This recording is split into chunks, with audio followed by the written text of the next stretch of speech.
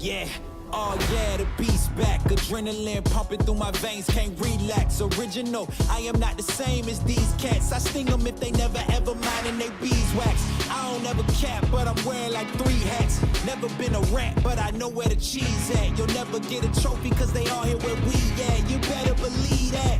When it's all said and done, I'll still be here standing. Never took a loss and it ain't something that I'm planning. I dare you to say something, my focus is A1. Every dog has its day, it's been mine since day one. This is real grind and I'm still climbing. While you still trying, I'm still shining. It's real blinding. And I'm getting hotter too. Talking top 2, I'm not a 2. You let the pressure bother you and I do what I gotta do. Let's go hard.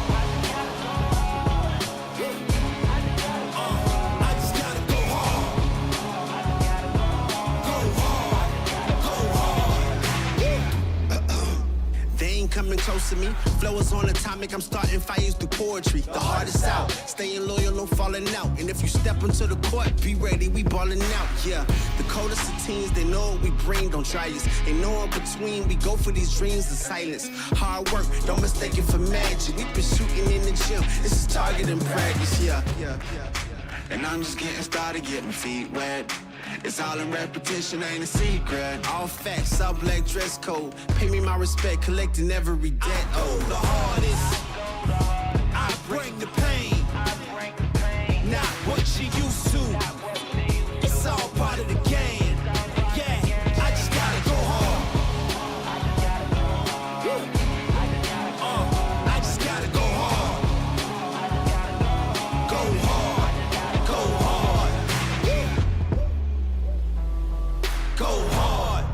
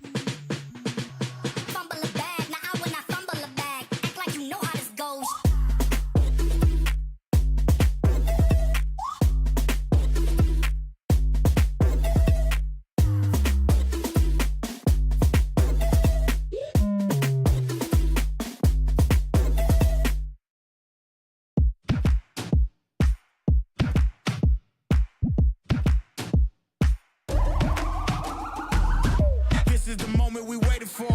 Everything you want is right here. We gon' give them what they came for. We gon' take it up from last year. Shoot 'em my shot, boy, I'm long range. Me and the team on the same thing. Stayed down, never switched up. Only thing changed was the game. I'm in the zone now. Nothing can change what we on now. When I pull up, know it's going down. Foot on the gas, ain't no slowing down. Aiming for greatness, no settling. Kick down the doors, they won't let me in. Taking no else, yeah, I gotta win. Watch me kick down the doors, they won't let me in. Who running the game now? Foot on the gas, can slow down. No, my team, we holding it down. We know we running it now. Watch the game change. Watch the game change. Watch the game change. Watch the game change, yeah.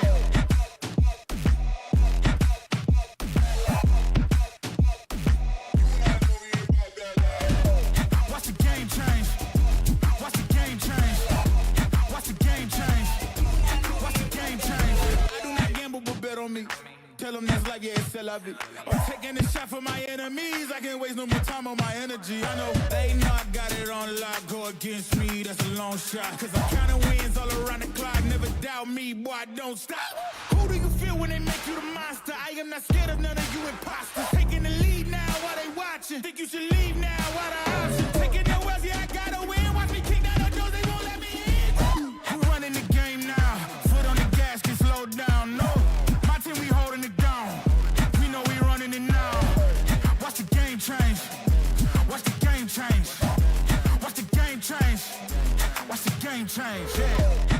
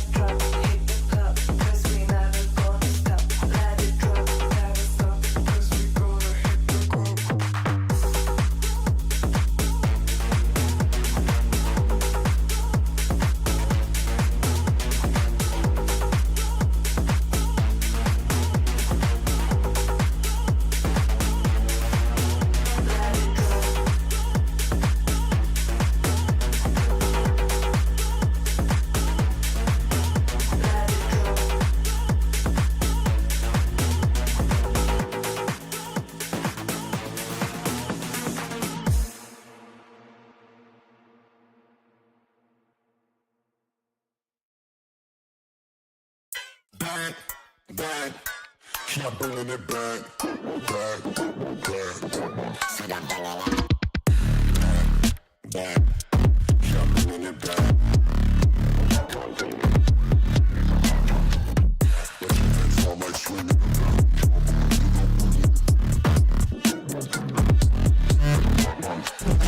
Back, back. Keep bringing it back.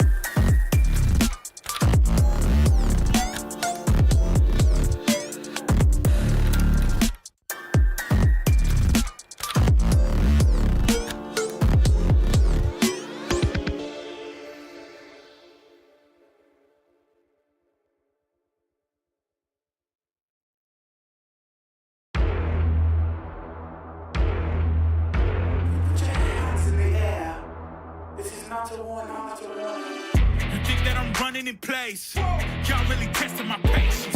Right before I blow up the spot, I had to get back to the basics. What if my talent is wasted? And see what I'm lacking to placement. Thought since I rap in the basement, but my come up is legend, is greatness. I don't care now, it's pedal to the metal. I can never quit now, I will never settle. Puppet to the game, I'm pulling strings like Geppetto. We in the same game, but I'm on a different level. I passed it. Gotta keep grinding till I'm laid up in the casket. No fake round, but you feeling too plastic. Yeah, y'all feeling too plastic. They say my style crazy, but then it's straight jacket. Wow. Why you still testing my patience? Trying to turn me into something I ain't trying to be. All the hate is in heavy rotation. You gon' lose yourself, quit testing me. Don't make me lose my mind. Don't make me lose my mind. Don't make me lose my mind, cause I'm looking like Wesley, test me. Don't make me lose my mind. Don't make me lose my mind. Don't make me lose my mind, cause I'm looking like Wesley, test me.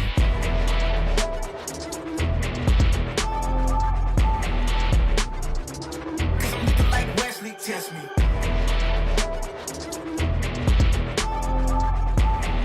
Don't make me lose my mind, cause I'm looking like Wesley, test me. Yeah, guess I know no better. I ain't got no chill, so they call me a devil, I know. Look, I am just a man on a mission. If I want it, then I get it, I go. And if you're trying to test me a beast, you gon' need Liam Neeson. The chance that you taking is flagrant. You're testing your luck. If you think you'll make it out, then you're sadly mistaken. Careful what you putting your stake in, cause I ain't got no patience and no limitations. You trying to figure me out, and I know I don't make sense. But no one's there when you call like you're trapped in the Matrix. You need to take a break from it. I think you should take 6. Cause yes, I hold a throne and no one else can replace this. The pain will only go deeper the harder you chase it. I'm the greatest that you ever met. It's time that you face it. So tell me, Why you still testing my patience? Trying to turn me into something I ain't trying to be. All the hate is in heavy rotation. You gon' lose yourself, quit testing me. Don't make me lose my mind. Don't make me lose my mind. Don't make me lose my mind, cause I'm looking like Wesley, test me. Don't make me lose my mind. Don't make me lose my mind. Don't make me lose my mind, cause I'm looking like Wesley, test me.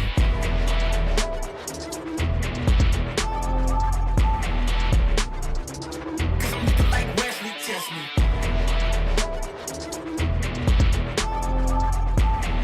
Don't make me lose my mind, cause I'm looking like Wesley, test me.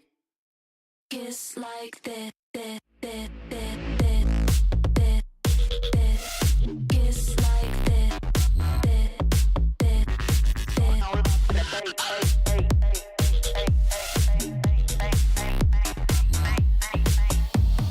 Kiss like this. Kiss like this. Kiss like this. Kiss like this. Kiss like this. Kiss like this. Kiss like this. Kiss like this. Kiss like this.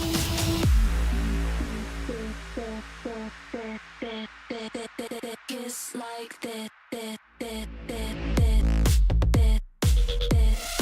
Kiss like that. Kiss like this. Kiss like this. Kiss like this. Kiss like this.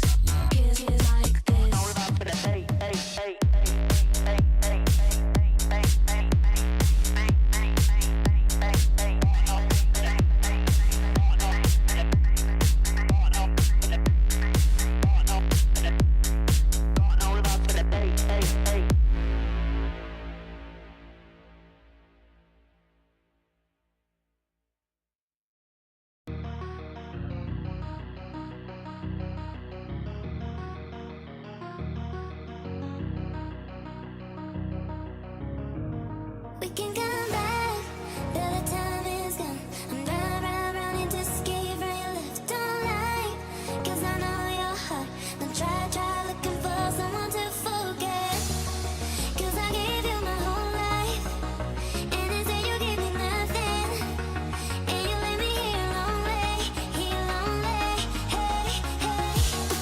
I was lost on my own way. I will never be the same girl. But someone told me never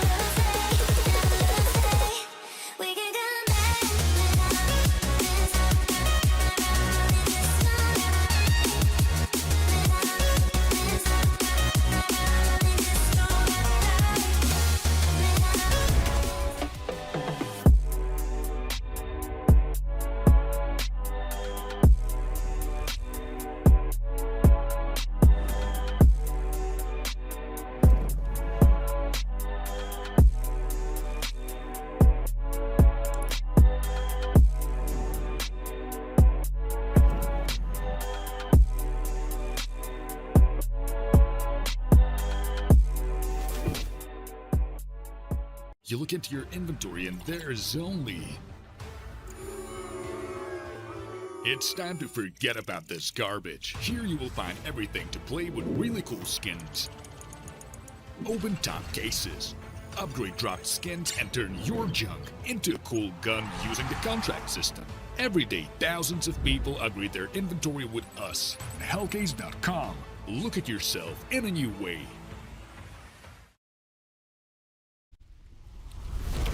Hello everyone and welcome back to Hellcup number 9 and the penultimate day of our proceedings in the playoff bracket. Only 4 teams remain. Only one will be champion of the 9th edition of the Hellcup. I am the Eternal J. I'm joined by Dwayne as per usual for the final 2 days of action in this tournament. And been a long ride so far, Dwayne. Some teams that I guess you could say we expected to see here and some probably we didn't expect to see in the top 4. I was very surprised when I checked out on HLTV this morning, Jay, and went, hang on a second, there were some upsets yesterday.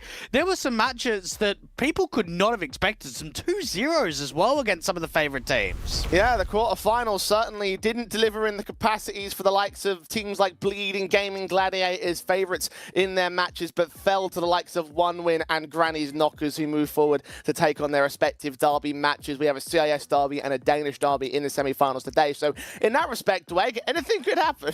Yeah, I mean, that is very true. We've got a little bit of history between One Win and Omega. We've got a lot of history with the Danes, a lot of ex-teammates, a lot of players that have been at the higher end of Tier 2 with one another, now going up in a best of 3, which counts all to make it to the grand final. Yeah, some wild stuff can come when you have interdivisional or interregional or even national sort of matches. But certainly in today's 2 semi-final matches, we are looking at heavy favourites in terms of on-paper matches. But certain things can get tested in my eyes. So there's a lot to explore with our 2 semi-finals, starting things off with Omega and One Win, and later on today we will see Granny's Knockers versus Sashi in our second match. So again, lots to look forward to as we look to our penultimate day, Dwayne, and these 2 best of 3s, they've got a little bit riding on them. Yeah, they do. I'll put it this way. Both of the favourites, right, of Nemega and of the Danes of Sashi, they are in constant grand finals. They're in constant tournament victories. For both One Win and GK, they're not in that conversation. They're kind of new rosters that are trying to embed themselves to the higher end of Tier 2. So this is going to be a proper test for both squads in the semis. Yeah, looking forward to how things are going to go down. And again, we'll start things off by talking about Nemega and One Win as our first best of 3 of today. And this one certainly has the makings of a team within the top end of the Tier 2's scene here, Dwayne. Obviously, we saw Omega during the round of 16, and as I've said before, wasn't very impressed with that matchup against VP Prodigy. I know that you believe it's a stylistic thing, and certainly you were kind of proven right to a capacity against the likes of Sinners when Omega went over them with no major issues in that 2-0. But what I will say is that it's another CIS team today, and I do not want to see what I saw a couple days ago again. Well, I'll reverse that and say I want to see what we saw from Khan. He was actually very impressive, right? Dust2, he was hitting some incredible shots. He was having some really impressive moments, and I think that helped them get out to victory. Now, it's very easy to sit here and say Omega probably shouldn't have been here. They probably should have lost that series in 2-0 fashion. They probably should have lost it on Dust2. There were 7 series points for VP Prodigy, and they couldn't take any of them. But at the same time, Jay, I feel like when you've got a beast team like this in Omega and you don't take them down, who can take them down? Maybe no team will. Well, I mean, look, it's not that easy to say any of the 3 teams that remain can take him down. I would have thought that Bleed would be taking him on the semi-finals, and then we could have had a chance to see them rematch against this team and possibly see a battle of 2 higher-end Tier 2 squads take them on. But in the end, they get the fellow CIS squad of the One Win camp, who very different background, right? We're talking about Omega as currently being a top-end Tier 2 team at the moment. They've won a number of decent trophies, whereas One Win still very early in their life cycle. And I'll put it this way, I don't think this is going to be the full 5 till the end of the year. I think there's going to be a lot of rostered shuffles in the CIS region over the next few months, with Cloud9 trying to pick up some players from 9 Pandas and Amcal, and it's going to be a shuffle. It's going to be very harsh. And for One Win, the current lineup, it's okay. I wouldn't say it's a high-end Tier 2 team. I've been quite unimpressed by the results. I think that even in the run so far, 500 Soda in the group stage, Guild Eagles in the opening round of the playoffs, the only impressive result that I can realistically look at is that one against Bleed, where, to be fair to them, 13-8 on Anubis and 13-5 on Inferno, that does make quite a statement yesterday. Yeah, it does give me at least a little bit of hope that there's something in this team, but I think that in terms of what we've seen from them, I've yet to see sort of the roundness of this team really come together. I mean, we've talked about the idea that they've got a couple of good veteran elements in Buster and Nealon who could certainly, become the pillars of support for this squad. But right now, in terms of firepower, it only feels like Ryujin and Latic are the ones delivering those impactful frags at the moment. That's very true, but maybe it is a slight difference that JO is stepping up. JO's actually had an insane tournament so far. 9 maps played, positive 60 KD difference, averaging a 1.44 rating. It feels like this is his breakout tournament, and I really hope that he can bring that form up against an old organization and an old teammate of Lear, where he can give it to Nemega and say that it's not just me, it's the whole team. We're here to upset again.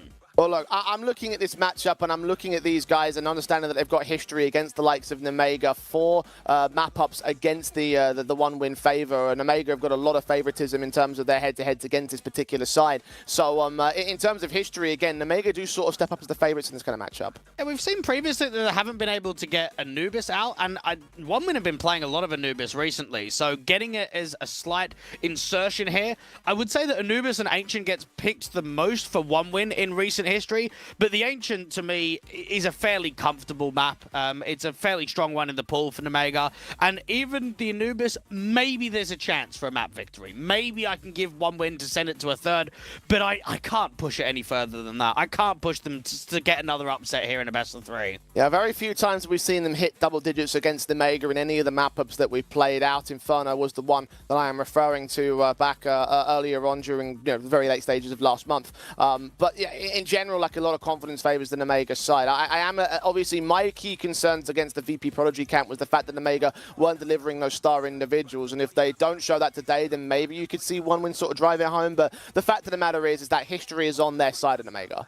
Indeed it is, and for Nemega, this has got to feel like another opportunity to get into another grand final. We've seen them participate in 3 grand finals in the last 3 months. This is one to make it the 4th. For OneWin, they're yet to sort of strike in the playoffs. I mean, this is currently a top 4 position for them. If they can get it into a top 2, that would make maybe an overarching statement of people underestimating this OneWin roster. If you can beat Bleed and you can beat Nemega in the exact same tournament, then they're here to kind of show that we're no slouches, that we should be a high-end tier 2 team. I mean, that's obviously an if they can take this victory on the board. Because remember, you are taking up against Nemega, who in the past few months have been able to take top 8s, go to IEM Chengdu. They've been at the tier 1 environment. The most recent successes, especially during the rest circuit, has led them to 2 title victories. And right now they're top of that particular board. So it wouldn't shock me if they made the run all the way through towards the championship here in Hellcup as well. Yeah, I'm with you there. I mean, even the Inferno, you mentioned that last map decider of going to double digits last time. There's a bit of a winning streak for Nemega of 5 games in a row. And even the Inferno, they picked it against Sinners. So something that we don't see frequently is an Inferno pick. They did it against the Czechs. So for OneWin, it's going to be incredibly tough for them to set a precedent of success. I think for JO, knowing that you played on Nemega 3 times for a total of over 4 years, this game's going to mean a lot to him. Not so much that they've lost them in the past, but you're going up against your old organization. You're going up against Lear, and you're going up against them in a single elim bracket, where Nemega are the favorites. They are the team that should be going into the grand final, and I hope that JO can use that fuel to keep that individual run going in this event. Well, let's zone in on Anubis to start off the series. Obviously, it is OneWin's map pick, and unfortunately for them, when it comes to their map pool compared against the Megas, I know that obviously there's a lot of skewed results and a lot of favoritism towards the likes of Ancient on the part of Nemega, and they're obviously their most played map in the pool. But even then, Anubis is still a very positive element for them in general. So even picking into this map doesn't really carry the most of guarantees for OneWin. They've looked comfortable in this event on it, at least. The 13-10 against 500, 13-10 against Soda, 13-5 against Guild Eagles, featured a really good first half on that City side, and then up against Bleed, another 13-8, where they went another 8-4 at the turn. So they've been very consistent on Anubis in this isolated tournament. I would say for Nemega, their Anubis has been very 50-50 in Hellcup. You've been able to have a very poor performance against VP Prodigy of a 6-13 loss. You then bounce back in the next series against Sinners, where it's quite comfortable at a 13-7. So maybe reflecting on that VP Prodigy game, trying to show more special nature of what we should be expecting from this Nemega team, and give us that performance that we saw against Sinners. Well, in terms of individual players to compare the pair, I wanted to highlight a couple of the guys on these two teams that we want to talk about. Flamus and Latic, actually, we have a little bit of a graphic for them in terms of how these guys have been sort of like star players of their own right. Now, obviously, we had several individuals that we could rate as stars over on the Omega side, but in terms of guys you can pick out over in the one-win camp, we mentioned Latic as one of those individuals to really fish at the firepower here against the team of Omega, Dwayne. So how do you rate these two by comparison? Well, first off, I wouldn't say that Flamus is a star player. I would say he's a very good anchor player. So you have to remember the roles that he plays. He's not going to be involved in a huge amount of action. So CT side, he's going to be playing a lot of hard anchors. And T side, he's going to be kind of hard lurk. Cutting rotations, getting really good timings, frustrating opposition. And then Latic's going to be on the big green. He's going to be on the AWP looking for opening picks, always repositioning, always trying to find impact jewels. So you've got two players that are very valuable to their team, but in two very different positions of both of their organizations. I will say that, like, when you think about the likes of Omega and where they sort of stand against one win, I think that you can put any number of players in potential star positions, right? I mean, obviously, you were talking about that match against VP Prodigy and the kinds of things that that Khan was doing on the AWP. And we mentioned Xanta and his Deagle play when they have the half-buy and upgrade pistol weapons and things of that nature, you know? So there is a lot of, like, potential, like, depth in firepower for Omega. I think the only thing that you could really counter that with is depth in tactics if you're one win, right? Yeah, for one win, it's still a position for them where they're probably finding their foot on how they even want to play the game. Again, you've got two in-game leaders on this team. You've got a coach that has previously had a relationship with Nealon. So getting more of a vibe of how they want to kind of demonstrate themselves on the server. I mean, very early performances from one win, they were picking quite a bit of Mirage. They were picking a little bit of Ancient, but then they come into Hellcase and they're picking a lot of Anubis. So even just trying to get the fundamentals of the map pool in order, it's all about that searching period. I mean, this is a one-win team that's literally just crossed the barrier of being together for officially 1 month. Yeah, look, it's still first impressions period for one win, right? Like, we're still sort of like trying to figure out exactly where these guys stand in terms of the overarching scene of CS in tier 2 environments as well. So as you mentioned before, decent team, certainly has a lot of potential behind it, but are yet to really hit that higher end of tier 2. A good run here would certainly be case to make, but in terms of their actual like, tournament runs, there is very few results to really pull from overarch by comparison to the rest of the ladder here, basically in the tier 2 environment. So look, for one win, if they can show us some good impressiveness, then we can start to sort of build upon that. We've already established where we think the strengths and weaknesses may lie within this roster, and certainly I can't disagree with you in that this probably won't be the final 5 moving forward, but like it's a case now of trying to feel out who's going to stay, who's going to go, and where one win can look to try and take this to the next level. And something to note in the previous head-to-heads between Omega and one win was they were all opening games of tournament. In RES, it was the opening best of 3 in the group, and in CCT, it was the opening game in the Swiss stage. Now, one win have had a few more games under their belt. They had 2 in the group stage, they had 1 in the round of 16, 1 in the quarters. This is now their 5th game, so that might be a bit of an added bonus that they're getting kind of warmed up in the tournament, and I would say that by the results. I mean, against 500, you're losing a map. Against Soda, you're getting taken fairly close, I would say, to the final few rounds of both maps. But then against Guild Eagles, it was pretty comfortable, and against Bleed, it was very comfortable. So we are seeing an increased performance game by game for this one-win side in this event so far. Well, taking on and defeating those established tier 2 teams is certainly within their wheelhouse, as the playoffs have proven. But can they defeat a team that they've never won a map against in history? Well, time will certainly tell in this best of 3. Unfortunately, we're going to have to delay things for a moment's time. We've got a couple of issues in getting the players ready to start things off. So we're going to go towards a very short break, but when we come back, we will be able to begin our first semi-final between Omega and one win.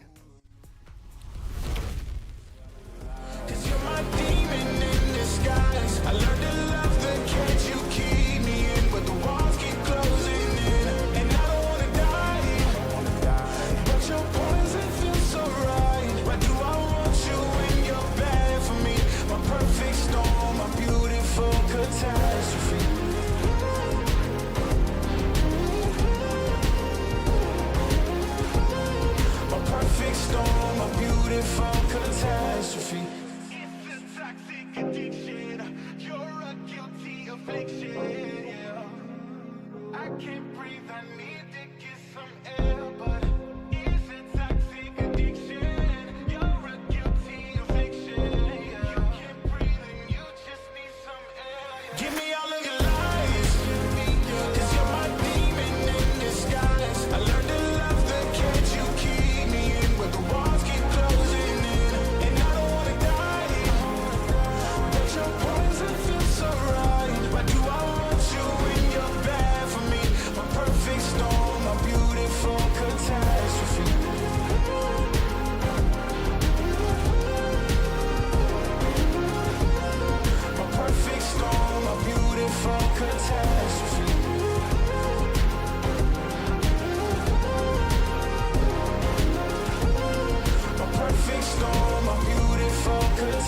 catastrophe.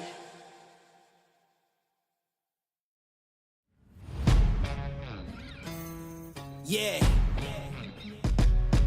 Let's go. We just gotta go hard. I go the hardest. All right, let's get into it. Nemega and 1 win in the semi-finals. Dwayne, quick predictions, go. I'm going 2-0 Nemega. I'm going to go 2-0 Nemega as well. 1 win, they've got a lot to prove, but perhaps they could prove something here on Anubis. Their map pick, first one in this series. Nemega, however, are on the T-side start. Let's see what they can make out of this as they set to their defaults, and the slow spread-out style looks for first contact. They might receive it very soon, though. P250s in Khan's hand, spotting Latic outside of A main, drawn out first blood on the USP, and they continue pressing. Can Xanta deal with a 3? Xanta's in a very strong position because no one's even looking out towards Ruggs, but the timing doesn't work out for that secondary kill. At least they can start accelerating into B off of the back of this. A hard Ryujin caught on a jumping USP shot straight to the head. Man advantage retaken by 1 win, but now they act out towards that B bomb site. Buster is passive, but they can play retake here. And this is a good discipline factor here from Buster. Do not give a 3v3. Wait for the teammates to come into canals before you take contact. And Leon's going to set a flashbang in towards Electric. Lear and Flammis been facing right into it. Turn away from it. Engagement against Latic goes awry. Flammis does get 1 pick, only 1 pick. Risky moment 1-on-3. Dealt with by Buster. Very nicely held together by 1 win. They will take the pistol. Well, first off, I'm not sure how there is a jumping kill from Ryujin outside there of water.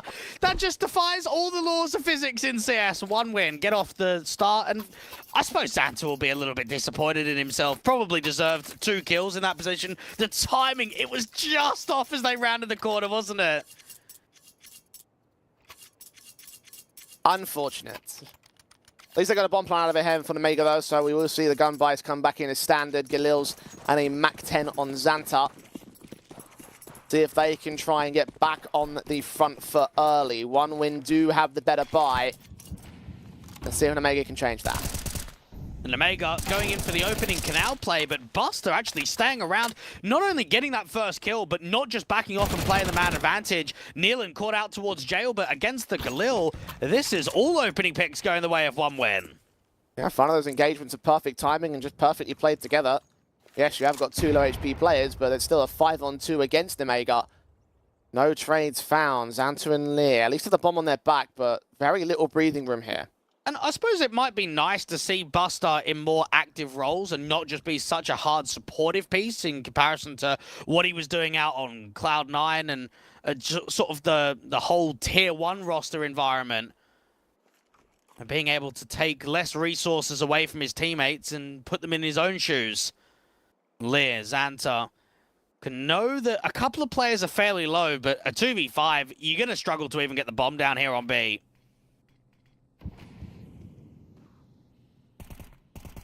Hearing those footsteps, Latic.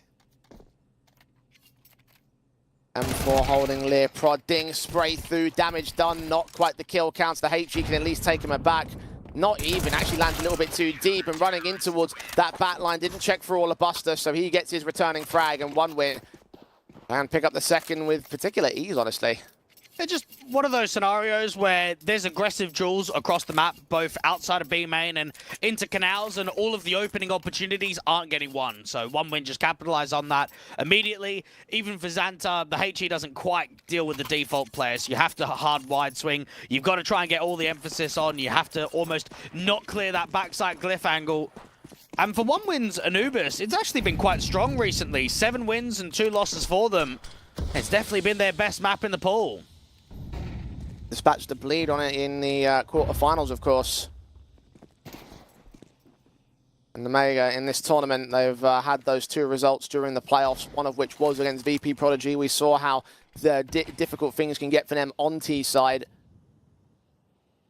Have to wonder whether similarities will show up. Early starts sit with their opponents on the CT basis. And Deagles and upgrades will be out for the eco round. 1 win. Continuing to win these opening fights. Not quite the kill on Risky Bob, but he's down to 5 points of health.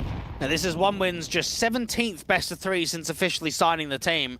Do not have many officials under their belt at all. Jo nearly falls there to Lear. 5 points of health to be able to finally flick against the P250. Advantage finally taken. Latic going to extend it with 2 picks down mid. See that third man with the bomb on his back. Could possibly see the CT press. Got to do with Flammus here on Buster before he can make his way all the way out of B main. Not like it matters though. 1win happy to play the standard defensive. There's not really much that Flammus and Xanta can do from here. Flammus just trying to see if he can keep it slightly more expensive. And take a couple of those rifles out of the hands. Chip away at the money line. Buster waiting for a boost behind that smoke.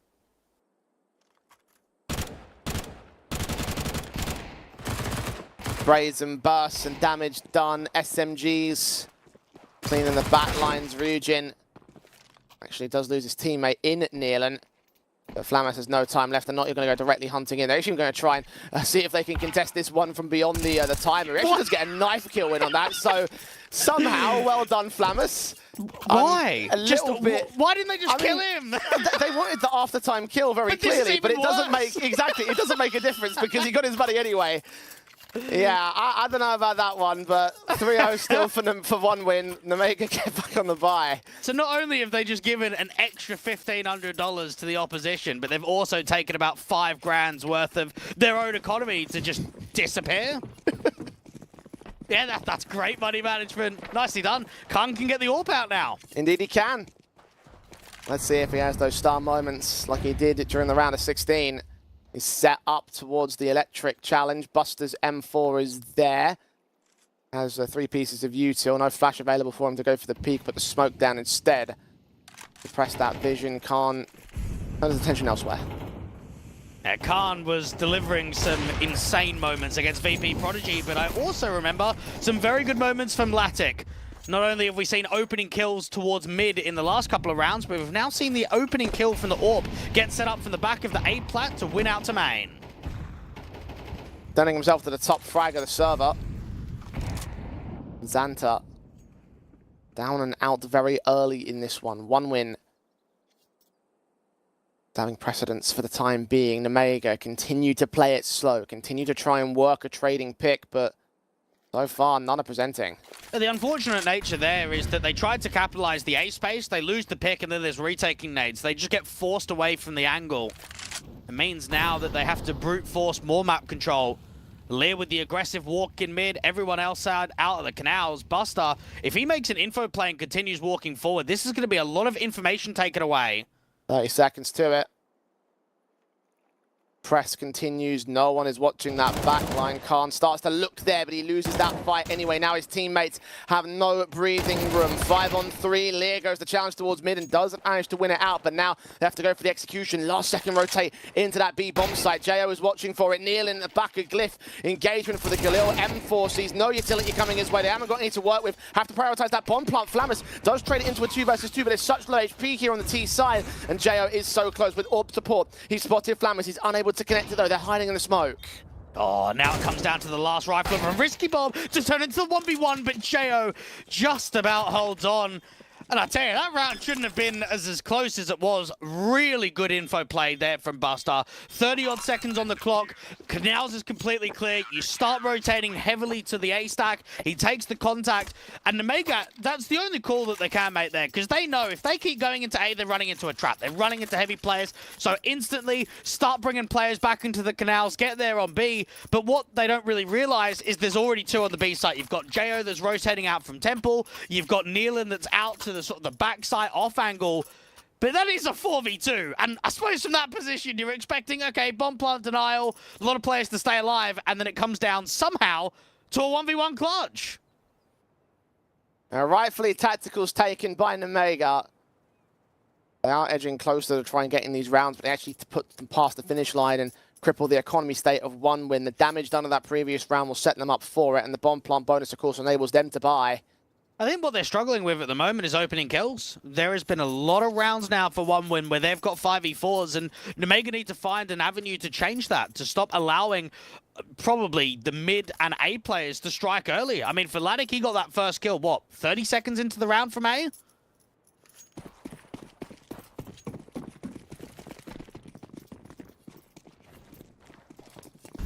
Forward onto round 5, 4-0 for 1win right now. And Nemega changed that. With the mid presence and the smokes down against the elbow smoke that came in early. No map control taken off the back of that util for Omega. The HGs will come in. The flashbangs will partially get turned away from. Jo does get a little bit of tag damage onto Risky Bob, but Risky's the man with the opening pick. Just a straight pre-fire out there from mid. Now, Ryujin smokes off camera, and that's going to slow down the mid split that can come into A. They'll try to press aggressive off the back of that opening. But you are right. Smokes down at Temple, came in from the T side. CT smoke from Ryujin. Now he turns his attention towards main, where there is nobody out there. Again, they're playing passive on default and trying to lean that bomb over towards B. Khan and Flammus leading that charge. This is really strong for Omega. So not only do they have a house player of Lear, but they've got another A main player as Xanta. They are toying with 1min to make an info play, to get aggressive, to start getting an idea of where they need to stack up the bomb site, because right now it's turning into a bit of a gamble. They do not know. They are just going to keep 3 CTs on B and hope. Might just be the right call anyway. Buster with util at the ready, a flashbang to enable Nealon to peek. Smoke comes in from him on towards main now, and Omega will need to have to act through it. Bob is with them, Molotov sent, flashes at the ready still, Molly's against Buster, now he's going to get forced out into the open, burning alongside the AWP, they get caught up on each other. Latic takes his own teammate out, Xanta and Flammus can punish that in hole. Ryujin out to the back lines, will try and challenge there, will be successful on that kill, but it's now a 1-on-4 from here. Jeez, that looked awful. Yeah. That was a shocker right there from Bombwin, and it is just a little bit of miscommunication between the players of the overall setup. Right there from Buster, if he gets mollied, he can only go one direction, and that's to strafe right. Now, he's strafing right, but he's strafing right into his teammate, and then it's pure manic, pure chaos. And for 1win, honestly, that was the perfect round to win. Like, I know it was a man disadvantage, but what? 30 seconds on the clock, re-smoke towards B main, 3 on B. Those are the kind of rounds in those positions that you need to be winning. But those mistakes will get punished by a veteran team like Omega. 1win. As a result of that punishment, we'll have no money for the follow-up round. P250 and 5-7 as part of JO and Ryujin. 1win. Cannot match the rifle power of Omega right now. The AKs and Hellcups in the standard, no expense spared. They're going to hard stack it at least and group up together, and Khan might be in trouble as a result of that, but they are moving together as a unit also on the T-side basis, clearing out A main, clearing out mid control. Now Flammus has seen what's going on, so they'll just leave that AK for dead. They can't hope to trade it back. At least they'll try to here onto Risky Bob. Low on positions, actually a couple of kills available. That HE there from Xanta does get a returning frag, so that makes it a bit more manageable as the bomb gets planted. I'm not massively keen on that decision-making there from Risky Bob. I think you just send that bomb into A and just commit. Yes, you might give up a single AK to your opposition, but to go there solo, maybe if there was a crossfire, if there was a teammate at house and doors to work off against the anti-eco pistols, fine. But committing by yourself, you just give another free AK to the opposition on a round which is so light on investment. Makes it pretty much a successful eco for 1win, honestly.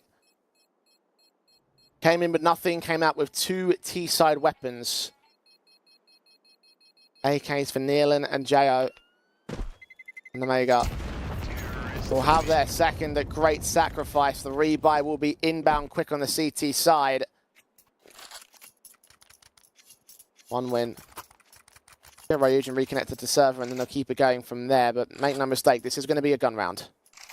And Jay, it depends on the viewers and yourself on how much you put into all of these leak accounts that we see out on Twitter. But the conversation at the current day is that Flammus might be replacing Isaac on Gamer Legion. And you wonder what that might mean for Omega if that is the case. Flammus is one of the strongest riflers on this CIS squad. He's very good in solo positions, very good in anchor roles. I would say from light to like, it makes sense. Does it make sense for Omega? Probably not. I mean, if he goes and he goes over to Gamer Legion, I think it would be a very hard hit for the team, and it would make it quite difficult to stay consistent at the higher end of Tier 2 of losing such an integral piece. I will say that opportunities on Gamer Legion certainly would look pretty positive for him, considering that they're going to be in events like Pro League, or they've just gone out of Pro League, but they will be in events like Blast and such, and they will have opportunities in the near future. Oh, easily for the individual. Maybe it might be a case on what he decides. As for how much stock I put in the leak accounts, I mean, like they can be hit and miss at times. They can so be. I never I never really put stock into it until I see like a proper report from like an official you like the publication. official wording. Yeah, okay. I like the official wording. So like, we can discuss rumors in sort of like a, if it happens capacity. But like we'll see how that one pans out. It certainly is an intriguing move in my eyes. Again, I think there's going to be a lot of shuffling in the CIS teams over these next few months, with Cloud9 needing players, with potential players going elsewhere. You've got the Forza roster that's kind of broken apart. There's going to be a lot of pieces that could be used to upgrade rosters, and there could even be some new rosters being folded. I mean, look at this from OneWin. Yeah. Legitimately come together a month ago without even a core, just a brand new team. It's always difficult to build from scratch. So great to OneWin for taking on the challenge. Yeah, even BetBoom, they look quite rough. Zorti's in really weak form in comparison to what he was like in his previous lineup of Forza. So if you are a fan of these kind of teams in Tier 2 and following the CIS scene, keep an eye out for the next few months and leading towards the summer break, because there is going to be a lot of shuffling. Now, OneWin try and improve upon their basis, and you can improve upon your inventory using code Hellcup9 over at our friends of ShadowPay. 3% bonuses and all available to you. Now to improve upon their scoreline for the CT side, as the Mega would look to try and do the exact same thing. Again, they conceded a couple of rifles back. Jo and Buster have them in their hands. It's automatics across the board. Flamis' jump phase has caught the aggressive B play. Seeing nades come in his general direction, will chip away to take the bar. Nealon takes the aggressive fight, and Buster wins a second. Jo from mid finds Risky Bob. Isolated picks, no trades available, and the Mega fall apart. That's a real wild round there from OneWin. Just after coming off of a tech pause, double aggro B main early round, and then Jo to press mid solo. So aggressive.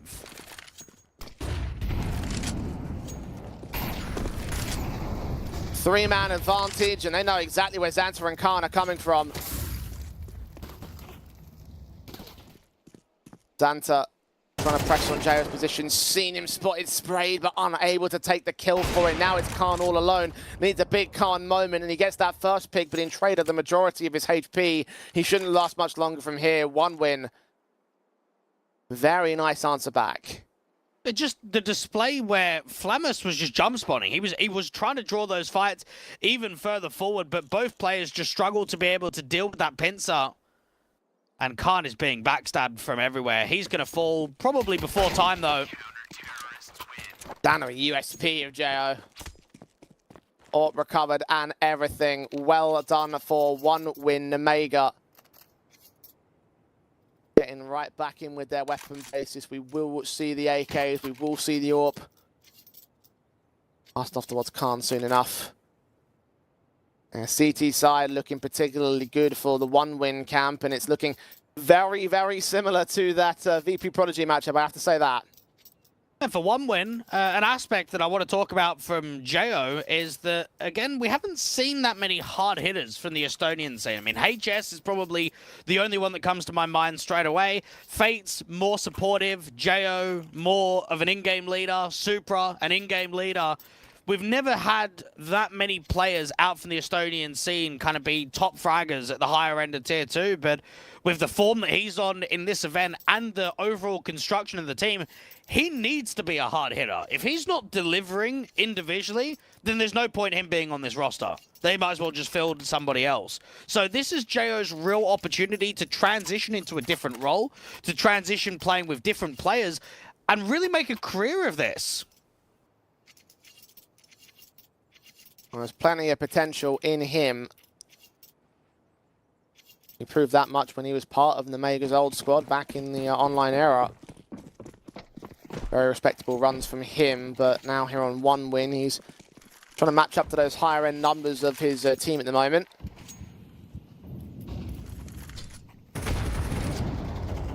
Engagements to be found of the HP down on the HEs, and the damage done on the utility. Again, OneWin seeming to read exactly what the Mega are doing here.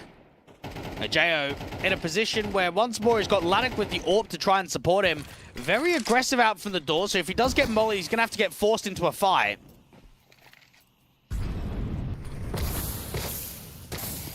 Jo burning ahead of that smoke. He's going to have to fade away soon enough.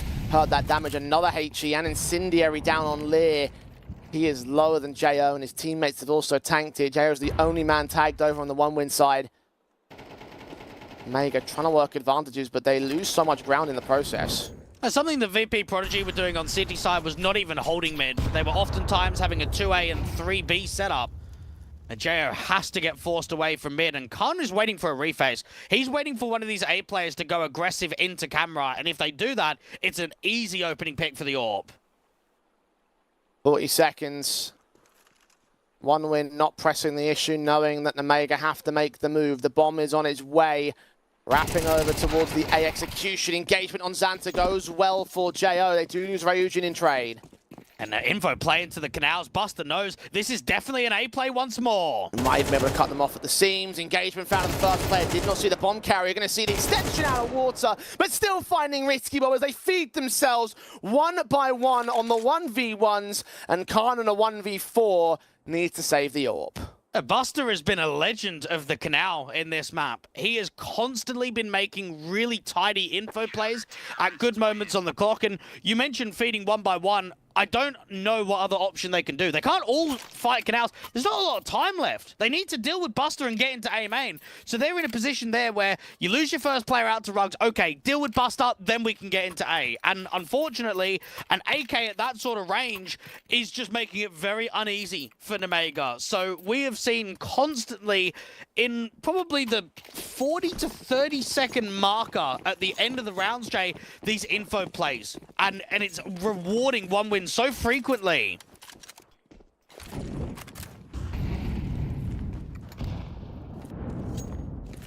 Another HE straight to the face of Risky Bob. Hero weapon with upgrade pistols around it. Half buy in from the T side, trying to force out some sort of return. Minimum's hit by one win. More than likely they take the half from here. The Mega struggling so much on this T side once again. HG's down, will continue to pound in the HP. Flammus now less than half. Atlantic is still waiting for that duel to present outside of B main, but there's a lot of players coming into Electric with a late lurk from Lear in mid. Engagement from Jo finds Lear at last. Man advantage taken just behind the 45-second marker. Khan's at least found one with the AWP. Buster's shoulder giving up just enough of a kill. Now Latix Orb's going to get pressured. Molotov away from contact still. Landing on Xanta, trying to spot Risky Bob. The AK on site of Neil, able to deal with two. Spray back on the third man's a bit awkward with that flash timing. But Khan is being surrounded and slowly closed in upon. Forced to fight against Latic. He'll take the kill once again. And one win just continue with their round streak. Half gained at 7-2. I think the issue, unfortunately, has been there's a lot of AKs constantly getting saved. If you actually take a mental memory of some of the gun rounds, we are seeing Buster constantly with the AK. We're seeing Jo in mid pretty much have an AK the majority of rounds. And then even Nealon on the B side has also got one. So when you're constantly up against, I would say, one or more AKs in gun v gun rounds, it's very difficult to overwhelm them. Look at Jo, level of confidence just continuing to extend against them, moving forward in towards water. Does get punished for it this time, as does Ryujin. Not aware of Xanta being sharp, close and personal. Buster also caught at canals. Got a read on what he's doing. Lear can come in from mid. Finally, a little bit of confidence for Nemega. Nearly can answer back, but still a two-man advantage for the T's. And one would have liked these aggressive maneuvers. We've seen a lot of them previously outside of B main. That time around, it's Jo down in mid. Now, there's not much of a crossfire there at all. There's no players fighting Electric with him. There's not much of a press on the contact out from A main. Felt like a very high-risk play for Jo, and as soon as he falls, the round just crumbles behind it.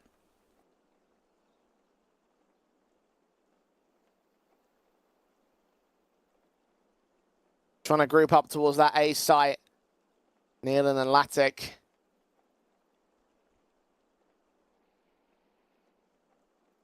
All their best at defenses. Nemega have all the options to choose from. And even if they do hit A, then one-for-one trades will be more than enough to get them past the round itself. 40 seconds to make the call. Yeah, just go for a heavy exec. I mean, they've got a lot of nades. The double mollies, the smokes that can come in. As soon as there's a molly out here to default, there's almost nothing that Neelan's going to be able to do. Molly's backside, Neelan forced forward, barely finding a gap in those two mollies themselves, and into harder cover. Fight on Risky Lob goes Orion. From now, it's Latic alone, the 1-on-4. Known to the T side, forced away by the Molotov. Now that a save to throw in the towel, and you can see the third back to Nemega. Plenty of cash available for the CT side though, so they'll buy back. And for Nemega, they would have really needed a round like this just to be able to stabilize the potential rounds that can be gained here in the T side. They missed out on that opportunity of the 1v1 clutch and the 2v4 that was out there on B previously. Now they come away with a clean round. Latic is going to get hunted by all sides. Hearing footsteps coming, can't quite connect those flicks though. Risky Bob trades him back, and they get an AWP for free as well on the T side, so all the bonuses plus the third. Full rebuy back in from 1 win will still be received. Nemega ideally need to go at least towards number 5 at the turn of the T side. Recover this half that has been certainly won by 1 win. And see the AWP return from Latic, see the M4s across the rest of the board. Round 11, penultimate in the half, will take shape. And this has been one of these very few gun rounds in recent history for 1 win where they don't have any T-side weapons that can get saved in. Khan knows that there's a player out there towards jail. Neelan's done for. Oh, Flamis is the man that gets the kill. The smoke came in before they would have blinded off the AWP, but the AK just shot through anyway, caught his contact. Xanta's going to get incendiaried off, forced to use that smoke. Ryujin knows that he's in that corner, but can't quite find an angle. There's no HE on Latic either. They have to wait this out. And Neelan is in a position there where as soon as you get out to jail and you get spotted, you can put a smoke down, but you're just going to get spammed, you're going to get HE'd. You have to try and get a pressure point elsewhere, and that's where they try and get aggressive. They try and take some of that A main space. They force Xanta to use the smoke behind the molly, but the mid gap is actually huge, and it is being exploited completely. This is round over already. Smoke down towards Temple. Flashes in towards camera. It's all on Latic to hold the most stellar defense of all time, and he's not caught looking the right way. Focused on main as they came in from the mid play, so 3 players left to save their weapons for 1 win. There is no sense in going for this retake. And while it's quite easy to look at some of the recent officials from Omega and say, oh, they maybe got tested more than what we should expect, and oh, maybe they lost a map here when they shouldn't do, they have still won 24 best of 3s and lost 6 out of their past 30. It is one of the cleanest records that you will find at the higher end of Tier 2. 3 grand finals and 3 tournament victories. 1 win. Need to deliver a massive punch if they want to kind of come out with an outcome. Now, at the moment, I would say their CT side of maneuvers looks pretty good. These aggressive maneuvers have allowed themselves to get up to 7 rounds. We've also seen in the last couple, they've been denied. An exit frag for Flamis will keep it expensive on the CT side lines with third rifle to get reinvested. Things won't be looking all that pretty. Did drop the AWP for Latic, so I have a lot of faith in him, and certainly the top fragger on the board on the 1 win side. Wouldn't be too shocked if they get that AWP in his hands. Pursue the limits on Ryujin, his Deagle. Unable to really get into this matchup today. Round 12 will still be set to play as the Mega. Period buy up, hoping to at least take this 5th again. Khan's AWP starts things off and actually wins the AWP fight. Latic falls very early on. Buster doesn't actually take too much of that HE damage on the other side of the pillar. Means he can positively hold his position with relative confidence. Yes, it's not the perfect HP bar, but could be far worse. T-side, however, unwilling to press too quickly and fall back towards that top end of mid. Bomb being passed about as they start to extend towards mid. You mentioned the gaps in the previous round. They're hoping they can find another one. This time, Jo is ready to receive them. M4 versus 3 players around that corner. Lear gets the kill anyway. They're going dry, no molly. Out in the open. Neelan is struggling, but at least Ryujin's there to try and help him out. Low HP onto Lear as well. Might go down pretty easily. Indeed he does, but his Molotov takes Ryujin back from beyond the grave. Bomb is lost to the T side. They have to fight mid, and Neelan hears this. M4 on the other side. They're going to check these corners. Still a fight happens. The spray from Neelan connects his triple, and 1 win will be able to make it 8-4 at the turn of the half. And that round was real comical to an extent. I mean, very easy opening kills for Omega. 5v3 comes down to a scenario where Ryujin is just running at the mid doors, even though there's a molly down there. And for Nealon, he gets just enough distraction, doesn't he? Buster kind of jiggles, gives away that pause out there in Temple, and it drives players' vision out to the left-hand side perspective. So an 8-4 first half is a very good-looking scoreline for one win. Now what the underdogs need to do is close this map out. Allow Anubis to be one, to go 1-0 up in the series.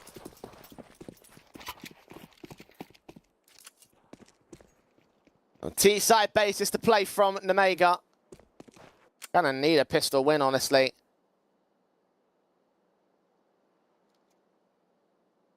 Dooley's setting on Xanta. USPs around him. P250 for Latic. Available as the little extra firepower of the one win setup. Slow to the uptake though, flashed forward for Lear, takes engagement damage onto the first man, unawares of how close they really are though. Latic will swing back with his P250 shot and they revealed that second player, Nealon with the bomb on his back. Khan, meanwhile, watching out from mid, only a few feet around from catching contact in that position. Flammus, meanwhile, falls towards another kill on Latic. He's hunting for the triple, takes his face from long range. Risky Bob's desperate to get these two trades in. Now he's flanked and surrounded. Back up to the backside. At least gets involved with the kill onto Nealon. Khan, in fact, with a double kill found. Ryujin takes a 2 versus 2, but Buster's still holding back in Canals. Risky Bob is known here. Needs some headshots. He's running out of ammo. Needs to reload in the midst of that smoke and take the fight onto Ryujin. Spots him, continues to take engagement. The bomb, however, is lost to the man. They can plant it on one win. Try and plant it reverse default, give themselves the safety. Risky Bob giving away no information, sees both of them, and they can combine to take that final pick and take another pistol for one win. Well, there was a moment of time, Jay, probably about 3 or 4 seconds, that I legitimately thought one win had completely trolled the round. They got themselves in such a good state. They had a 5v3, they had opening kills from Latic, they've got space, they're crunching on the B side, and then somehow Risky Bob, I don't know how he survived for so long. I mean, he's got to kind of maneuver out of B main towards Electric. Khan comes in with a couple of kills, but it's just not quite enough to be able to win it out entirely. So one win do close the pistol in the end.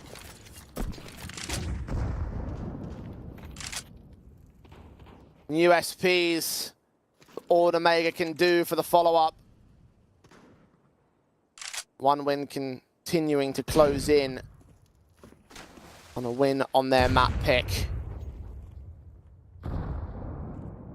Harsh stack over on the B side. Maybe Ryujin might get overwhelmed, but as soon as he sees the 4 players, they'll just commit towards the A bomb site. Even the HE, that is so perfect. So much damage done. They're mowing through everybody. All 5 alive. One win, number 10. Guns will return from the Mega, but they have to make it work. This is their last chance. And we've seen some very good map pick scorelines from one win over the playoffs. The 13-5 against Guild Eagles and the 13-8 against Bleed. We know that they can be comfortable in home territory, which is Anubis in this case. 10-4 is a brilliant scoreline. It is the perfect position to be in to, I would say, get the game over and done with without too much of a threat. Maybe giving Nemega a couple of rounds here or there. Ryujin with the electric smoke that lands on the inside.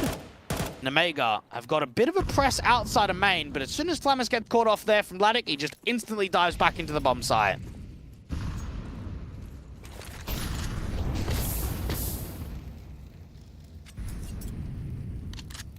Damage done early to one win by the Molotovs. Nealon under the only angle ahead of the smoke where he can maintain himself against that Molotov. Has mid-presence, of course, the Mega happy to concede it. Playing the utility just to suppress any potential executions on the one-win side. Well-timed there at B main. Risky Bob and Flammus are going to retake Electric by the looks of it. Nealon's down on the other side, and so is Jo.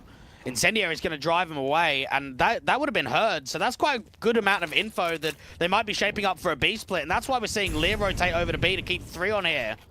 Molotovs from Ryujin, a smoke down towards that cross. Second one coming in towards Temple. Backup is arriving. Mac 10 close. One player caught on the reload, but Risky Bob's there to bail him out. Molly's descent. They forced him right into Electric.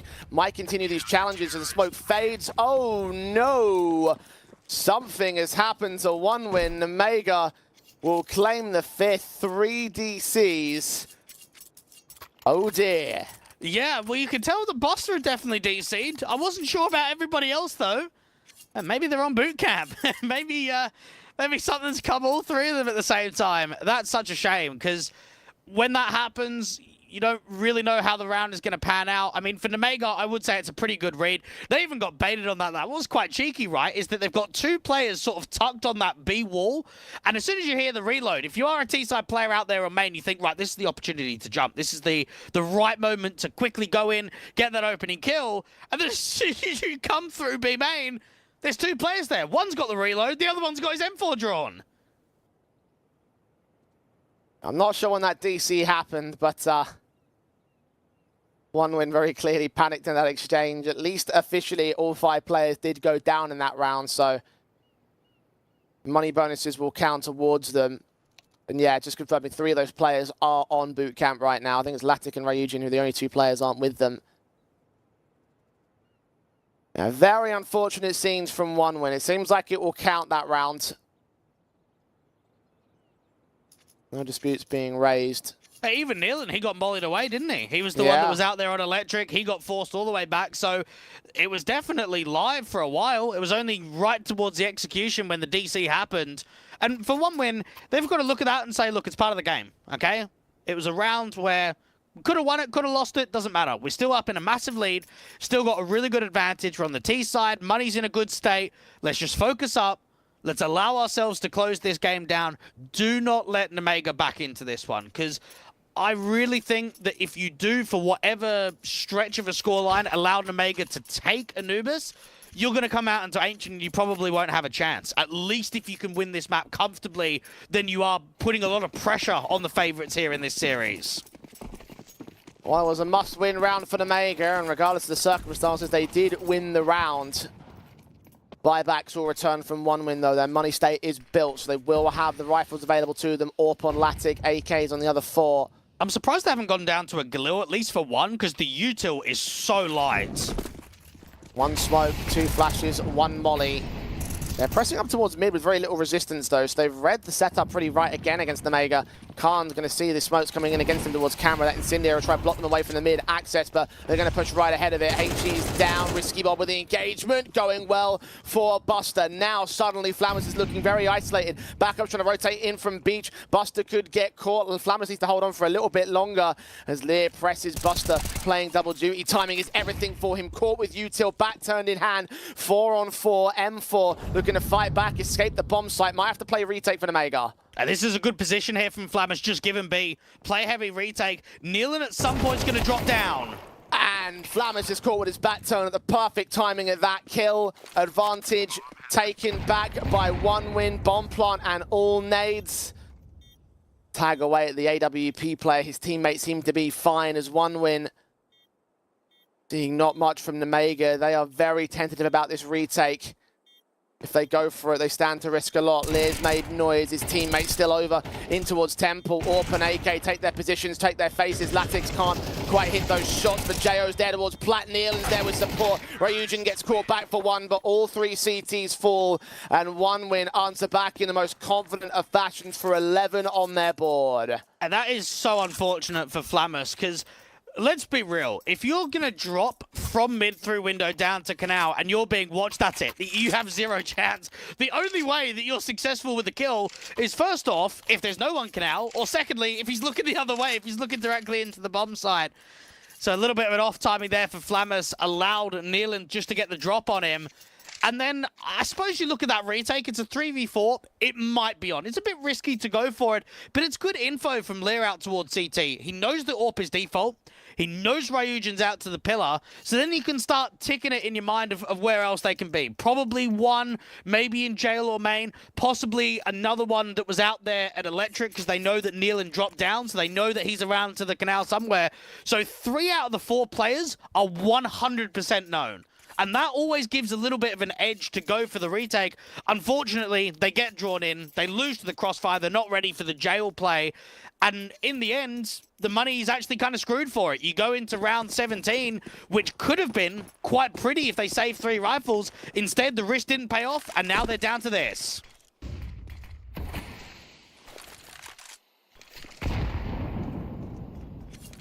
AWP on Khan, M4 on Xanta, MP9s on everybody else.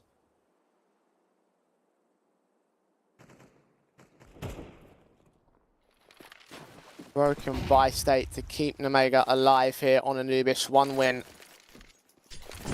to make light work of this map pick.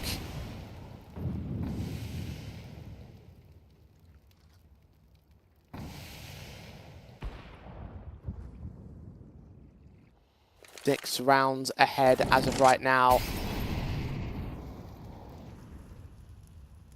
It's a slow style, a passive default from 1 win because they know that they've got all the advantages to work from, and all they need to do is force Nemega into making a mistake. They might have to get too hungry here. Well, Nemega need an upgrade somewhere. With the lack of nades and just SMGs, you need to be making more risks. Now, Risky Bob is playing aggressively into Electric as an anti-flash. Ryujin's going to get forced away. 45 on the clock. It seems to be a B split, which is a pretty strong call here for Nemega with 3 on B.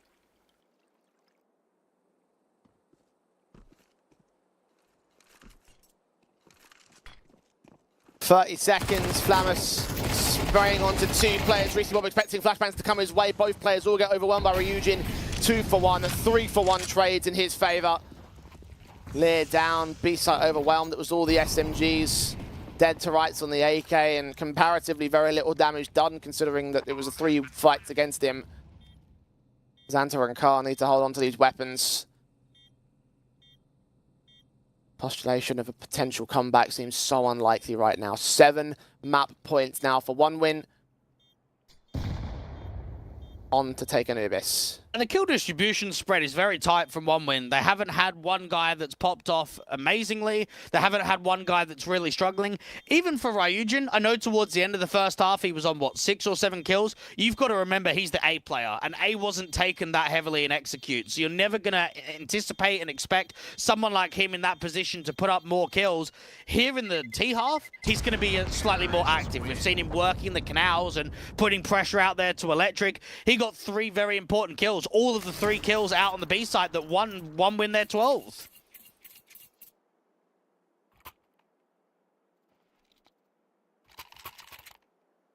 Seven chances to close. And Omega, another awkward affair on an Anubis in this playoff bracket. Against another CIS team. 1 win.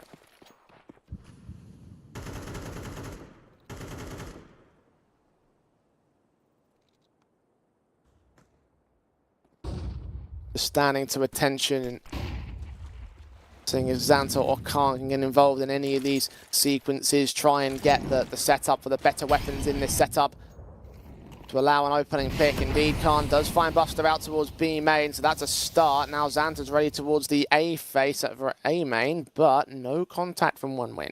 Yeah, Xanta's in a very strong position if they pop through that smoke. He's playing anti-flash, he can get drawn right back in, and Liz got an incendiary, so if Xanta gets overwhelmed, he can just drop that and cancel the hit.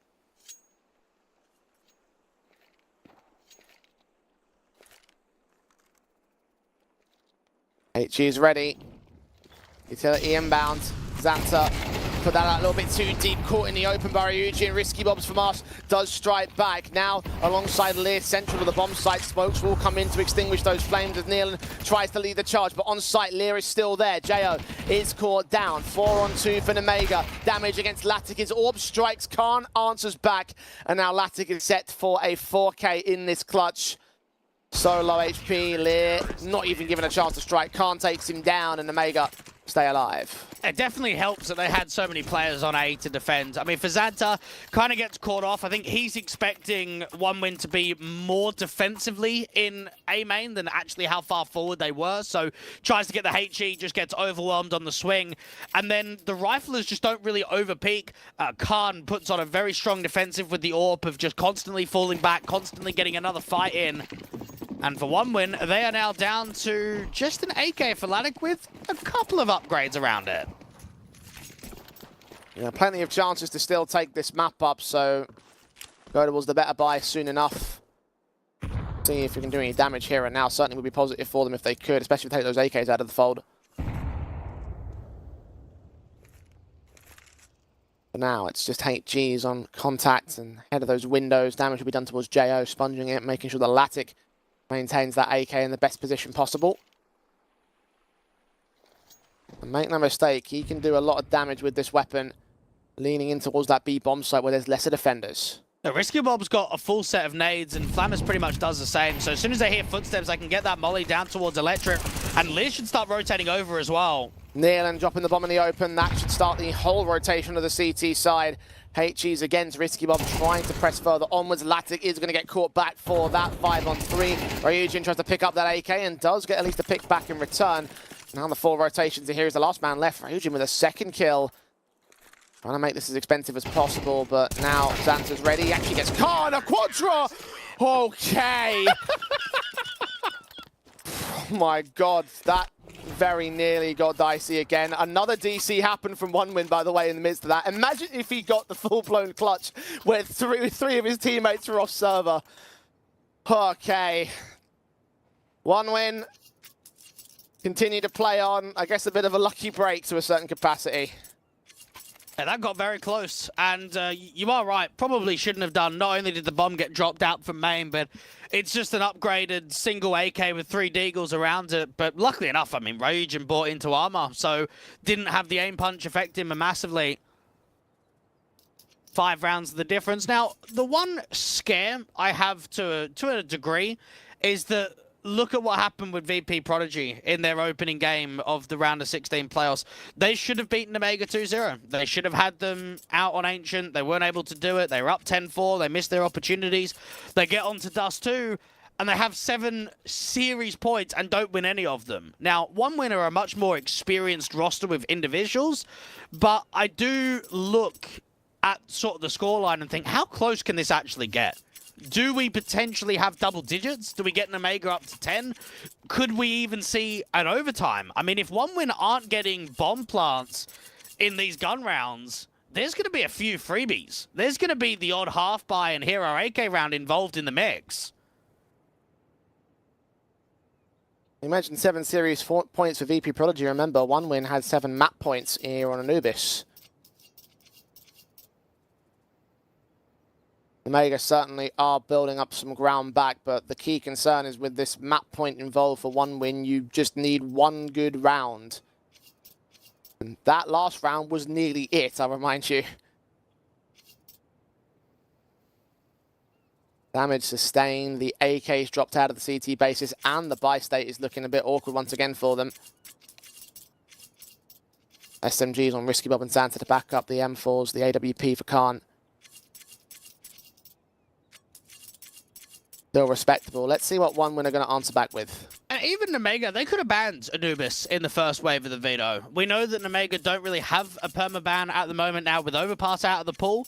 They've banned Dust 2 a couple of times. We saw it in the Sinner series. We saw them obviously allow it against VP Prodigy. Now, OneWin have not yet played Dust 2. So there could have been an avenue where Omega just ban Anubis and allow Dust 2 to get floated and hope that OneWin ban it in either the first or second wave. But they decided to allow this to float in. And it gets played, I would say, quite frequently as well for Omega. I mean, 8 wins, 5 losses in the last 3 months. Normally we have Flammus and Xanta as being the 2 guys that are going to rectify a lot of the difficult games to put up individual moments. It's been Risky Bob out of the B site that's been having some more impactful solo plays.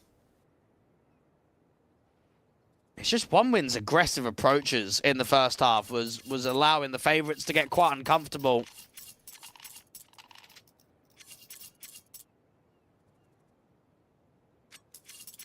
Making work of their map pick. Trying to replicate Dire Straits on the Omega side. Now here's something as well, Jay. Omega have lost just 6 series out of their last 30. One of them was to X-Preezy. And the other one was to Espionage. So, with the other way of how that bracket looks in the other semi-final, yeah, Omega might have a tough time.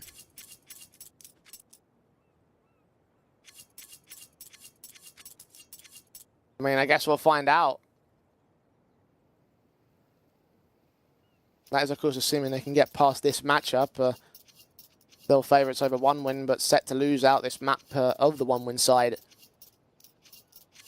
Anubis been going very well for them. Omega unable to find many answers, but they are at least converting a bit of as many opportunities as they can. And while I think the Ancient has been okay for one win in recent history, they are yet to really play it against any decent teams in this tournament. I mean, they played it against Soda in the groups, and that's it. They didn't play it against Guild Eagles. They didn't play it against Bleed. So I don't really know what to expect of their Ancient against high-end Tier 2 competition.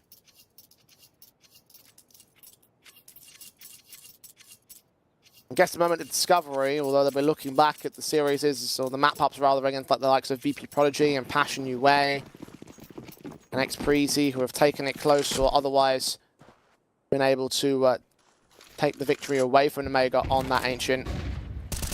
Wondering whether they can try and do the same on map 2. If they could do, then it would be, again, disappointing affair from the Omega side, not making it to the finals of this one. Still, we play out on Anubis. It's not over yet. 5 more rounds to make up. 1 win, certainly with the better buy. Nice nade and incendiary placements on the Jo and Ryujin. They're going to go with the execution regardless of it. Smokes down for Flammus. Needs back up desperately. Fights onto one player with U2 in hand. Molotov and Flashbang turned away from him. He's forced to fight with the SMG support. 2 kills for Flammus. Jo next up the task. He's caught with a smoke in his hand. A 3-on-3 gain. Jo is burning and Xanta is going to try and make up the breathing room. Lear is caught off guard. It's Xanta and Khan. 2 versus 3. Low HP on that SMG and the Yorp has absolutely no vision. But Xanta has denied the bomb plant. The Yorp is caught back in the tap of Latic. Is good enough to finish the job. 13-7, 1 win. We'll take Anubis. And right at the tail end there, it actually looked as if Flammus had done enough. I mean, 2 very direct kills there on the B site. Just needed a bit more of a helping hand, didn't he? Just needed one of those rotators to come in and provide a bit more impact. Across the board for 1 win, though, that was a good showing. They made it uncomfortable and uneasy in the first half. They had some real gimmick natures. I mean, Buster was making some strong info plays in the canals. They were constantly getting Jo just running mid and getting Nealon outside B main. So their whole game plan coming into Anubis was get on the front foot, take the fight to the Omega, and they did that successfully. Yeah, they got their 4-0 start and they never really let go of any amount of control. Even towards the end of that first half where things were starting to build back for Omega, hoping for a 7-5, the 8-4 came in at the very last second, and in despite of those DC issues that we saw from them, they still were able to respond to those very nicely and very cohesively there from the 1-win side. So you mentioned Anubis being a 50-50 map for Omega. I guess this is with a 50-50, the 50% of the ones that they actually end up losing. And again, bit of a dire state for them to be at here because it did look rather disappointing comparative to where we should be seeing them in the grand scale of Tier 2. I mean, I agree with that one. Even their Anubis against Sinners yesterday looked pretty comfortable. So now going up here against 1 win where you're struggling to be able to maintain a lead, to be able to kind of keep the scoreline relatively close, you're now in a position where pressure's on. CIS squad of 1 wins performing today. And remember, going into Ancient, this is a map that, yes, they play very frequently on the Omega side, but sometimes those results can get a little bit dicey. So let's see whether 1 win can try and replicate those dicey situations on Omega's own map pick after this short break as the best of 3 rolls on Ancient.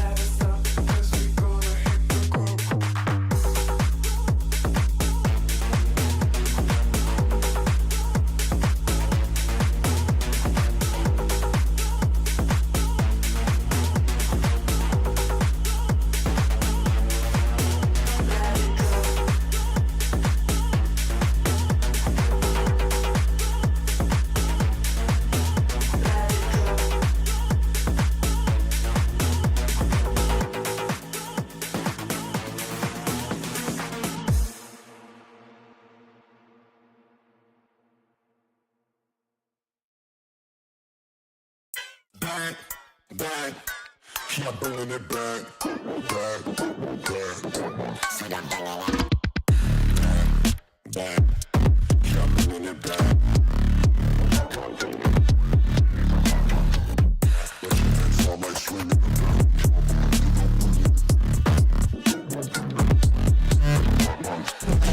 back, yeah, bringing it back.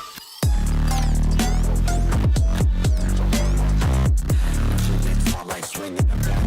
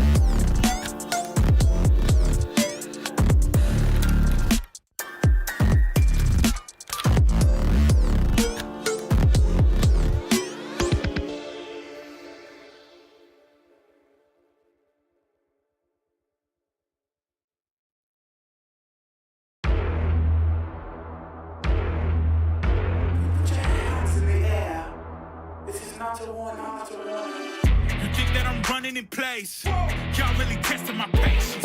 Right before I blow up the spot, I had to get back to the basics. What if my talent is wasted? And see what I'm lacking the placement. Thoughts as I rap in the basement, but my come up is legend, is greatness. I don't care now, it's pedal to the metal. I can never quit now, I will never settle. Puppet to the game, I'm pulling strings like Geppetto. We in the same game, but I'm on a different level. I passed it. Gotta keep grinding till I'm laid up in the casket. No fake round me, you feeling too plastic. Yeah, y'all feeling too plastic. They say my style crazy, but then it's straight jacket. Wow. Why you still testing my patience? Trying to turn me into something I ain't trying to be. All that hate is a heavy rotation. You gon' lose yourself, quit testing me. Don't make me lose my mind. Don't make me lose my mind. Don't make me lose my mind, cause I'm looking like Wesley, test me. Don't make me lose my mind. Don't make me lose my mind. Don't make me lose my mind, cause I'm looking like Wesley, test me.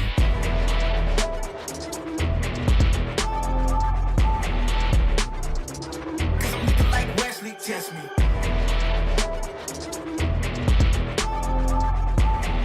Don't make me lose my mind, cause I'm looking like Wesley, test me. Yeah, guess I know no better. I ain't got no chill, so they call me a devil, I know. Look, I am just a man on a mission. If I want it, then I get it, I go.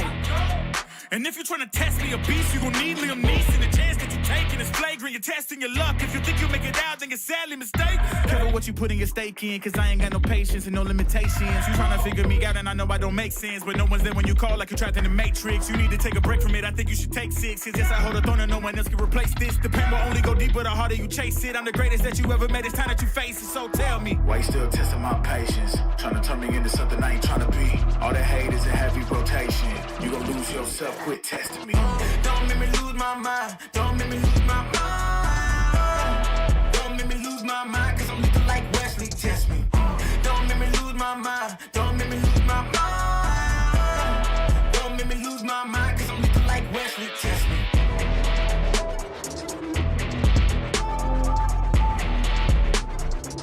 Cause I'm looking like Wesley, test me.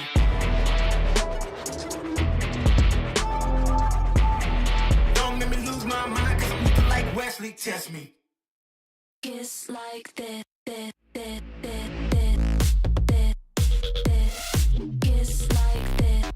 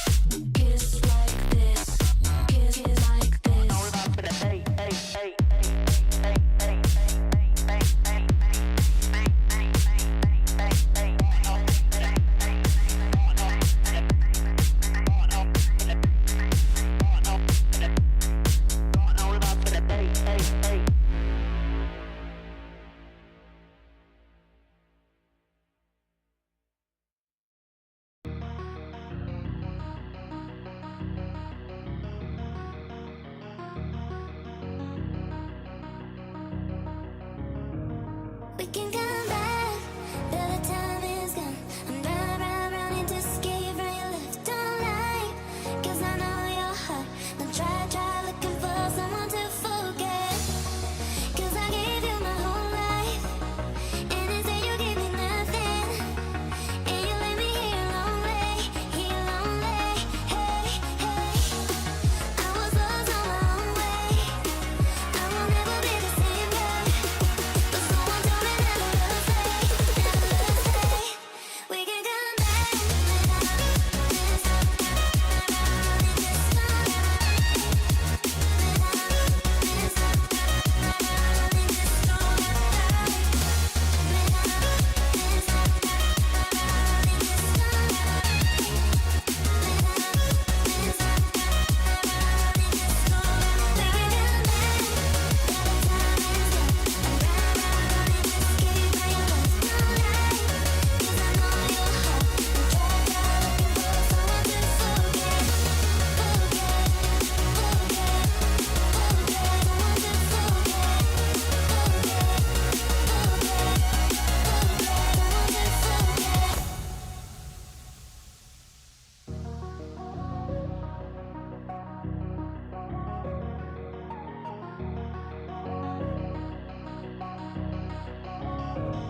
We can come back, though the time is gone.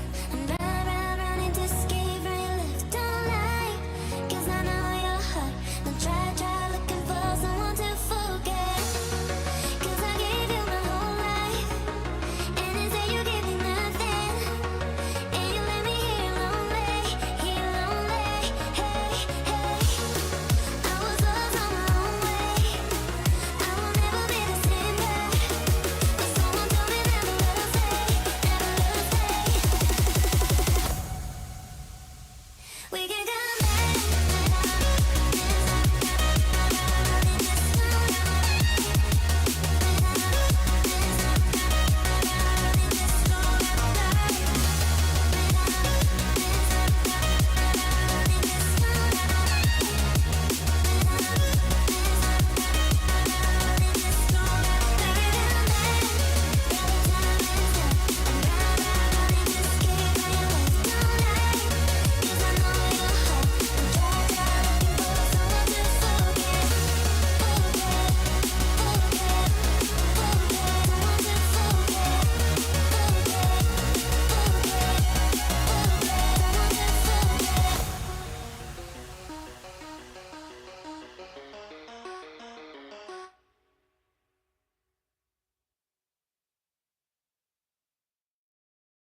Cold like 0 degrees. I'm out the cage, gotta let out the beast. Revolutionary, gotta let out the streets. Locked in the cage, I'ma let out the hood out the hood out the. Wake up, get out the sheets. We came from one man, forget that piece. You take the west side, take out the east. I'ma put them in the cage, never let out the side. I hear him chat to me boys, move too quick and start for the talking. I hear him chat with the boys, man so tough but man's keep walking. Just too sharp with the boys, white girls better tell me I'm awesome, yeah. Hot like fire on the pine, if you wanna touch man, please use caution.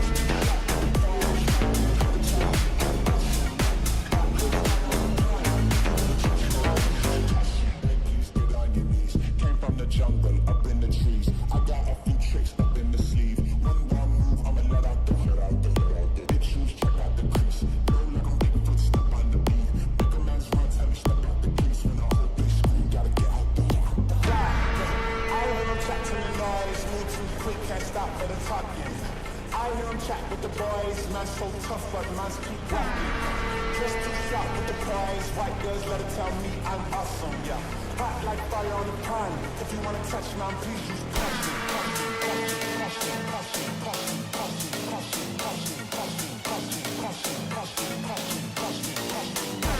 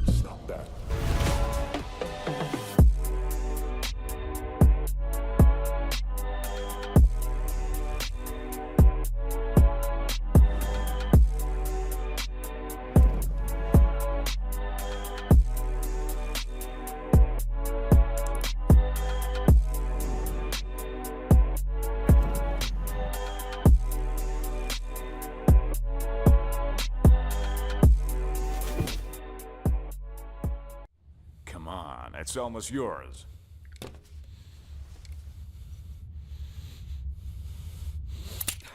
When are you gonna get another chance like this? Go ahead. Go ahead.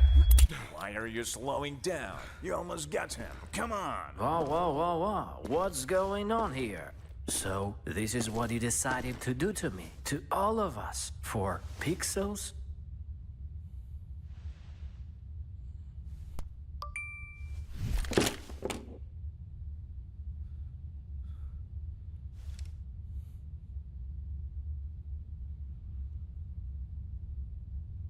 Fuck you and your Roland. Let's get out of here, bro. Have you seen how many scammers showed up?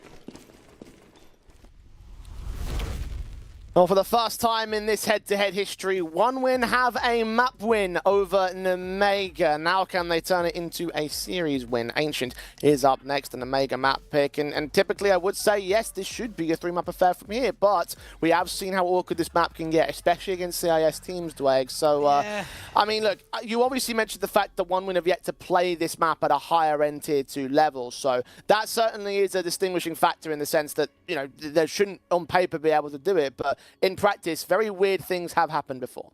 It is true. I think Nemega should be able to take this fairly comfortably. I think they'll lead by example out on Ancient. It's their best map in the pool. They're really consistent on it. 17 wins, 6 losses in the last 3 months. And for OneWin, I'm yet to really see them capitalize against a strong team in recent history on this map. Well, let's find out whether they can do what seems to be the unthinkable and defeat Nemega on Ancient, take a 2-0 and make their way into the finals of Hellcup number 9. Pistols already getting started with OneWin towards that T-side star. Risky Bob with the opening duel against Latic Neil and very, very fast to respond. Now Ryujin leads them down towards red. Players all cross. Lear's going to spot at least one of them, and now down to the 2A defenders to hold their nerves. Xantas Julies gets involved. Flamist is gooshed down to 11 points of health. Now Khan needs to strike back on the site itself. Jo is over on the player out towards the temple position. The bomb gets dropped. Ryujin trades it back. 2 versus 2. Need to go for that plant as Nealon continues fighting, spotting that second man. Xantas Julies now versus 2 individuals. From range, will try tap up Ryujin. He gets that bomb to the site, passing it off to Nealon. And they group up together, try and play off of each other's contact. Nealon extends out. Xanta with the pick, spamming down for the second, but Ryujin wins the headshot and wins another pistol for OneWin. Oh, there was not a massive amount that was actually going to be brought as judgment to who was going to win that pistol. Really quick trades, fast, aggressive maneuver into red to backstab into A through temple. Now, right at the tail end of that round, I actually thought that OneWin had kind of fumbled the 2v1 slightly, Jay. They allowed the tap the bomb to draw the fight out, and that wide swing from the in-game leader actually just gives an individual duel. Does not peak together, and Xanta just can't quite win the 1v2 in the end. Nice start for OneWin. Consistently nice starts for them in this series. 3 for 3 in pistols so far for them. Now should convert that into a second round as Omega will not go for the force invest for round number 2. Eco's for the third on the rifles. Generally pretty nicely cleaned up. Have lost busters. That's one rifle that possibly could get picked up. But in terms of the round workability, very little. And there is now a position with the AK being picked up to just try and insert it for more damage. Just try and see if you can get 1 or 2 more picks. I've seen a MAC-10 player. Concern for Khan is the severe lack of Kevlar, so him being damaged up actually does do some more of the USP for Risky Bob, so Ryujin forced to panic. MAC-10 on the corner does its damage, but Khan stabilizes the shot, so kill found. Indeed, a second player goes down. A third one would certainly be lovely. Khan will be forced to challenge. Jo up against a MAC-10 at a fairly close range from Cheetah. A fairly expensive round from 1win, but the adaptation to instantly realize ramp aggression and just send that bomb into A. Don't kind of strang around. Don't hold players to have crossfires, because that's when you can start potentially losing the rounds. And prioritize the bomb safety and allow themselves to go 2-0 up. Khan just about gets caught, so actually the MAC-10 and the AK does fall. 2 players alive for 1win. Nicely played Eco there for Omega, and now to convert upon the rifle basis to hard reset 1win and reclaim control of the lead. Something that has been sorely lacking from them in this series. M4s will be there to do the job. 3 AKs will get rebought by 1win, so no expense spared. Now this first rifle round is going to be a bit of a test on just how competitive Ancient can be. A triple mid set up with a double donut. Ryujin trying to see if he can get out elbow. Doesn't have any teammates to crossfire though. He's got Buster a little bit further back at Shelf. Nice kill from him. Flammus is instantly in with a responsive though. Backing up as the M4 at red takes his fight for the smoke. Meanwhile, there is a walkout out to main of Neil, and he gets his kill in on Flammus, so advantage taken by 1win here. Backup is trying to rotate to angle, particularly on Risky Bob, but this fight against Neil is not going to come in all that easy. They get himself in a real tucked position, make it tough for Risky Bob.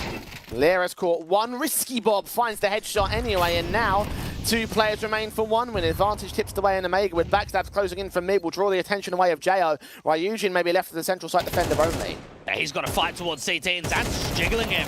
Seen Risky Bob's spray goes all over the place, and him and Lear can capitalize on the 2 returning frags that indeed get the rifle round together for the CT side. And you actually would be fuming if you're 1win, because you've done so much correctly to get yourself onto A. You've traded 1 for 1 from Shelf. There's a timing where Nealon starts hearing some of those footsteps from Flammus retreating from Donuts, so he tries to walk him out. He tries to get out from A main, cross to Xbox. That's a 4v3 post plan in which no one gets success. And don't know if you noticed it there as well, Jay. They tried to get a smoke from Temple towards A main that kind of hit the lip because of the fire. And that also made it more uncomfortable for Omega to get out of Temple. So with some of those issues and the man advantage, you are expecting 1win to win that post plan. Didn't end up happening though. The end result is a deco round at best. A couple of upgrade pistols for Ryujin and Buster, but without Kevlar on the majority of players, and no utility to speak of for the T side. See if they can get any more damage, keep the reinvestments going for the Omega camp. Get rid of an AK, that certainly would be positive for them. All these early rounds seem to be about for the lesser buy. It's just damage to be done. Omega was successful in their eco. Can 1win be successful in theirs? And there's going to be a lot of people that follow Tier 1 that look at Nealon's career and said, oh, he didn't really do a lot. Out on EG was a bit of a flop and didn't do much on Gamer Legion either. But for you and IJ that had followed his career in Tier 2 on Simon and K23, for many years and many different iterations, he was constantly in a lineup that could compete at the high end of Tier 2, that could actually compete for trophies at this level. And even has many of those trophies from that particular era. The Fun Sparks, the EDCs, all those cups of similar caliber to Hellcup, taken by that man. He'll be able to capitalize upon it here and now. He's going to be able to set Ryujin in for a kill out some main. His Deagle is getting that 1 frag, but the bomb plant bonus. And the next thing they're focused on, actually, Risky Bob goes down next up. Ryujin is isolating these picks pretty nicely. Nealon prodding in from red. Got to get faced upon by the AK. Ooh, Xanta turns away. The Glock takes the fight and does lose his life, and therefore loses that money bonus. Now it's the case of the Deagle going down. Khan indeed will clean him up. See if that third AK can stay in. Actually going on for the Deagle, so only 2 AKs in for Nemega. So, you know, 2 casualties, one of which was one of those T-side weapons. Rather relative success here for 1 win. Now they can go to their own gun buy. Yeah, they'll look at that one and say, we've shaped ourselves up to do some damage. Now let's come out here and let's really display it. We're in a position where first few rounds of the map felt as if we're contesting quite heavily. It's a 2-2 scoreline, but we need to show more depth. We've got to show more consistency in the gun rounds. Out from elbow, you've got Ryujin trying to look for an opening pick on any of the aggressive plays down from mid.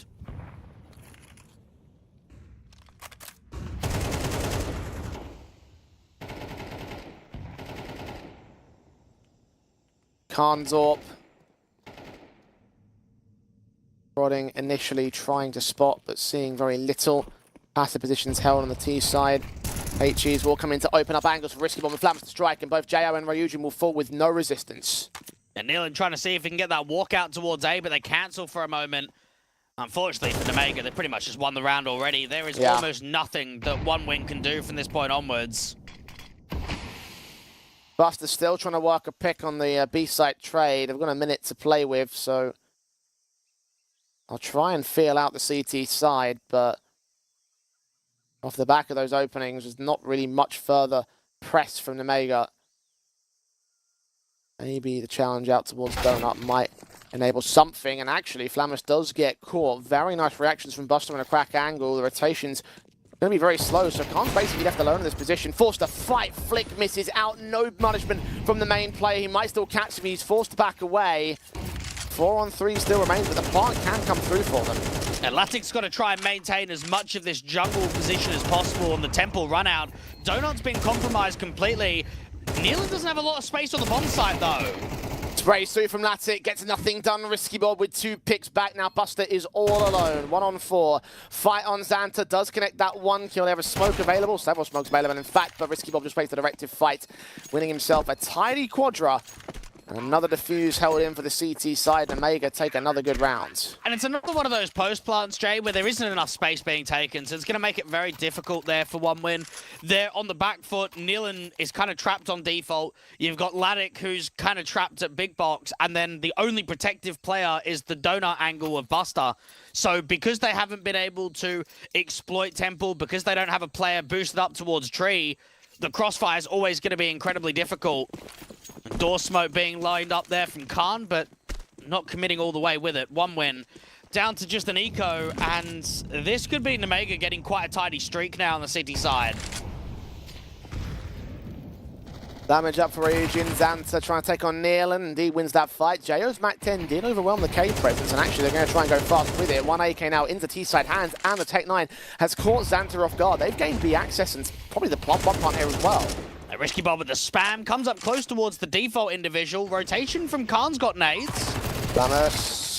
Check position, Buster's spray comes up good. Risky Bob able to respond through that smoke. The Orb of Khan is desperate for a pick, and he's just firing onto the harder cover that Latic is hiding behind. Him and Ryujin are extremely low. They have an incendiary on Khan that could force out one of these players, indeed Latic, into his demise. Flashes over, Ryujin still holding close ahead of that flashbang kill. Found the first. Risky Bob traded back by Buster, and 1 win take the steal. Now just the small details in that round, Jay. So you've got Buster on an off angle out from lane, deals with Flammus.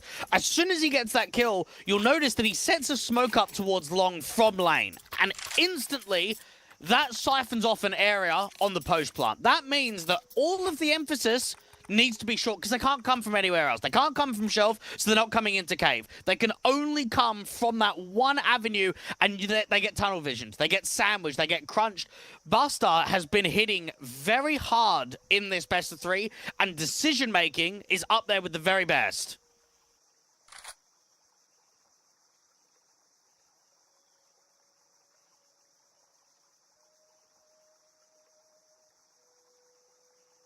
Even stances, 1 win. Once again, situated the buy of Nemega to be a bit more awkward. Tacticals were called from the T-side basis now with a chance to counter reset and just try and surge forward against Nemega once again. All-important swing round, and they have the better buy. Economy stacked up because of the basics in the previous one. SMG on Lear, Deagle on Xanta, and to his credit, that Deagle has had its moments. Risky Bob with the early taps does come through against Neil and Blind. Aggressive play out from A-Main gets punished though. Really good patience for Jo. It seemed as if that other player on the contact of Lear wanted to kind of press together, but being re-smoked off there, just can't have the ability to do so. It is turning into a gamble stack on B. They are going to leave Lear as the only player to defend Donut on A. Flashes forward to enable that AWP in position. Khan's got his own AWP out. The jump face did spot, but the flick didn't land on the T side, so Khan happy to back away. Take a challenge from a much more longer range position as OneWin continue to work the default. Could still be rotation room. There's 60 seconds that remain. This is going to test the in-game leadership now on searching and making the right call. Jo is still maintaining this outside elbow and play to A-Main, and no more press has come his direction. But it seems like it's going to be a B hit. This could be tough when you're running into a stack like this. Dying to dismantle it though. One player breaking away. I thought for a second he was going to go in. Yeah, no, he does counteract the rotation. So indeed, 3 players will remain up here. Khan, AWP still first port of call. Buster will be the first man forward into it. Straight dry face, quick flick back of the shot. Latic's AWP fires away. Advantage maintained. No trades available for Omega. Have to continue dry facing. Khan continues fragging. Latic gets that one responsive, but time is well against him. He still peeks up and gets that second kill. Xanta's Deagle backed up. SMG's close 10 seconds. Taking a fight on Ryujin. Can't quite win it. Could deny the bomb punch still, but he continues facing to the right. And now Omega have lost their man advantage. MP9 at long range, out to shorts. Spots Ryujin with his back turn, but takes that shot prematurely. Now revealed himself towards both T-side players. They'll swing together, they'll fight together, and they'll win together. OneWin have the lead. Well, fair play to Latic, because he's the only reason that round is won. There is zero chance that I'm looking at that one thinking that that's going to be a round victory for OneWin. They're committing into a gamble stack. They've already lost the first 2 players out from ramp, and then Latic just goes insane with the AWP. He hits 2 very close range shots, and Ryujin just about protects his teammate on the bomb site directly. Oh, Omega will look at that one and say, how? We had that. That was ours.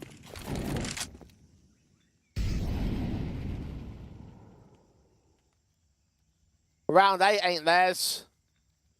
USPs across the board. Looking for damage. Economy is down significantly enough for the OneWin side that casualties will impact their buy states going forward. So Omega take as much out of this one as they can, go to the gun buys and work from there. OneWin. Bashed into mid, might catch Ryujin off guard. Latic indeed only gets that 1 pick back. Secondary frag lost him a lot of HP. JO's and Nealand's also involved in this, taking some hefty damage of the HP bars, but nothing that will risk their lives. Risky Bob unlikely to isolate any of those 2 responsives. That 1 pick on Ryujin may be about it. Buster has now seen him, so they can act accordingly.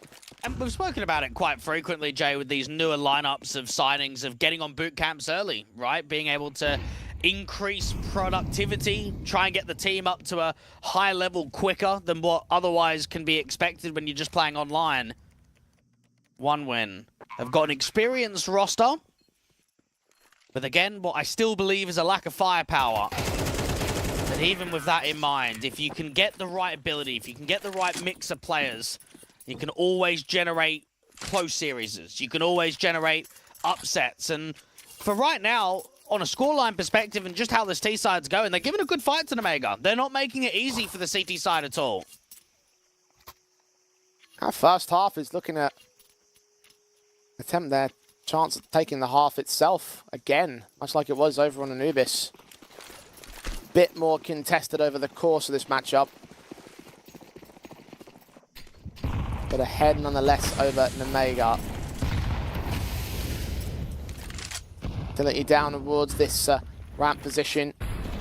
The lane control established by Nealand, trying to press towards these smokes, which are also keeping the CTs at bay. SMGs, of course, revealing the fact that the bite is not as strong for Omega as they'd like it to be. Trying to press aggression with it, but continue to be suppressed by these incendiaries. And Nilan's been able to create all the space out from Cheetah, and Xanta did have an aggressive play from ramp, but ended up falling back in the end. The spam's up against the in-game leader. Lear goes down to now probably a HP margin where he's not going to be able to do much in the rounds. Hidden away from the HE, maintains his lifeline. The information calling from Neelan, very well placed there to the wallbang sprays, and they're still going with it. Won't quite get that pick, but nevertheless, a major HP advantage above the CT side, and no one's over on this A-bomb site. Flammus is trying to pick his moment and get a little bit lucky, but those sprays equate to nothing, and the rotation has been succeeded.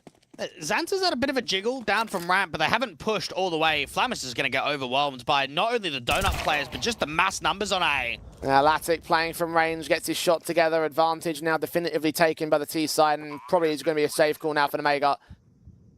Need to keep as many of these weapons in as possible, and even then you've got Buster hunting and lurking back towards Shelf. Xanta down, Lear is low. He should get picked up pretty easily. Almost lined up a double in that exchange. Only 2 weapons remain, and even that's being contested by Jo. Heard those footsteps, aware of 1 player. T-side continues to look to try and join him. Risky Bob falling. Likely outcome at this stage, indeed. Jo picks him up. Khan left alone, 1-on-4.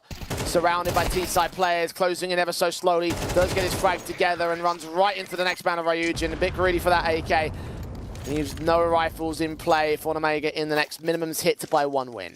And I honestly don't think that Omega have made a bad call there, Jay. You've got to remember that the buy is limited. They've got a full investment, but there's a couple of MP9s, there's low utility, and there's a HP margin quite low because Lear's been spammed up. So from Omega's point of view, gamble stack B. We've seen a lot of B hits. Leave Flammus as that lone player from red. Maybe if he gets a kill, we can force in the retake, but we're gambling heavy.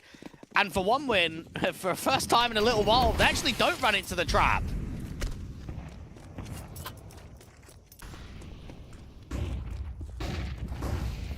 The Omega half buy into round number 10. Should be conceding the half to the T side. 1 win have played this again to their favor. Omega shut down at virtually every turn. They are really, really pressing for something in this round. Particularly over at the lane presence. Also got some action going down towards mid where Flammus might get overwhelmed himself. Xanta in the corner, tagged up, dealt with. Buster gets those 2 picks. Neelan does take 1 TK back, but finds Khan anyway, so it doesn't matter. Nothing to be gained by the CT side. The 4-on-2. Now Flammus out from red. Risky Bob on the A side directly. Neelan leading the charge into B, up from ramp with a short smoke and long smoke down already. There is a bit of a walk forward from Flammus. He's actually been able to get out towards default, but unfortunately, only 1 kill is granted. 1-on-3 now for Risky Bob. 5-7.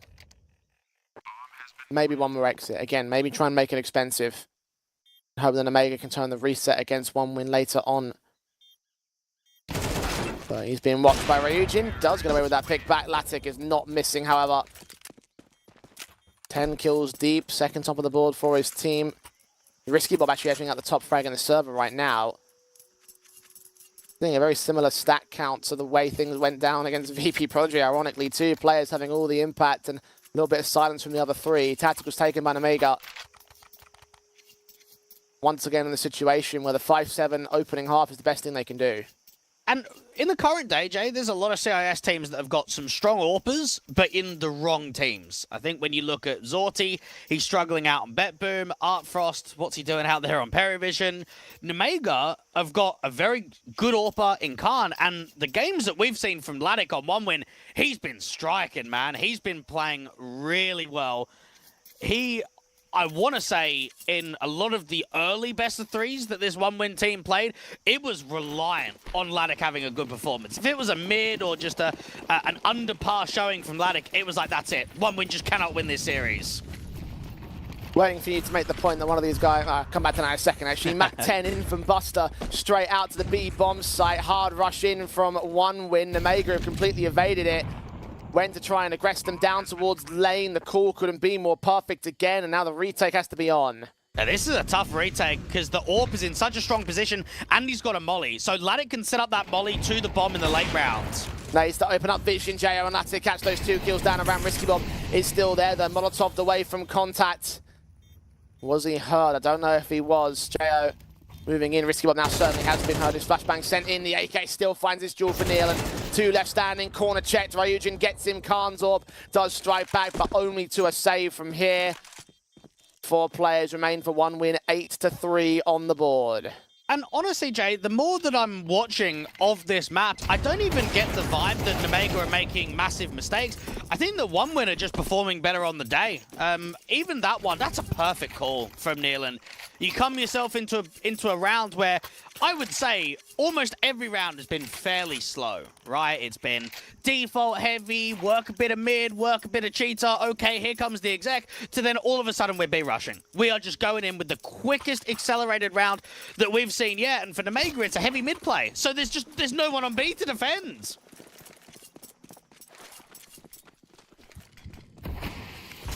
Fast rush worked. Now here they stand against the CT side line with a 9-3 scoreline looming in the half. Ryujin finding Risky Bob first and foremost. His MP9 tried to charge down, tried to gain the opening man advantage.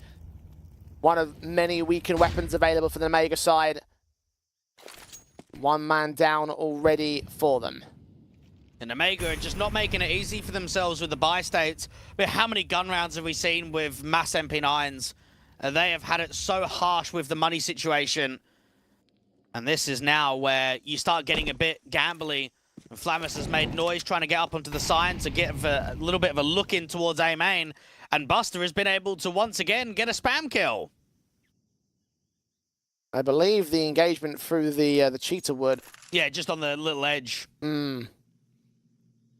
Advantage extended, looking to get extended even further. Flamus known towards main has spotted a couple of players, not the bomb information. It's enough to draw that second player over to the A site more centrally and leaving all on Xanta, all alone on the B site. By Neelan, caught looking the wrong way, does get Buster at least, but now with the B site taken, the bomb will commit. Nemega, another 2 versus 4 to try and win out here. Even then, actually, the bomb can go back to the A-bomb side because they have overcommitted. It doesn't really matter. There's nothing left in these SMGs versus these AKs. Neelan catching Khan. Flamus all alone. This will be a 9-3 T side for 1 win. I mean, it's very, very similar to how that VP Prodigy map went down. Another 9-3 CT side for them instead, though. That's the one key difference. The Mega second half returns need to be unbelievably stellar. Their own map pick looking to fall out of favor once again.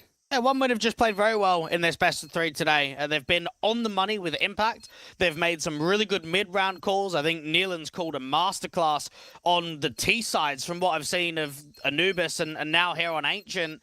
And for Nemega, they just haven't had that many chances. I don't think you can look at many rounds in that first half and say, oh, if 1 or 2 kills go differently, they win that round. The only one is that 4v2 round that they had on B, that Latic got the 2 quick AWP kills. I think if that round goes differently, maybe we can see Nemega getting up to 5. But across the board in the gun v gun rounds, 1 win have been very consistent, and I've been impressed with what I'm seeing.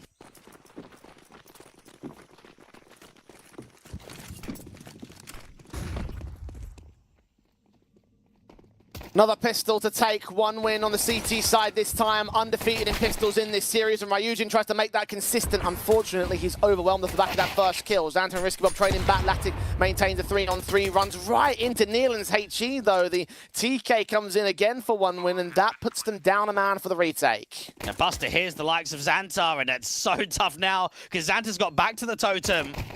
2 players to face. Risky Bob takes his contact alongside Xanta, combining with that Glock to get the kill, and Neelan smoke only available for the defuse position. I'll put that down over a default. Xanta has seen him. Can he get on that bomb? He can't quite find it. It's the other side of the boxes, and now the T's spotting him, continuing to keep away any semblance of map control, any semblance of breathability. Nemega, an all-important pistol win for them.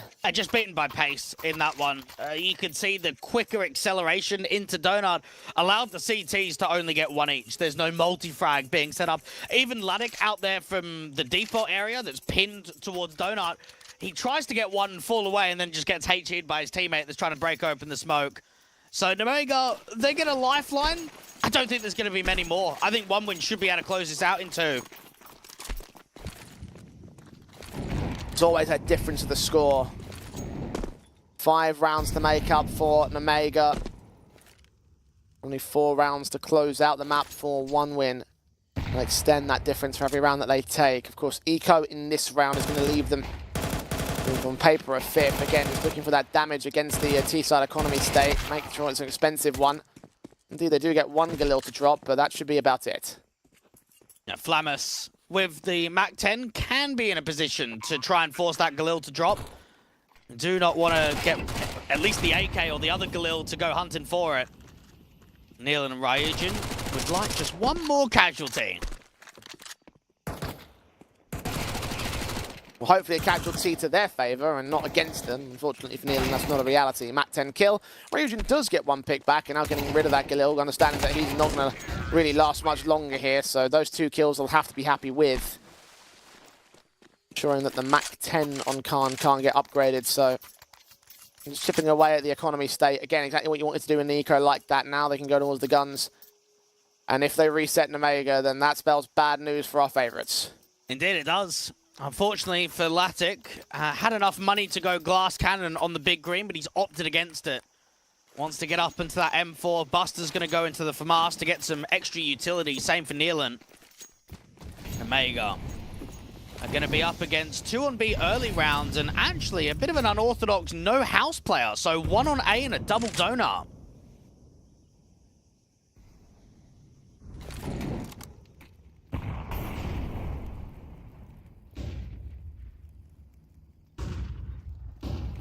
Careful to the uptake. Ollie's involved. Buster. In and moving out towards Shelf. His teammates may get called in. Flamus and Xanta overwhelm those 2. Very nicely done. Another player in towards Cheetah. Buster engages. Lear goes down, but Xanta immediately in with a responsive, so 2-man advantage reclaimed. Now Neelan's just trapped. He's got no crossfire. He's alone on B, and the site's been taken already. Khan does drop, so there's a moment now. If they can try and filter them in, and Neelan's going to make a really ballsy play. Press on, risky Bob, caught looking the wrong way, 2v2. Both players are tagged on the T-side line, and Neelan just caught staggered on that reload, couldn't adjust the shot in time. Latic now, 1 versus 2. One man that has been stellar and made a name for himself within this 1-win roster. Can he now clutch out number 10 for them? It's so difficult. The only way I think he wins it is if they commit Shelf into Donut. I think if it goes B, he might prod around for a kill and see if it presents, but he might often just look to see if he can make 1 happen, and if not, save. Well, the plant is guaranteed at this point. Latic will start his creep up. Careful to position Flamus. Low HP, again caught off, 1 versus 1. Can't quite read on Xanta in that corner. The responsive is right there for Nemega. They will claim yet another round on the T side. Close the gap to 3 and probably should close it even more so. 1 win. No weapons saved, no basis for a buy. Well, considering that was a 5v3 and a double entry out from mid, that round was a lot closer than what it probably should have been. Neelan has got some serious guts to walk on the front side of that cave smoke. He actually got very close even after the reload to try and deal with Flamus. Half a second more and that kill's probably his.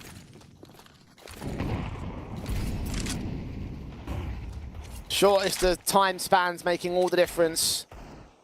Because you are right, that could have been his round.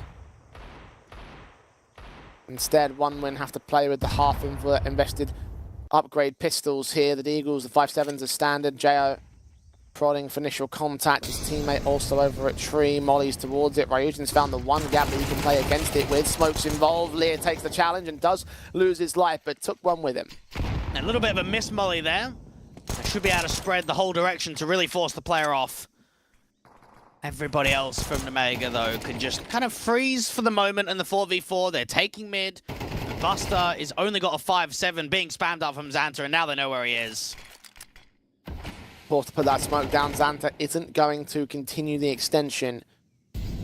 Nealon's hearing footsteps and Molly sent towards mid. Going to call out to his teammates that actually there is a lot of presence out here the same, so perhaps they are looking into that A play.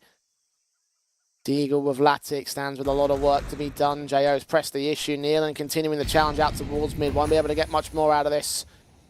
Counter util in 35 seconds. Flamus round the corner. Gun barrel just barely seen. Latic braces for impact. Beat doesn't hit his shots. And everyone falls. The round just collapses pretty quickly. And perhaps we do see a bit of a heavy round streak. Remember, it was 2 in a row to start off from 1 win, returned by 3 in a row for Nemega. Then we had a very tasty 7 to close out the half. Now we've come into the second, it's Nemega getting round after round, trying to see if they can build up more gun rounds, be more consistent. 1 win. Do they allow themselves to get the scoreline tied up? You go into this next gun round, if you lose it, it will be 9-9.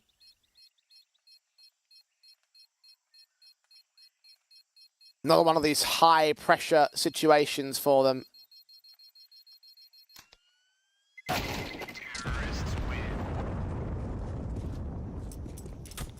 One win. Made great work on this T side. CT side has been unable to find that much success. Maybe when the guns break back out, they can finally put their first of the half on the board. Orps on Latic and Khan, both on the exact same kill counts.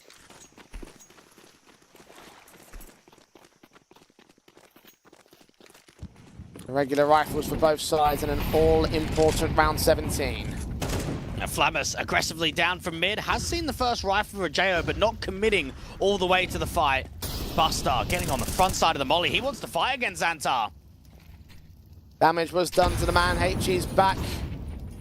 Bonner with a flashbang in the corner. He looks to fight. Xantar's checking for it. There's so many players around this corner. Eventually they will find that engagement. And that's the risk when you get on the front side of Cheetah, is that you just have to keep fighting. HG placement looks pretty good for the kill. No, not quite onto Xantar. Just landing a bit short. 7 points of health. He is alive. Only barely. His teammates going to hold themselves over at the lane angles. The prods could still come through towards mid. They're considering it. The bomb still outside of main over on A, so this still could be a last second execution, especially as JO has caught Flamus, and they made a ton of noise towards that B bomb site, so the hard rotates have been called in. Now, Ryujin's going to be able to bring them back over because he's going to hear this bomb go down. It's whether he gets caught off from Lear, because Lear is actually waiting for this fight. Walk up from mid will get to red late, so this could be a backstab as one player watches the rotations back over at Shelf. JO heard Nealon has been caught. All important advantage. JO turns away at the wrong moment, but Risky Bob doesn't connect the kill count for it. Advantage maintained by Nemega. No one is looking onto this bomb site. And with time ticking, they may have be forced into a save. I mean, for Ryujin, it feels like he's probably not going to get away alive. Latic certainly won't do. Caught by Risky Bob, continuing to fight in at red. 18 kills for him. And holding off against the rest. Xantar does get caught back by Ryujin, so that's one more trade kill to his favor. JO seems to get Risky Bob also out of this one, but he still finds the last man over towards that mid presence. JO's not getting out of this one. No man stays alive for the CT side. And the Mega within 1. And for 1 win, you can feel the pressure getting to them just with how easy that over-rotation is. It's a 4v4. JO struck nicely out from red, and there's a little bit of util. Xantar just pulls their attention ever so slightly on B, and they just start running. They are getting as many players in there at B as possible, and Ryujin, he gets smoked from mid, he gets mollied from sight. He's in a position he can't really do much. He's got to wait for his teammates to come back into red and towards CT to maybe win a duel first before Ryujin can kind of strike. Nemega, just strong in the defaults. I mean, even that off angle that Xantar has to cut Buster out there and Nealon out there from sort of the front cave and shelf play, he's constantly getting damage. He is making it really uneasy for the B players right now.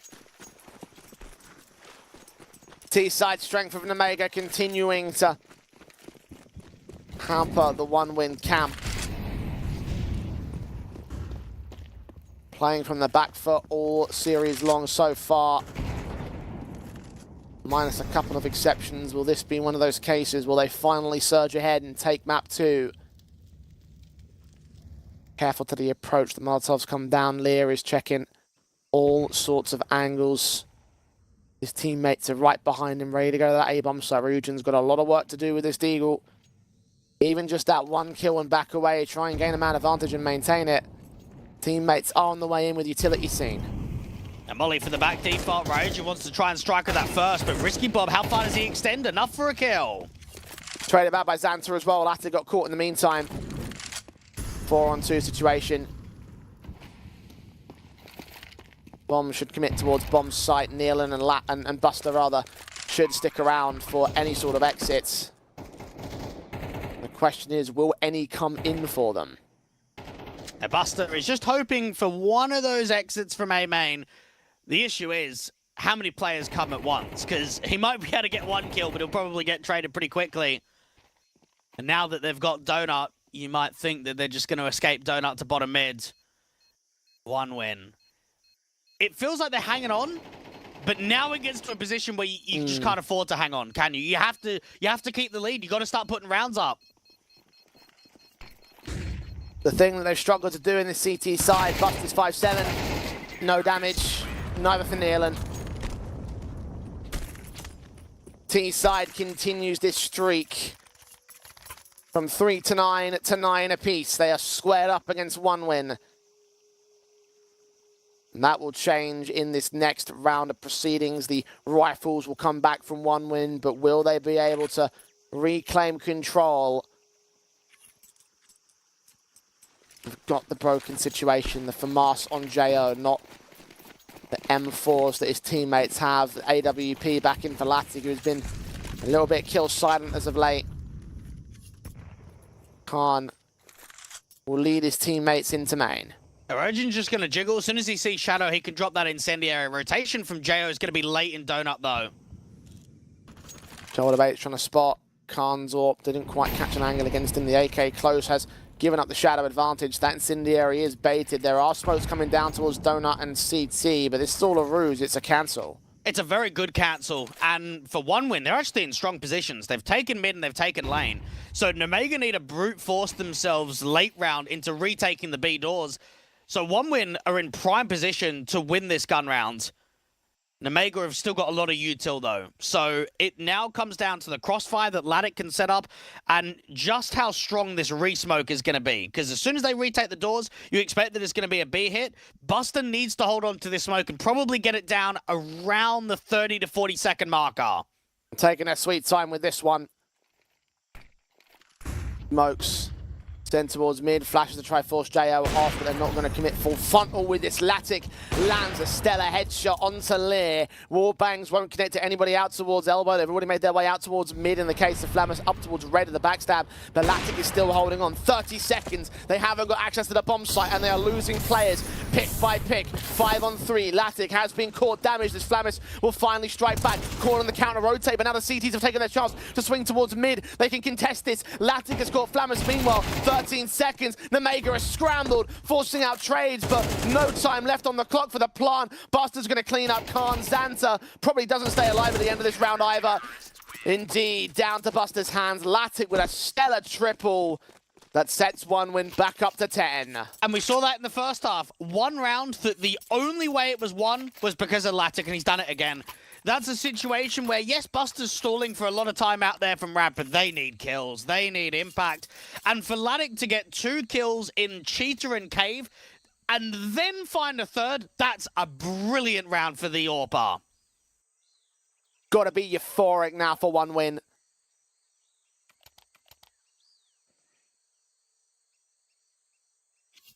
Finally breaking the streak, finally getting one up over Nemega, and now in perfect positions to take this map and this series away. The rebuys will still be seen by the T-side forces. But look at the money in reserve. Look at the loss bonus they have to play with. This is a swing round. If one win swing it to their favor, then that would seal the deal. And Omega have been very good with some of their opening kills and opening spacings. Now, that last round, they went into a bit of a heavier exec rather than default heavy. So you see round 20, they don't try something similar. Anti-rush util down from lane. Buster very aggressive into cave.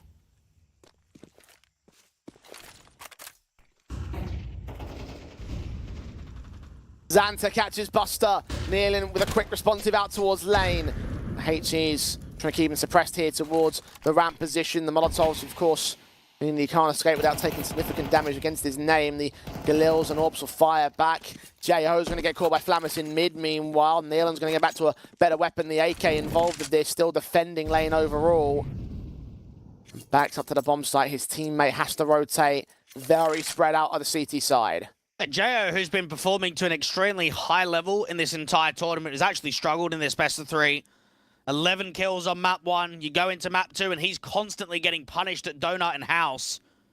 Kneeling at Cave. Ryujin close by him. This is turning into a bit of a gamble stack, because even Laddick's starting to rotate over from CT spawn. 2 smokes sent in towards Short and Cave, long unsmoked at all. Default plant could provide chances for wallbangs. Neelan is sneaking ahead of it. Oh, he's going ballsy, but Flammus is there to punish it. Can't. He can still get caught. The adjustment of the M4 goes up with a double. Ryujin swings on Lear and even drops it. Latic 1v1 set up by his teammates. The HE's in his hand. Here's that bomb coming down. Risky Bob is going to get tanked to just over half HP, but the Orb still needs its 1 shot. It's 1 kill. I would get the swing to the favour of 1 win. Risky Bob's playing careful. His back will be turned towards the long position. Latic is so close to spotting and now looks back in. Directive engagement. Forward fight. Head-on collision. And Risky Bob is caught in amongst it. Latic holds number 11 for 1 win, but only off the back of Ryujin and his triple. That is a mental round from Ryujin, because it's quite gimmicky, because it's the exact same maneuver that Neelan was able to do. So you're not expecting it twice. You're not expecting them to double up there from Cave. But 2 very clinical kills on the planter and then Rab. And then that third one, you're like, oh, maybe he gets a bit of damage, right? Maybe he gets 50 points or so before drops. And then just instantly transfers over. And it sets up that 1v1. Now, this is 2 rounds back-to-back from 1 win that has had immense X factor. I can't believe the rounds that we have seen in back-to-back from Latic and now Ryujin. The difference makers when it matters most. 1 win may take 2 wins here in this series. Make it a 2-0 over Omega. That is what the T side are battling back from, and despite the bomb plant bonus they get, look at the buy that returns. This is what 1 win we're fighting for. The economical advantage, the scoreline advantage. 1 AK on Flammus. Omega really up against it now. This is such a tough round to win. Aggression from Jo out towards Shelf. The HE does a lot of damage in the return, though. Half HP, sprays through from Ryujin. Flammus and Risky Bob still get away with those kills, and Xanta even popping out of lane, finds a third with no trades available. When 1 win thought they had everything to play for, it's all snatched out of their hands. 2v5, Neelan and Latic are grouping up to the A stack, the A gamble, and that may just be the right call. AWP strikes for the first, but Laddick needs more than just 1, and it might just be a cancel. Yes, it is. This is a good decision. Incendiaries try block them, nothing more is seen, but Neelan is hung around, so they'll just get to that B site easily. Even the insertion up towards mid for Risky Bob. Be able to cut rotations. Neelan upgrading to the AK, but what do they do with it from here? The plant has been secured. And they're going to hold on to these guns for the next round. And for Omega, that is such a tough round to win when you look at the limitations. And for 1 win, they'll be fuming, because they'll know that's the round to win. If you're going to close a best of 3, you do it in rounds like that. Well, that's tough. Because now the CTs don't really have money. The loss bonus is atrocious. Yeah, this is not ideal. They need to bank on both of these players staying alive. No, the Neelan's out there. Footsteps heard towards Donut. Latic is going to catch that 1 kill. On the smoke down towards the main side of it. The T's actually look to back up. No, Lear, blind spray. Back does cost him his life. A little bit risky there for the likes of Neil. And oh, Latic through the smoke, even catching Xanta. So actually it becomes a rather expensive affair for Nemega. That's actually very good. So Latic can drop a FAMAS, Neelan can drop an M4, and they can get an MP9 force down into this. So it's not the worst buy in the world from one win. And they'll also know for Nemega, we're not going to see AKs for everybody. There should be a couple of Galils in there just so they can get some extra utility. So that save works out nicely for one win. I think the issue and the concern is what happened at the start of that last round. Aggressive mid, first, 15, 20 seconds, it's just round done already. Both of the mid players struggle. Buster gets aggressive out to ramp. He loses the fight. It's how quickly that round was done.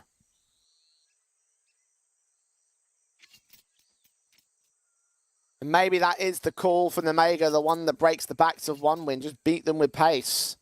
Well, I honestly think the only way that one win's going to close this best of 3, Jay, is X Factor. I mean, that's the only rounds that we've seen them win in this second half. We've got two guys that have been able to deliver thus far. The AWP of Latic, the M4 and Ryujin. 20 and 21 frags. Similar numbers to Xanta and Risky Bob, who are delivering on the T-side basis, 20 and 22 frags, respectively. Mega look towards their own X Factor to out-firepower the one-win side, so to speak.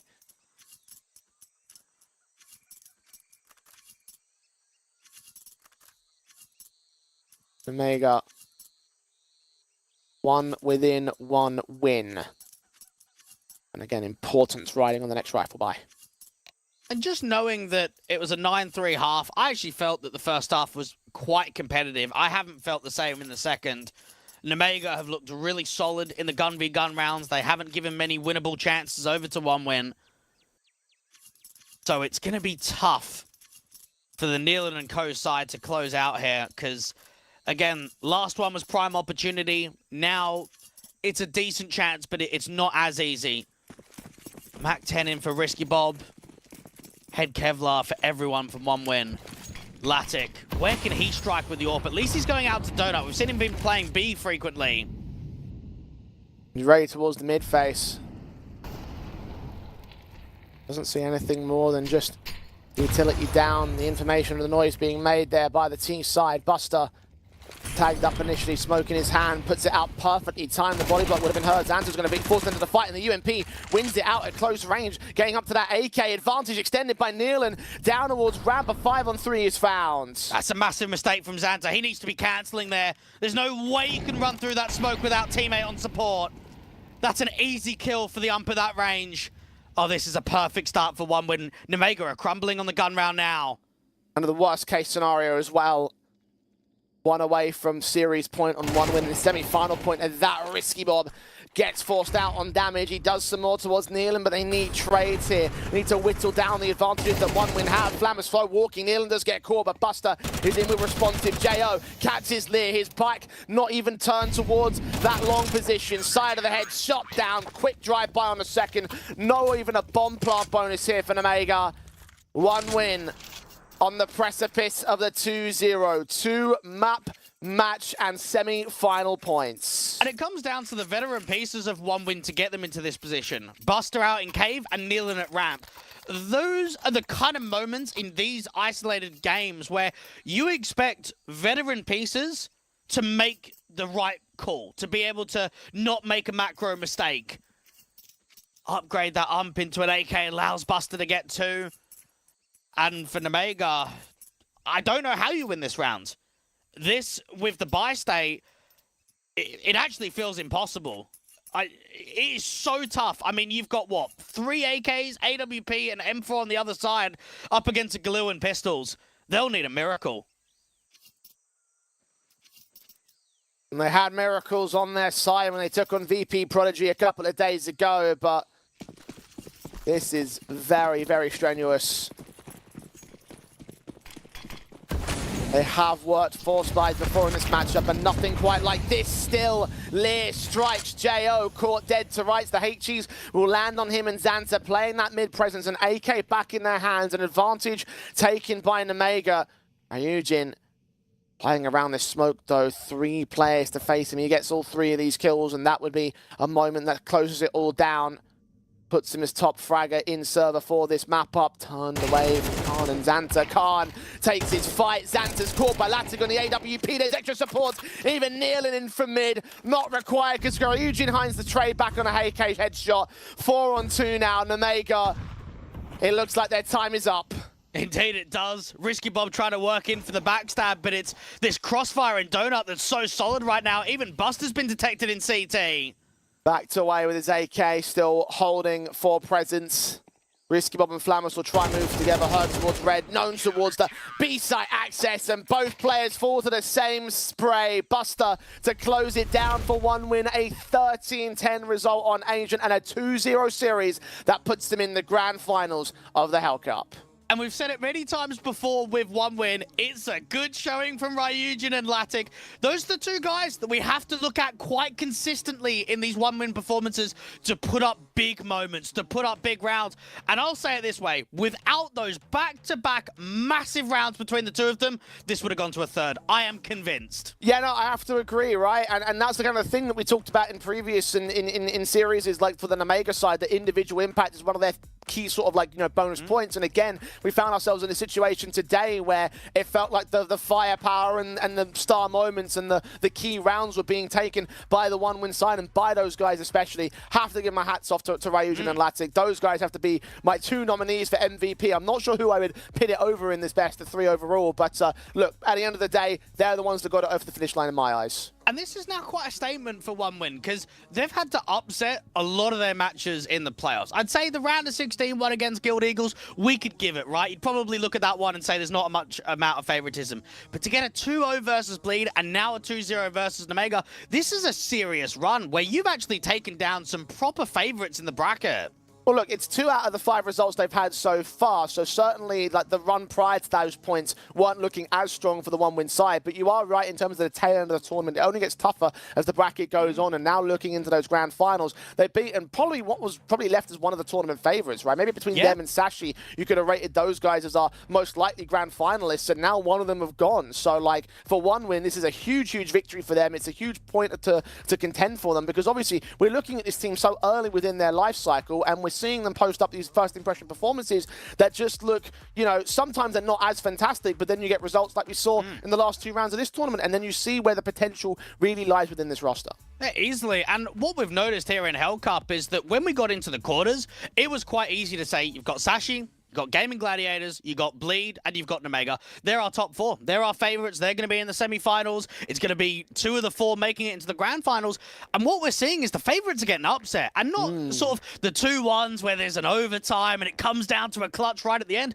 There's some 2-0s in there. There's some comfortable games. So the underdog teams are really causing upsets, and they're making this bracket feel really intriguing to who's actually going to be able to win the entire thing. For Nemega as an organization, for them a few years ago to win the last Hellcase Cup in a fashion where they didn't even drop a series, to now come here and to get knocked out by 1 win, it's going to hurt for Box and for Roman as well, some of the background staff, to say this was our tournament to get into the grand final, this was our tournament to win, and instead we've been upset without even taking a map. And for a team that's been on the tear in the Tier 2 environment in general, right? Again, I mentioned those rest results, those 2 titles they've had, and ever since they came back from Chengdu, they've looked like a top-end Tier 2 team, but taking this loss right here is another significant setback for them. We've also had that CTT early exit in one of their tournaments as well. So like, there's a lot of things that seem to be like going a little bit awry for 1 win at certain capacities. I mean, look, consistency is one thing, and if they can bounce back and they can try and hit those ceilings again, then sure. I will come back to a point that you were making though, Dwayne, because, you know, during the course of this tournament, you were saying that against VP Prodigy especially, it was a stylistic thing there from the Nemega side. And I'm seeing a lot of the very similar situations coming out against 1 win, and I noticed the pattern of the 2 CIS teams that gave as much hell towards Nemega as they did, because they didn't have the same issues against Sinners. I think we could say that much in the quarterfinal matches. So, like, is there a regional issue right now for Nemega? Could be. I mean, I think I need to see a bigger sample size, to be honest. I mean, I think we know very easily with these derby games, they can be very difficult, and they do get a lot closer than what I would say. I honestly look at this isolated best of 3 and say the one win were just better on the day. Like, we were just seeing some really good info plays from Buster. The readability from Nealon across map 1 in the first half of Ancient looked really good. And then just some of the X-Factor moments. I think in the past, you'd always have a really good round from a Flammus or a really good round from a Xanta to try and win a 1v2. And it actually felt reversed today. It felt like anytime it was a 1vx, it was just being won by the 1-win side, which always makes it so much more difficult to close out a best of 3. Well, for the Mega, they will have to end their time here in the Hellcup, but they have got other opportunities in the near future. So let's keep our eyes on how things go in the rest of the Tier 2 circuit. As for now, we look towards our break and we look towards our second derby of the day, the other of the semi-finals. As Sashi will move to take on Granny's Knockers after the short break. Don't go anywhere as we roll on with the Hellcup.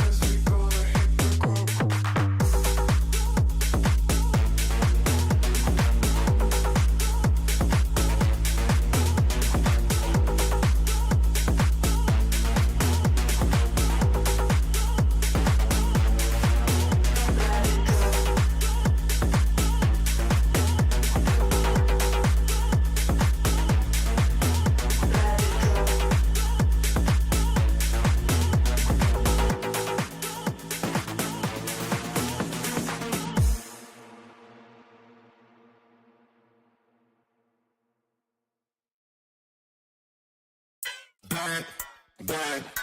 Keep bringing it back, back, back. So I'm bringing it back, keep bringing it back. But you can feel my swinging back,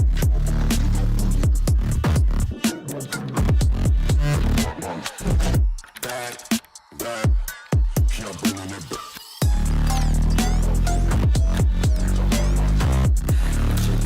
Swinging the back, bringing up, bringing it.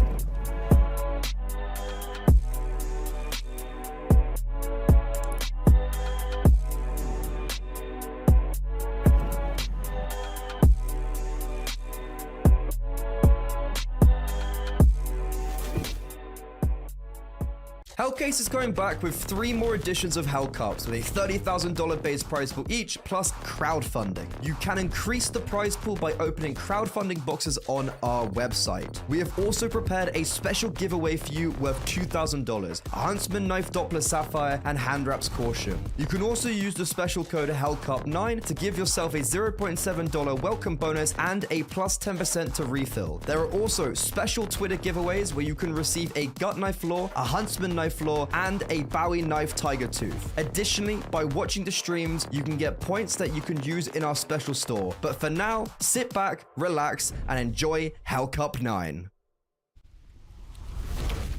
And welcome back to Hellcup number 9. We roll on with our semi-finals in the playoffs. There's one Titan falls. Will the second look to for the same? Sashi take on Granny's Knockers in the second semi-final. The chance to decide who's going to take on one win in tomorrow's final matchup. Dweg, another derby, but are we going to see any more surprises? I mean, you'd hope not, and you'd expect not. Sashi are just too good, man. This is a really solid team in recent history. They've been pushing the depths of what would otherwise be unimaginable. They have been able to do so much more than what I'd ever even expected. So going into this kind of bracket with GK and one win to follow, they should be beating everyone. This is their tournament to win. Indeed it is. It feels like every tournament is Sashi's to win right now because they have been on a bit of a tear, right? They qualified through the EWC and that particular tournament, now going to Riyadh in that respect, also in Abu Dhabi through the Compass event, the Yellow Compass stuff, and now here for Hellcup, invited into the playoffs, rightfully so, because ever since moving to this organization, they have just been as stellar as you'd want them to be. And as a result, coming into this matchup, I look at them as the favorites in this bracket. Yeah, I do as well. This is a team where has been tested in the bracket. I mean, their game against 9 Pandas yesterday in the quarters actually wasn't that easy. Map 1 went all the way to an overtime. Map 3 went all the way down to a 13-11 on Mirage to go all rounds of regulation. So they've been pushed and they've had it uneasy but they are still the best team here. And that's why there's a lot of favoritism towards them for the rest of the tournament. Indeed, yes. A 1 win, obviously, will be standing against them. So in my eyes, or assuming they take this victory, of course, against the Granny's Knockers camp. So in my eyes, I do look at Sashi as sort of being our eventual champions in that respect. So talking about the opponent's side, though, Granny's Knockers, obviously a name that many people might not be familiar with. And I have to say, Dwight, very grateful to be casting a Granny's Knockers match, because last time I casted Granny's Knockers, they were playing against you. Yeah, indeed they were. It's a great, I suppose, chance, right, for these guys to represent GK, do some charity stuff with them, because it is a bit of a mixed players that are looking for two different routes. They're either looking for individual team offers or to try and stick together. Now, this has been over the course of iterations of the Preezy lot, but honestly, for GK, they haven't actually been playing that much. They've played 9 best-of-3s as a core, and they've only played sort of a handful of games even before that. So I don't really know how I can rate this team, to be honest. Yeah, it's difficult because, like, in terms of the lineage and heritage of the ex-Preezy guys, I guess you could, like, yeah, if that was the case that the core remained there, then I guess you could say that that was the sort of thing we're building off on. But unfortunately, just so many pieces have changed, I'm not sure how much you can do. I do feel like that they're a team sort of in the twilight of their, like, you know, life cycle. Like, they're coming to the end of things in terms of that Preezy, ex-Preezy, like, you know, organizational shift, right? And now we're sort of seeing the remnants of that. And you mentioned, of course, they're looking for individual offers, they're looking for something greater. Whether they actually get to that greater thing is, of course, another question for another day. As for the, you know, the contrast of that, on the other side of the board, you've got Sashi, who are sort of in the start of their, like, run-up in the levels of form. And they are sort of starting to reach the levels and go further than what Preezy did during their prime. Yeah, Sashi have won 26 out of their last 32 best-of-3s on HLTV. They aren't taking many losses. They're having a lot of deeper runs, a lot of grand finals. They're awaiting the playoffs of the Alyssa Invitational. Here they're in a semi. The ISF World Championship Danish close qualifier. They got to the grand final where they only lost out to the Gaming Gladiators. So once more for this Sashi team, they're working hard. They're grinding. They're playing pretty much every event under the sun. And with how many deep tournament runs there are, with the level of competition that we've got here in Hellcup, they should be winning this. And even in this Danish derby, they should be able to overcome the GK lads. Yeah, I mean, certainly all signs seem to point that direction, but we also said the exact same thing about Nemega against 1 win. Derbies can be wild, and there certainly is going to be some pride in terms of the interconnecting rivalries between these two teams. And imagine that both coming from the domestic Danish scene, there's going to be some crossover between these two sides. So we'll see how that affects the dynamic of the matchup itself. For now, though, Dweg, vetoes. Yeah, we'll see a Dust 2 ban coming in from Sashi. Mirage always gets banned from GK. The picks, no surprise. Nuke is the go-to for Sashi. This is now the 37th time that they've picked Nuke in the last 3 months in best-of-3s. And for GK, while they haven't picked Anubis at all in this tournament, they picked it in almost every game that they played in the Alyssa Invitational and CCT. So another map where even the game against Gaming Gladiators, the 13-2, that was a real big surprise yesterday. Yeah, and I think as a result, like, you can look at that map up as being their sort of, like, key opportunity to get involved on the Granny's Knockers side. Anubis sort of like their way into this series. Inferno as the decider was actually got the highest win rate in the map pool overall for them. It's not obviously a map that they play all that frequent. So there's some little, like, positive silver linings, but I think the key concern is the fact that, you know, you are taking on Sash, you have such a much better basis to play from, and I don't see them holding up much of a contest on Nuke, honestly, for Granny's Knockers. I don't think they're going to hold much of a contest across the series, to be honest. I mean, I know that they were able to beat Gaming Gladiators yesterday, but that was the first legitimate upset that we'd seen this GK side win. I know that they beat Nemega as well, but the issue is when you're prepping for a team like this and you're getting ready for them, at the time there was a lot of moving pieces. I mean, now we know that Roy and Refresh have definitely gone, that the coach of Vorberg is gone as well, and that the only player from Preezy is actually TMB. I mean, even Christo had only started playing with these guys about a month ago. Borup and Nico's only been playing with them for the last couple of weeks. And then Anlay, I think he's only played like 4 games here for GK. Yeah, it feels more like a mixed team at the moment. And again, that's what I mean by, like, it's coming to the end of the life cycle for all intents and purposes. And whether that ends up to a new beginning for a new team and a new, like, you know, a new sort of core that goes on to do great things, or whether or not it just falls apart as time goes on. I mean, that's obviously, you know, just a thing to sort of consider about where Granny's Knockers go in terms of the future. So, like, I'm not sure how to weigh them up in terms of their cohesion. I'd imagine it probably wouldn't be all that great. And to be fair, like, you probably do have a point to make about them not contesting in the series overall. Like, I am holding out hope that it will be a wild sort of a set of affairs because of the nature of the Danish derbies that we've seen in the past, and the national and regional rivalries oftentimes do deliver in that respect. But it is very hard to pick against Sashi in any regard.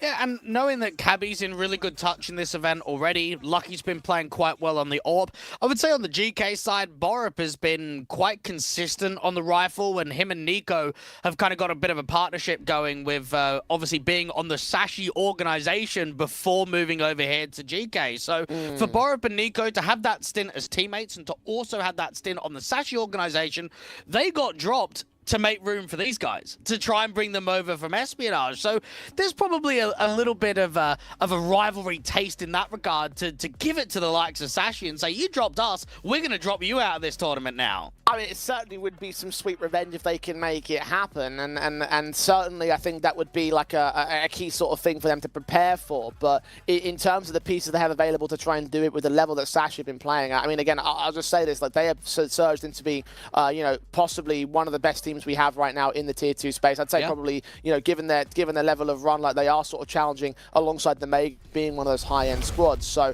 I'm just looking at them as having favoritism in the rest of the bracket, honestly. I'm going to go ahead and pick towards them in 2-0 fashion.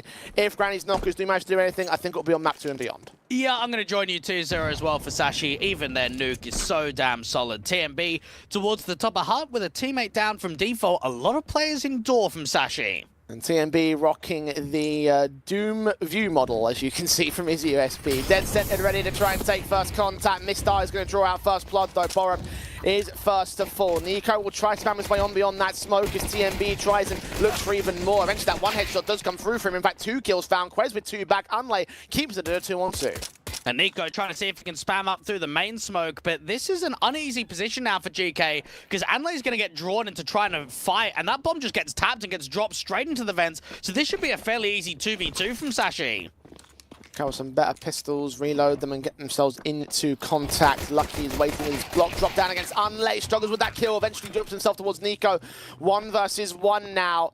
Glocks in hand for both players. Iceberg retreating away from the double doors. Tapped it once, forced it open. Iceberg revealing exactly where he is. Nico going to try and close in the pincers against the man. Open it up, check the position, jump round the corner. Iceberg domes him, and the pistol is gained by Sashi. And one aspect that I definitely know from Iceberg, and we've seen it on other teams, we haven't just seen it here on Sashi and Espionage, is that he is a hyped IGL. He gets proper loud, he gets proper animated, and I'd imagine in this kind of game, it's going to be exactly that tenfold. When you go up against ex-teammates, when you're going up against guys that are so known in your own scene, this is a proper national derby where pride is on the line.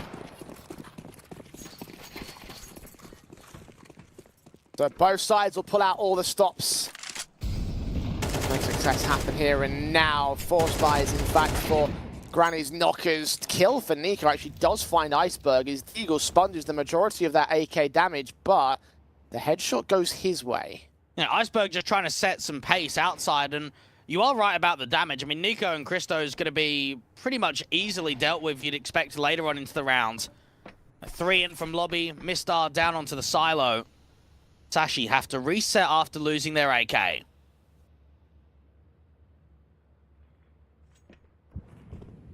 TMB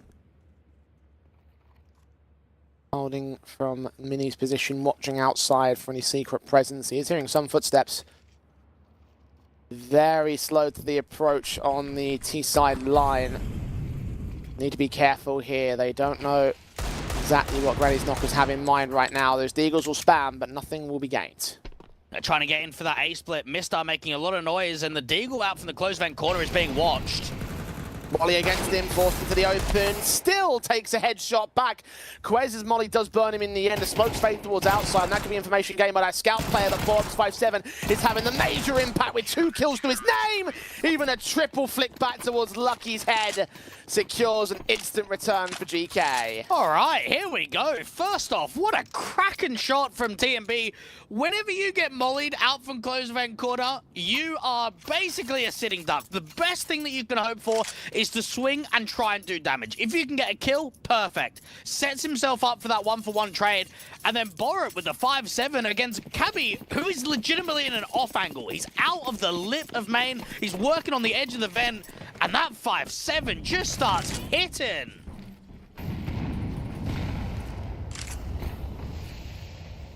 The force back from Sashi will try and involve themselves. Another counter steal. The Eagles and 5-7s did work. The Eagles and P250s will have to try and do the same thing here for the Ts. Mostly on the Eagles, 4 of them in play. GKO.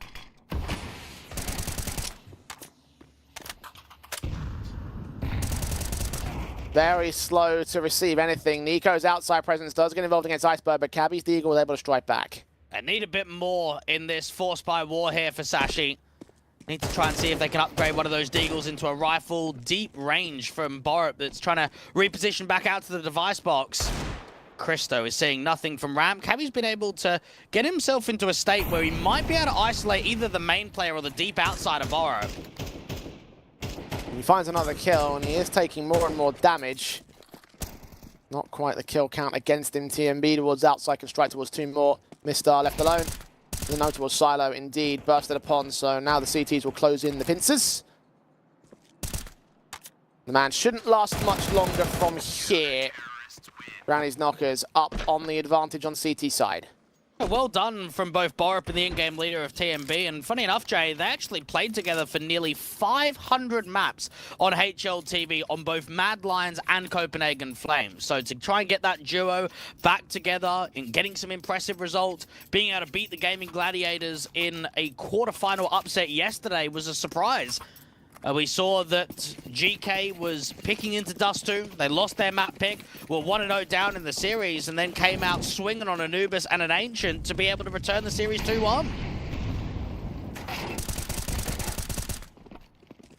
2-1 up on the board, should go 3-1 up as well for GKO. Nico in hefty damage towards outside because of the mass numbers of T-side players that are out there. Borup, HEs will try and contest.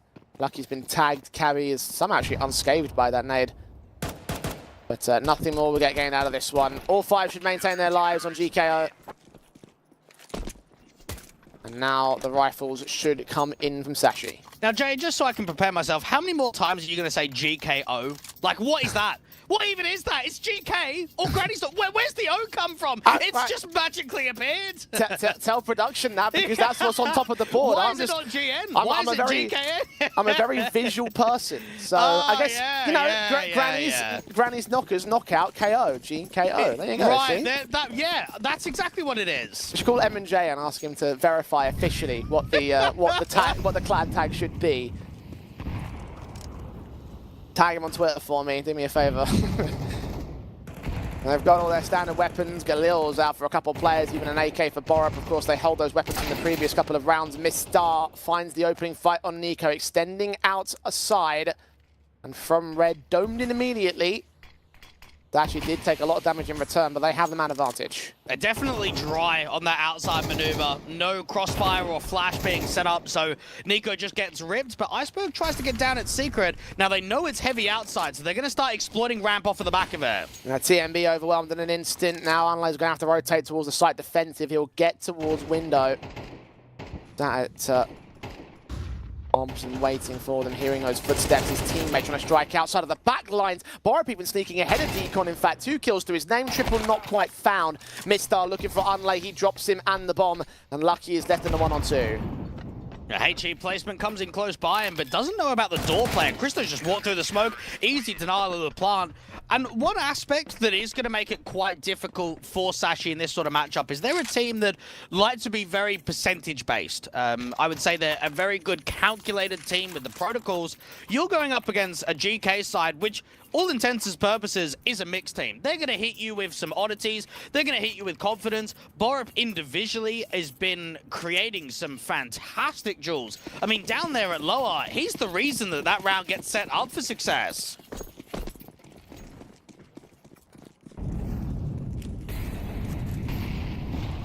Granny's knockers just allowing even the bomb plants to come through against their name, so no money bonus available for Sashi. Quez and Iceberg taking back beyond the smokes, the spams, and the molotovs. He's traded back by Mistar on his Mac 10, but unable to get to that AK before Christo immediately takes back the tray. Now the pistol of Lucky's all that's left, and Christo is being challenged by the man. Might need some automatic weapon backup. Wary of the contest. Lucky has gotten to that AK. The bomb is still on his back here for the plant. They're trying to make him make a mistake. And now I'm starting to wonder, Jay, has Sashi made a mistake in the veto? Now, there is no denying that Nuke is their best map in the pool, and it's their most picked, but you are picking Nuke in a Danish derby. And we know that as a Danish scene, Nuke has always been one of the stronger maps. Could they have gone into something slightly weaker into the pool to at least give themselves a bit of an edge? Could they have gone into maybe a Vertigo? Could they have gone into a Mirage? Could there have been a slight different avenue to not let Nuke in? Because when you're looking at the scoreline of 5-1 from a CT line, it looks quite dangerous. Now, CT side looking good. Nuke can look good with some new skins over using code Hellcup 9 over on a Shadowpay. Going out with 3% bonus. Rifles come back for Sashi. Look at Nico. Look at how far extended he's getting towards outside. He's done this before as well. This time, not going to be the victim of the first kill. Christo's AWP also in support towards Garage, protecting his teammate. And Iceberg was even checking that angle as well. And nicely done there from GK, because now this Africa position is going to be completely unknown about. At least Quez strikes back with a bit of a spam towards inside. Borup has not seen the walkout. Quez has been able to get to open vent now. He's extremely low HP though. Pat him on the back and that'll be the end of him. AWP Christo's waiting. Borup. Backlines being held, ready to receive them coming in from the hut. Mistar, Hedge is barely seen. Nico can win that engagement, take very little damage in return for it. They have no idea about that vent play. And actually, Quez can strike back for it. Now Borup is pressured in from both sides, needs to deal with Cabby. And indeed he does. 3-on-2, Lucky round the corner, does win that one fight. Quez, the Molotov will keep Nico at bay, so they can't get that kill easy. He'll still try and look for the pre-fire onto that default plant position, but can't quite find Lucky. So plant down, 2v2 retake. Arna's going to get forced forward very early. Lucky heard those footsteps, looks for the engagement and loses it. Now Quez, an impossible 1-on-2. Yeah, he should just save here. He should just back off and T-spawn. Had that bomb once. Unlay, heard the footstep. Quez revealed himself, and now he knows that any sort of advantage that he may have had of very slim margins is going to be taken away. They still tap that bomb, and eventually they will catch him. Didn't go for the save, didn't hold the rifle. All 5 will go down. The bomb plant bonus, however, will enable another buy here for the T side. The Granny's knockers, though, minimum 6. They're playing well, and Sashi are getting uncomfortably awkward in the mid-rounds. Here's another aspect, right, for GK, is that because you're getting a lot of these tournament invites, we're seeing them in Alyssa, CCT here in Hellcase, there's a couple of guys that have recently played at a tier 1 level. Borup on Astralis, Nico on Heroic. This is like the proving ground, right? That on a new team that you're able to really strike it and get a good offer. Try and see if you can get back to tier 1.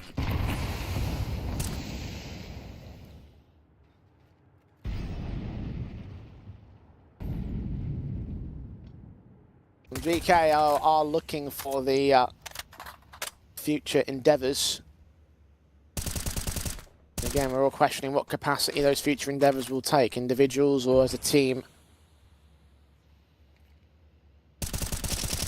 Little over a minute to play with, and TMB spams have worked up the damage to kill on towards Cabby. His execution starts coming in. Couldn't have timed that more perfectly. Borop needs some backup though as Quez takes him down up in the rafters. Iceberg checks, advantage taken by the T side. Nico goes down to a 4-on-2 now. Bomb plant probably doesn't get denied here. HE sent a little bit off kilter, so Lucky will just be tagged minimally, forced out of position. The AWP doesn't land anything. Unlay now has to back away. It actually looked like an initial setup that was quite successful. A good damage from TMB with the opening kill, but it just collapses. Andlay's getting up to heaven to recover that AWP, but Mistar is in a very strong position that as soon as that AWP gets picked up and he gets back out to the T-spawn area, that there's just be, nothing. He'll definitely drop.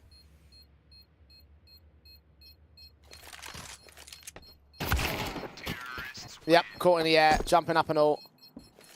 Dead to right, Sashi will take their second round of the map up.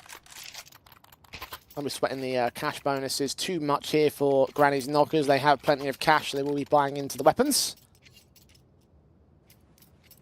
AWP and M4s lacking the AKs. That's a bit unfortunate for them, but needs most.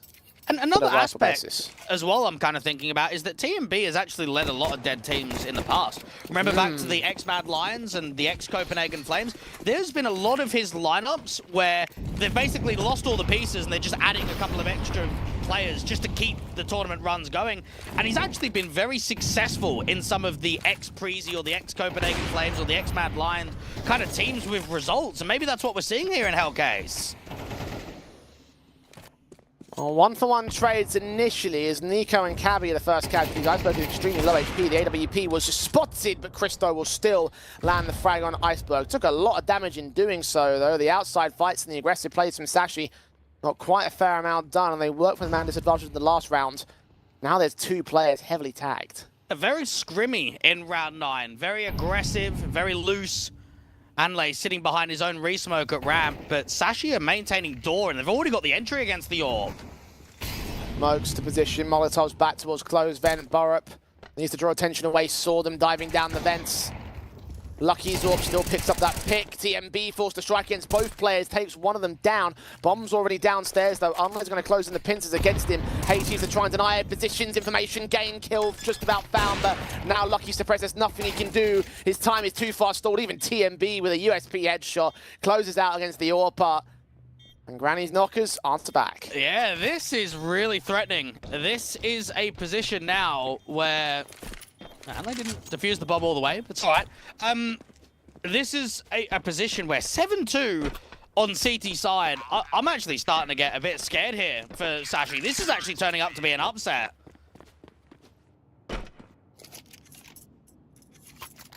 Yeah, CT side bias is still a hold on Nuke, but not as prevalently as previous editions of the map. And even if you have a great CT side of your own, Sashi still might have to make up a lot of ground depending on how this half ends. Their best case is 5-7 down, worst case is 2-10 down. And if you hit that latter, then, well, RAP is the short and thick of it.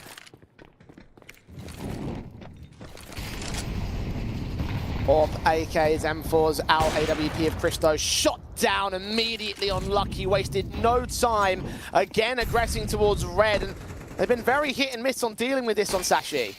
Christo has been really consistent on this AWP. He's hitting some clinical shots. Nico spotting out for the top of the silo, and Sashi once more on a back foot approach where Christo's actually searching for another. Now he's maintaining default, and he's just going to watch out for the upper execution or even a jiggle that can come out from door or from top heart. Mistar boosted up top of red, no one's watching. Garage, Nico could press, could see ascendancy from TMB over at Secret. TMB indeed catches him. Quez responds towards the AWP, at least a 2-for-1. Gained the AK, now swinging in towards the upper bomb site. No one is there directly. Could see a bomb plant out of it if Cabby can cross, but Borup is now inserted at Trophy and he's ready to cut him off to win this round with this kill.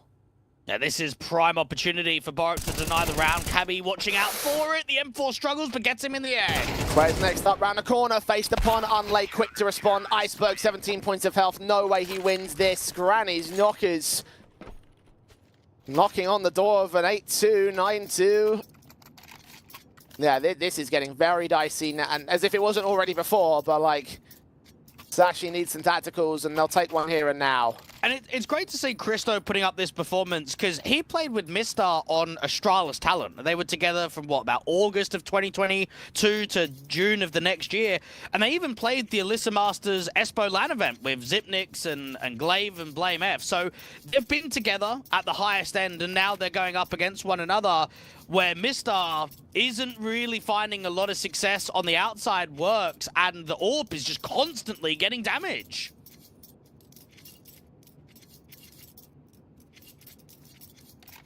Sashi,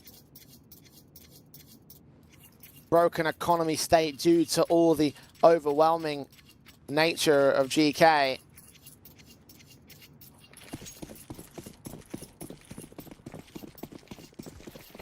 Two AKs only available for the T side. Mac 10 at worst. Quez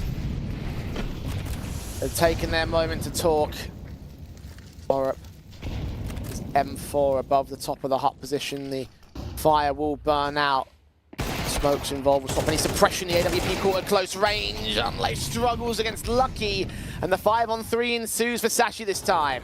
Now, AWP gets over-pressured. Iceberg with an easy kill, and it's just collapsing completely. Very strong round here from Sashi. TMB is going to do barely nothing. That one frag is as far as it will go. Very nicely worked there from the Sashi side, and now one key mistake, one card in the house. Everything came falling. Sashi at least try and make a fourth happen at the end of this T side, but Granny's Knockers have a lot of cash built up, so they're going to rebuy once again, and we've seen how easily they've responded to Sashi in their individual rifle basis. Round 12 is not a promise. Now, this has been an underwhelming T-side half from Sashi, but quick into the A-pop. Orcs close, mid shot again. TMB's caught with U2 in hand. He's to turn that M4 back, but no. Caught repositioning Nico, fading the smoke, isolated by Iceberg. And Unlay now dead to rights. The faster plays from Sashi do come up better for them, and they can make it 4-8 at the turn of the half. I'm certainly not convinced that Sashi are winning this map a nuke. Now, it's very similar to what happened in the 9 Pandas series yesterday. A nuke was picked by the Danes, and it was only 3 rounds gained in the first half. They had to go 3-9 down, put a massive CT comeback involved to at least stretch it to overtime. I think they were actually 1-9 down at one point.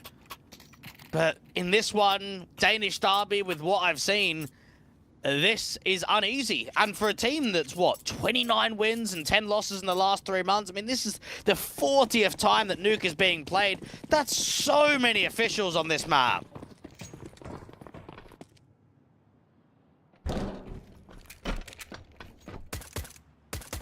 Granny's Knockers, depth to their T sides.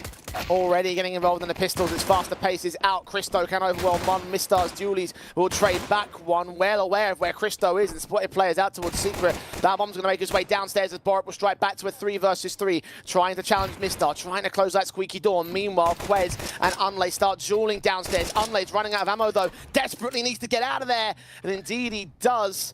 Isolated alone. If he falls, the Brown probably falls with him. Borup knows that. He's going to try and back him up. Iceberg's hearing these footsteps. It's just manic chaos from start to finish in this round. Iceberg getting drawn into the duel. Very good tap there from Borup. And Anlay's waiting for Mistar. Knows that he's the top side player. Should rotate vent. Dualies. Swing forward. Unlay gets him. And that is a pistol win for GK. And remember about Unlay, he used to play with these guys. He was the 5th player that joined up when they created Espionage. He went away, he got picked up by Sprout, and that's where Mistar came in. So we are looking at a player here, Anlay, where you're going up against everyone on Espionage. This has got to be a very good feeling right now. Win the pistol up against the anti-eco. This is going to be a 10-4 scoreline.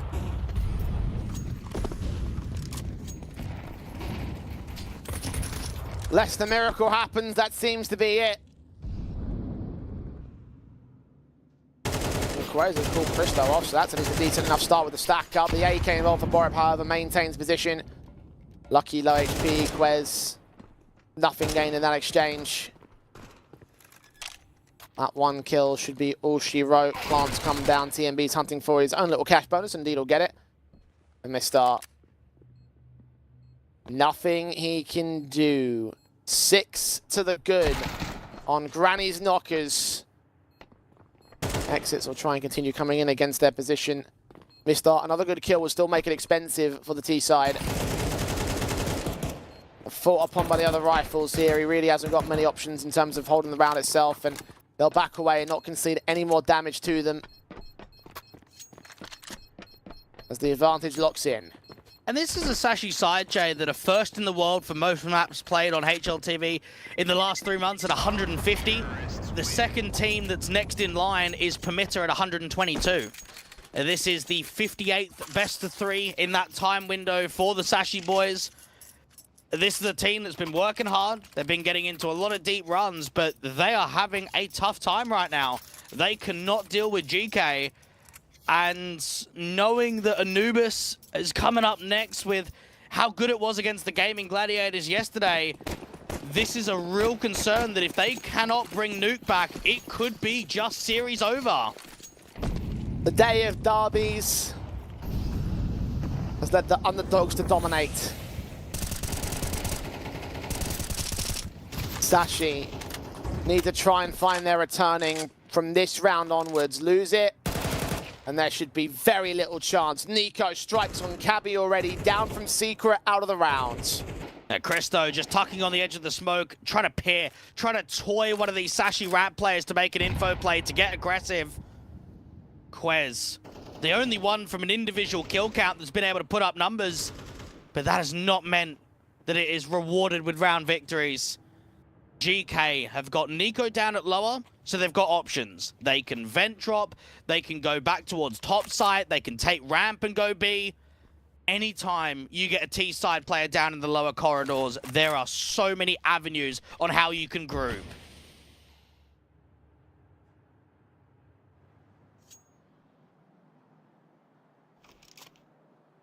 Walks will continue. TMB.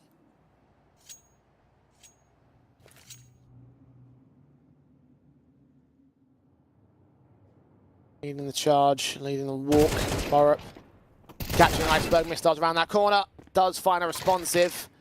Now it's really down to Lucky. He's the only man that can do anything in terms of denying this bomb plant. If he does so at the right time, then perhaps they will be able to get this round together. But overwhelmed by TMB, plant will be secured. 4v2. Retake is well off the table. They are backing up. Individually, GK have just been stronger in this matchup. We've seen very good opening kills from them, some good mid-round decisions from both Borup and Nico. Sashi just don't have any other option. And just knowing, Jay, that they have been in 7 grand finals in the last 3 months, from a bracket perspective, I would say this is one of the freest tournaments to get into another grand final. Yeah.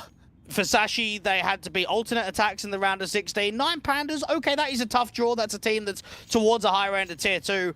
But getting GK here in the semis, they have to look at that and say, that's good for us. I know it's a derby matchup and all, but that's the avenue to get another grand final. And instead, they are struggling.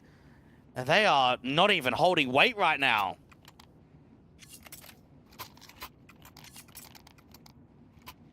Granny's knockers on the precipice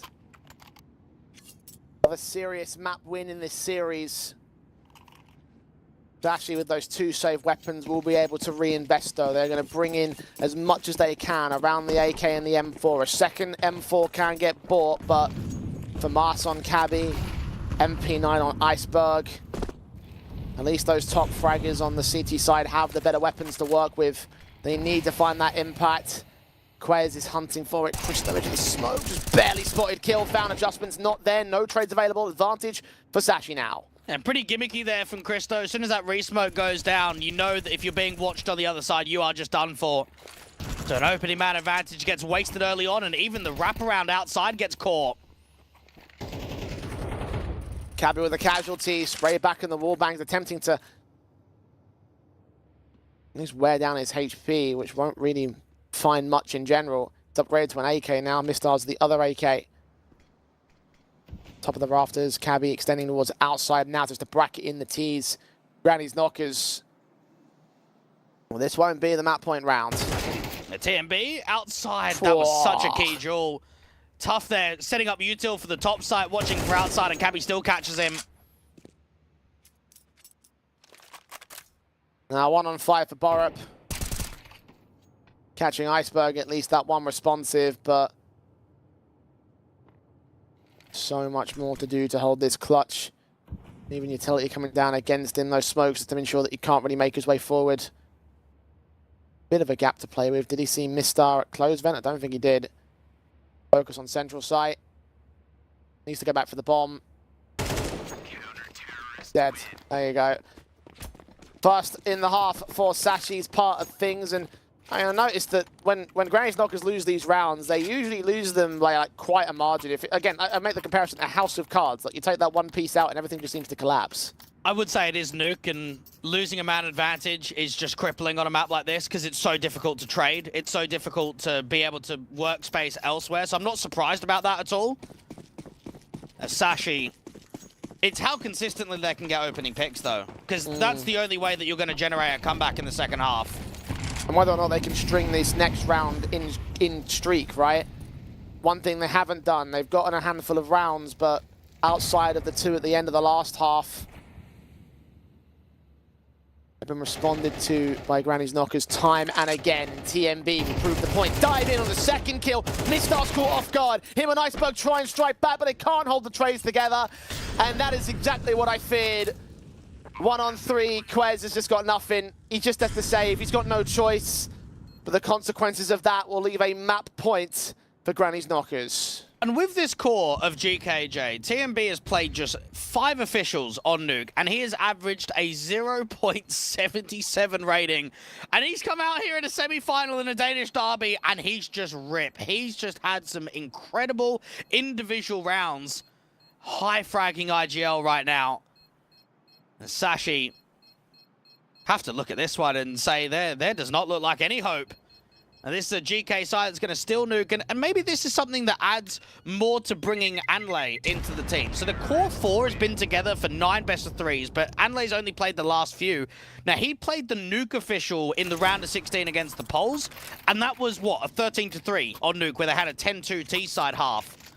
So we've only seen Anlay once. We're now seeing him the second time, and it's back-to-back performances in which the team's just dominated. Just put on some seriously one-sided score lines.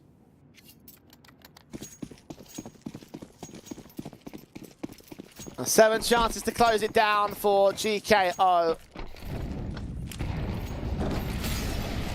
3 buys of Sachi. Do have Lucky on the orb. He does pick up that first towards outside. Again, a starting advantage for Sachi. Can Granny's Knockers trade it? Cabby certainly is looking to try and extend it. He doesn't offer up his life towards TMB. The blind sprays against Anlay tag him extremely low. Christo can finally respond, but they've lost so much for that kill. Advantage sits with the City side. Yeah, they need to find impact elsewhere. Now, Borup is close out on the upper bomb, so I think he's walked out to the door position. Mistar, Resmoke actually in top hut right now.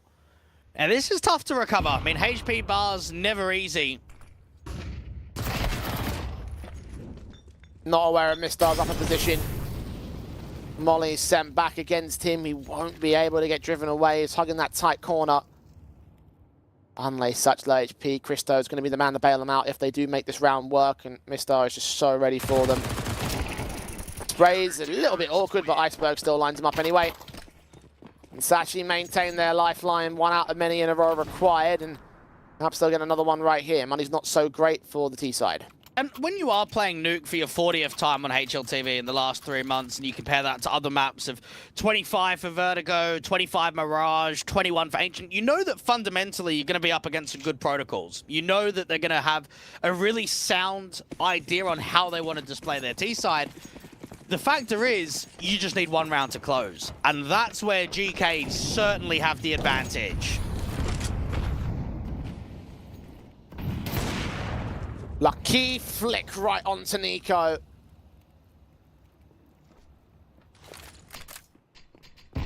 Straight shot, instant kill. Granny's Knockers did opt to buy into this round, force the issue.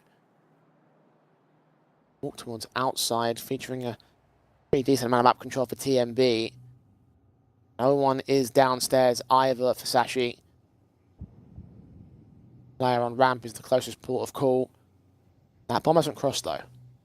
Yeah, they're waiting for TMB to kind of make something happen. Even Christo is waiting for the Heaven rotate to spot outside. Bit of damage done to Mistar. That's Borat with a bit of a burst towards default from her. Not quite the kill. The man did see Mistar. Eventually finishes off the job, but again, low HP. In this 4-on-4, double up still found. Cabby struck upon by Christo. It's closing time, lads. Lucky trying to keep the door wedged open. He misses his second orb shot up in heaven. He's known about. Quez is the next big concern. Unknown to the T side, they plant the bomb anyway. Yeah, Anlay just needs to maintain heaven. Just at least get that info. Play off the crossfire. Couple of flashes for Lucky.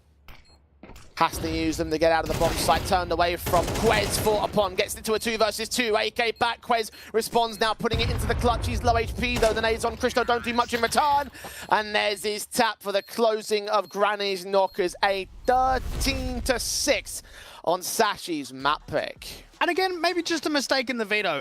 It's a safe veto. And that's probably what's hurt them. Again, going up against a Danish team on Nuke, you do play the risk, and it was a very good first half. I thought Borup and Nico, the experienced players on this team, had some very good individual moments, and then even TMB with some of that firepower got GK over the line, and they'll look at that one and say, didn't even have to work that hard for it. I mean, it's crazy to think that Sashi won pistol but then lost the anti-force buy. That round really hurt the start of the first half. And it really was a case that throughout the course of the entire matchup, every time Sashi got around, there was usually a response and the follow-up there for the boys over from Granny's Knockers. And so they really looked like they were firing on all cylinders, right? The pride element of a derby seems to bring out the best in Danish teams especially, and we've seen that once today already. We're seeing it again here and now because, look, that's a huge, huge map to take in the context of this best of 3. Anubis up next. That's GK's map pick. Yeah, it is. Now, I would say that for GK, they have had some struggles on their map pick. They had a comfortable 13-6 in the round of 16,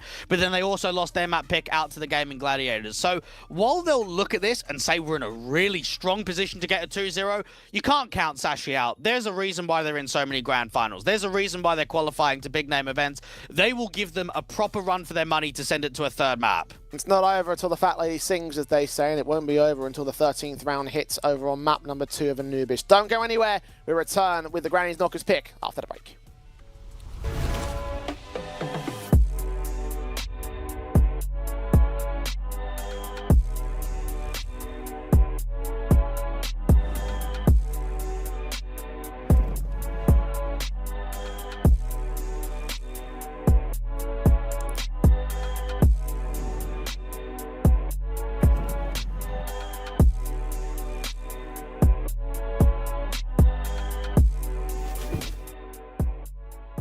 You look into your inventory and there's only... It's time to forget about this garbage. Here you will find everything to play with really cool skins. Open top cases. Upgrade dropped skins and turn your junk into a cool gun using the contract system. Every day, thousands of people upgrade their inventory with us. Hellcase.com. Look at yourself in a new way.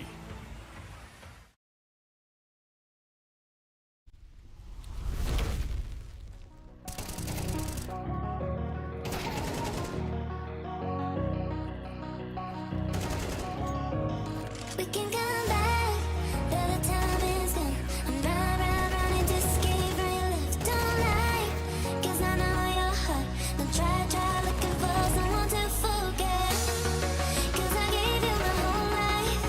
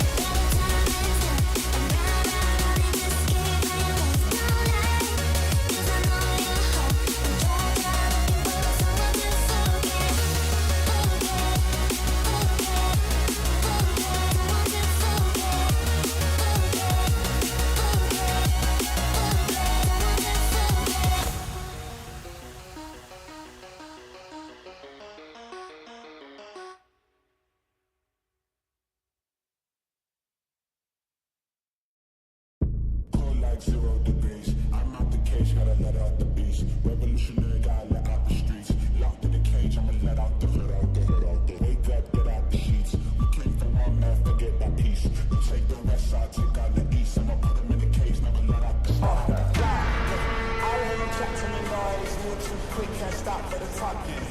I hear him chat with the boys, man's so tough, but man's keep rocking. Just too sharp with the boys, white girls gotta tell me I'm awesome, yeah.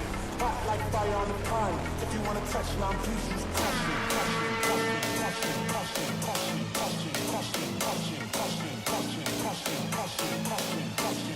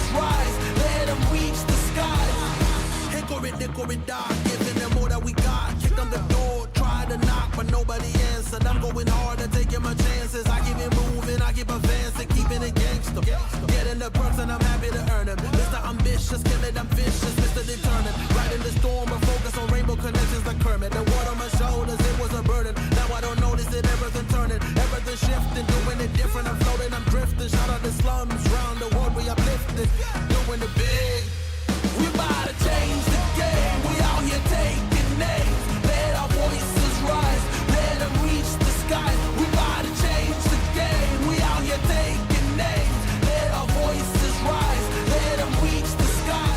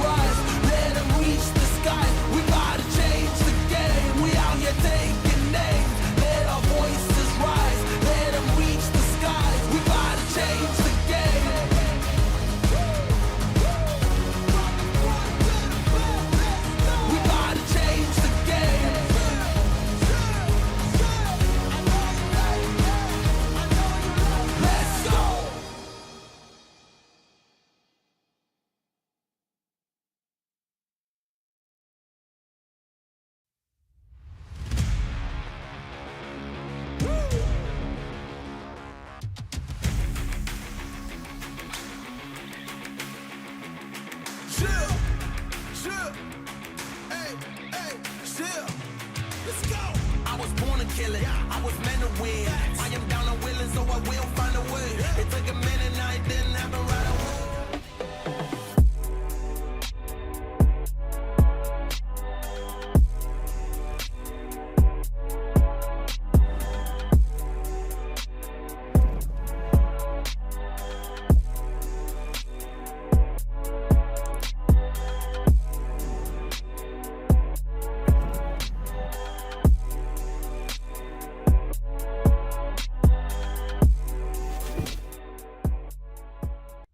Come on, it's almost yours.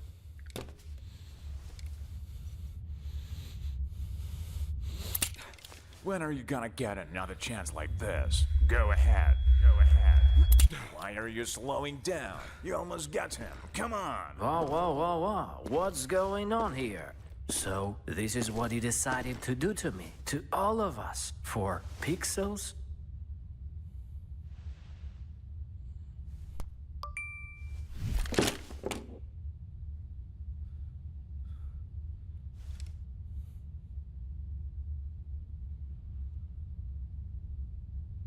Fuck you and your Roland. Let's get out of here, bro. Have you seen how many scammers showed up? Welcome back to Hellcup number 9. We roll on with our second of the semi-finals for today. Sashi overwhelmed on their own map pick. Nuke went swimmingly for the Granny's Knockers, and now they move towards Anubis, where the challenges don't get any easier, Dweg. We give them that much here. Sashi still our favourite team in this match, but for how much longer will they be rated so? I mean, they're still going to be favourites, I think, no matter which way it goes. I mean, even that, yes, it was a disappointing and underwhelming performance on Nuke, but they're still a pretty good Anubis team. They haven't played a massive amount of it recently, like in the last couple of weeks, so that might be a bit of an edge to GK. But the Granny's Knockers guys, they know that this is the best chance of an upset. They know that this is a prime position for a 2-0, but it's going to be tough. I think we're going to have a much more staunch battle out here on Anubis than we will on Nuke. Yeah, and we've seen from Sashi, all of their Anubis map-ups have this ridiculous T side that no one can really seem to match up to. I mean, they play with a lot of confidence in terms of their statistics. They have a large number of rounds won on the T half, and so picking into that, obviously, is going to be their main port of call. If they can run away with this first half, then that probably should be enough for the Sashi side. But whether or not the boys over from Granny's Knockers can contest that is another question entirely. They did the exact same, basically returned the exact same situation on the first half of Nuke. So we've only seen GK play this map 3 times since bringing Anle forward. So they had an overtime versus Mouse NXT. They had a disappointing 8-13 loss against Endpoint about 6 days ago. And then yesterday against the Gaming Gladiators, they just pumped them. And that's a side that was at the major. That's a side where, similar to Sashi, they're probably even higher end of Tier 2. They're getting a lot of decent qualifications. They're getting a lot of decent tournament runs. So to see that the boys over at GK were able to get a 13-2 in that isolated result probably means that bring on another Danish derby. Let's try and see if we can make another one happen. Yeah, positivity certainly could favour them in that respect. Obviously, it's not going to be easy from the outset. I mean, it did look easy against the Gaming Gladiators, which is obviously the one thing you have to look at there for them, their CT side basis especially, which is where they'll be starting from. If they can maintain the one-sided half, if they can get enough on this first opening, then things could still look positive for them, but only time will tell which way it's going to go. As we get set in, it's map number 2. Granny's Knockers up by 1 in the series. Can they close in 2? Let's find out, starting with a pistol round. And Nico's had some really good performances on Anubis in the last few officials, so I'm watching out for him. T-side plays in, Julie Zaborov spam away, take down 1, Christo support and TNB support comes in with an X2, and Granny's Knockers just post up a brick wall, which Sashi just runs straight into. 1 on 5 for Lucky, cannot even maintain anything. Pistol gained by GK. I can't believe how many players are on A. That's actually mental for GK. They've got 4 on A. That is a massive stack. You do not see that frequently on Anubis. And Sashi, anytime you commit to a stack-up play on a pistol, you know you're done for. The only way you can rectify it is if you cancel, but they'd already committed in. They didn't have the information, so an easy round to start for the CTs. Love and life right now. Sashi back on the back foot as they have been from most of this entire series. Map 1 saw them win the pistol and then lose everything else off the back of that. Small recovery later on, didn't quite amount towards anything. And nothing will be amounted towards in this particular round. Nico and TMB have just decimated all elements at play. Sprays easy enough for the FAMAS's. Borups M4 gets involved, and no casualties taken in the first 2 rounds for Granny's knockers. The rifles will be inbound from Sashi.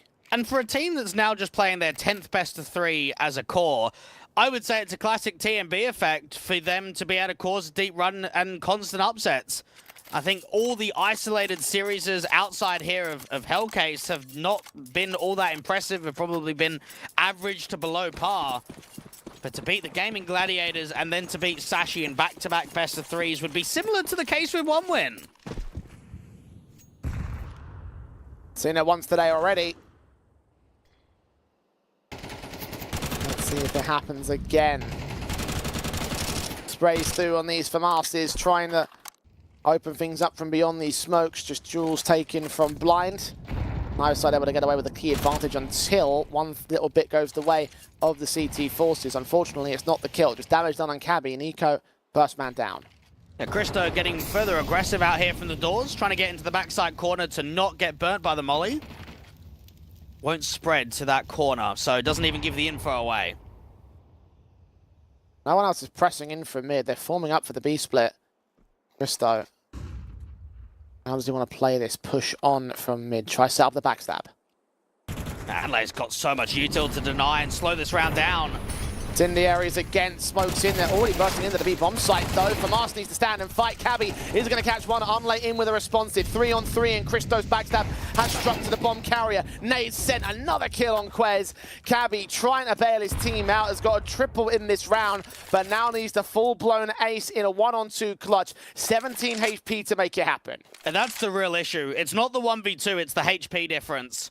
17, I can't see this being achievable. I reckon he's going to fall without even getting the bomb down now with Borup beating him to the rotation. 20 seconds. Both sides have a defender.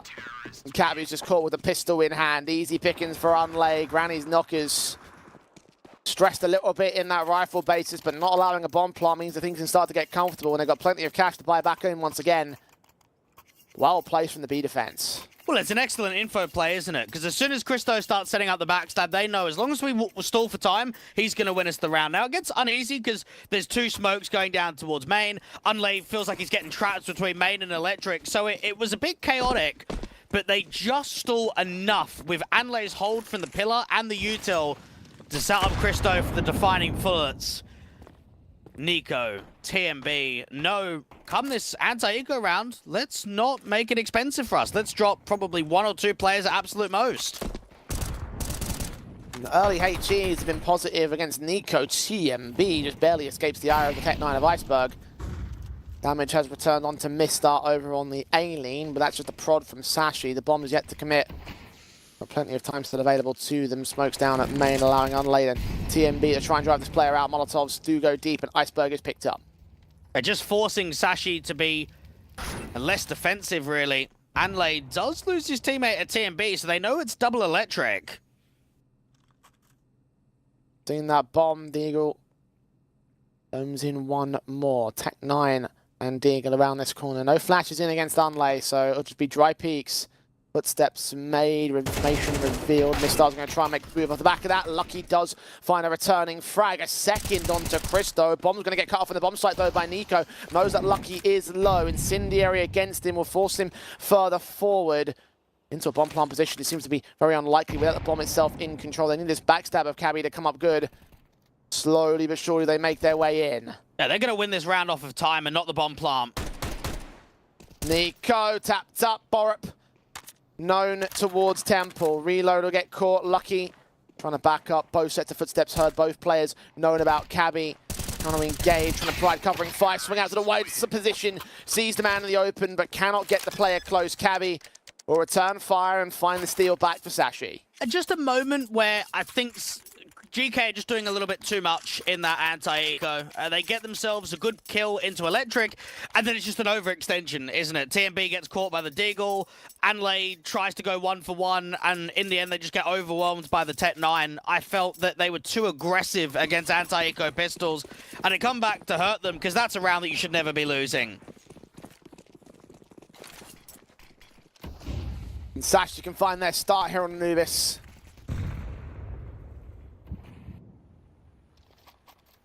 Massive stuff from the pistol players. The AWP is in for Christo here. Set towards the A-bomb site. Alongside Borup with the crossfire. Dry faces from Iceberg being considered. Checking those corners where they extend out towards mid. Indeed, they will kill. Found. Double up. Nice and easy. Secured. A site's taken. Round is over. As soon as the AWP misses, you know that it's pretty much game over. You're just going to get swarmed. Even Nico should get dropped by Quez out from mid.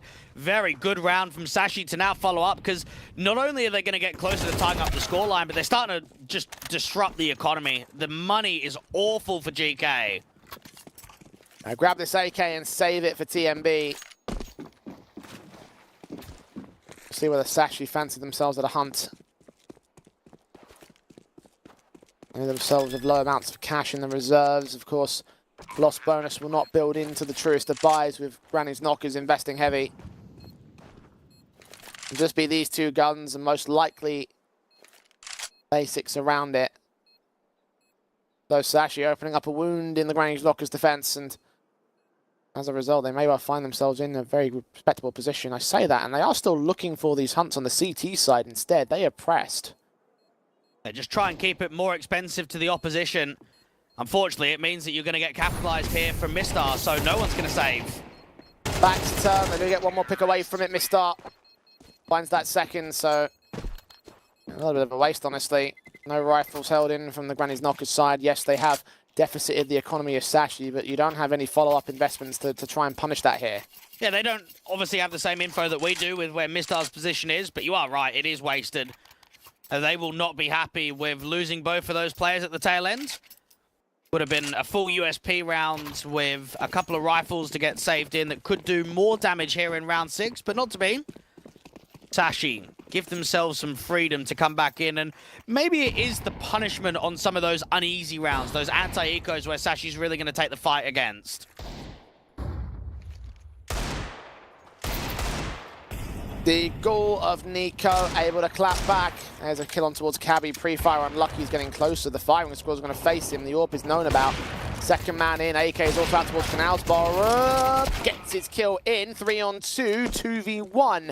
Very expensive stuff from the CT side. And Unlay has the bomb. The round could still be on if he can isolate each of these individual fights, but they're coming in real quick. Mistar moves in. Spray doesn't do all that much. And Sashi maintain number 3. Pretty good there from the GK side. They have Nico in a position where he's the only guy with an upgrade of $700, and they've got away with 3 kills. So they'll be happy with the damage. Now they've got to try and follow up. Now, Christo didn't even have money to go glass cannon AWP, so he's going to be down onto the M4 and just a single smoke. Sashi, position for them to take the lead. 2 rounds in a row where 3 players have fallen on Sashi. Granny's Knockers, a chance to counter reset. Very fast in towards mid. Molotov against the likes of Nico. HG down. He's fully blinded with that flashbang. Iceberg's going to overwhelm in an instant. They'll try and engage against Borup, who's also Molotov out. Unlay, head of the Temple Smoke. Another Molotov comes in to ensure he doesn't push it. Borup just has to back away. Borup's trying to set up Christo for an aggressive play out to AMA just to try and strike with another duel, and there it is, catching Mistar off in the rugs. 4-on-4, Unlay gets re-smoked, but he continues to hold this aggressive stance, trying to suss out where the T-side are going with. Meanwhile, all the chaos made towards mid is indicated no one's over on B. TMB is pressed, and if he gets a kill here, he'll get the jump on the T-side line. 2 could line up. Iceberg indeed drops, plays down as well. Lucky's up in the corner. Oh, TMB's made it a triple. Far and above and beyond the call of duty. And now Cabby, he's left to clutch it of his own right. All of Granny's Knockers are here on the B site. And I really like the adaptation there from GK. They're in a state where they lose the opening pick in mid just because they get beaten by pace. It's very quick from Sashi. They try an insertion point. They flash assist. They get Mistar to drop out there into the canals and out in rug. And then it's a 4v4. You need an advantage. There's an info play from TMB. Now, most likely, Jay, goes 1-for-1. I would say that's a realistic outcome. But for him to get 3 kills, that is crazy from the pause.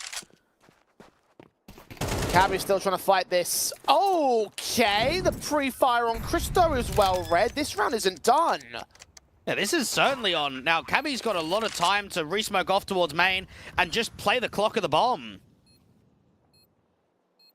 Heard those footsteps. Unlay.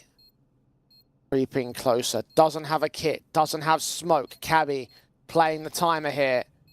Unlay on the defuse. Holding it down. Cabby racing in the open. Kill gets secured. A 1 versus 4 on his clutch. I cannot believe he's played that to perfection. Granny's Knockers should have had that round. But Sashi instead take the lead. Yeah, that's shocking. I mean, just when I was starting to give a lot of praise back to how much TMB was able to do, you should never lose rounds like that, ever. Just individual duels being made, unnecessarily. All of those fights are 1v1s. No one's buddied up. No one's in trading positions. And those are rounds, Jay, that are going to lose you maps and lose you series. And that's where I favor Sashi as the favorites for moments like that to recover. Granny's Knockers. Into the half by they'll look to go. The HEs down a bits of utility across the T-side line. Trying to suss out an opening advantage against Granny's Knockers. They might find one against Borup. He's forced out of the way. Utility trades good enough to keep us at evens on the HP markers, but no opening kills yet. They might force one out here towards B main. Pistols trying to see if they can fight against the AK, but Mistar has actually been able to isolate both of them. Even the press out to B main hasn't been rewarded with too much else. Nico's desperate for the trade, but that might not even happen. We're starting to form up towards the XE. B is the target, TMB and Unlay are the defenders. Molotov's towards TMB, has forced him out of the way. He has to make a move. Another Molotov getting him into the open. Unlay going to swing alongside him. Both players line up for Lucky. Easy pickings, Nico. 1 on 5. And for Sashi, they actually feel as if they're running away with Anubis right now. You can say what you want about the T side of the map. The factor is this was an 0-3 and now 5 rounds in a row where GK have had decent round opportunities and they've just butchered them. They haven't taken the key rounds. And they've lost an anti-eco. They've got themselves in a 1v4 position and lost that one. So this is going to hurt because this could be Sashi getting quite a one-sided lead at the turn of the half. Even remember how Granny's Knockers were able to decimate Gaming Gladiators on this map. An 11-1 CT side. The defensive halves went so well for him. Not the case here as Carrie's already picked up Nico in mid. They're starting to lose these fights consistently. 2 players out on the A bomb site try and fight for their best. TMB keeps the trades going, but now he's all alone and he's going to get surrounded soon enough. The mid walk from Cabby, closing from camera. Eventually we'll be able to overwhelm him. TMB is just holding out for as long as he can. His time is limited though. Flashbang's turned away from, doesn't even come through. Cabby just dry walks it and TMB's caught looking the wrong way. There should be another save. Adelaide going to try and walk the smoke, though. Dead to rights. Christo. 1 on 3 taken. Orp set in. We'll be able to take that 1 exit, but now needs to just run away with it. No sense of the retake. No chance of the retake. A 6th round for Sashi. Minimums on T side. And we see quite frequently that Sashi are open to leaving Anubis as a third map decider. They don't really ban a lot of it. They don't like their Dust 2 recently. They don't really like their Inferno. Their Ancient is another one that typically they get out in the ban wave. Anubis, they're quite happy to play. A lot of teams pick it against them. A lot of the times it floats to the end. And right now we are seeing fundamentally a very sound T-side for them. Good trades, good openings, the timings from Cabby to work in from mid. And a guy that struggled quite a bit on map 1 has now come into map 2 and he's looked a lot more involved, not only with the massive clutch, but just the overarching impact kills for him.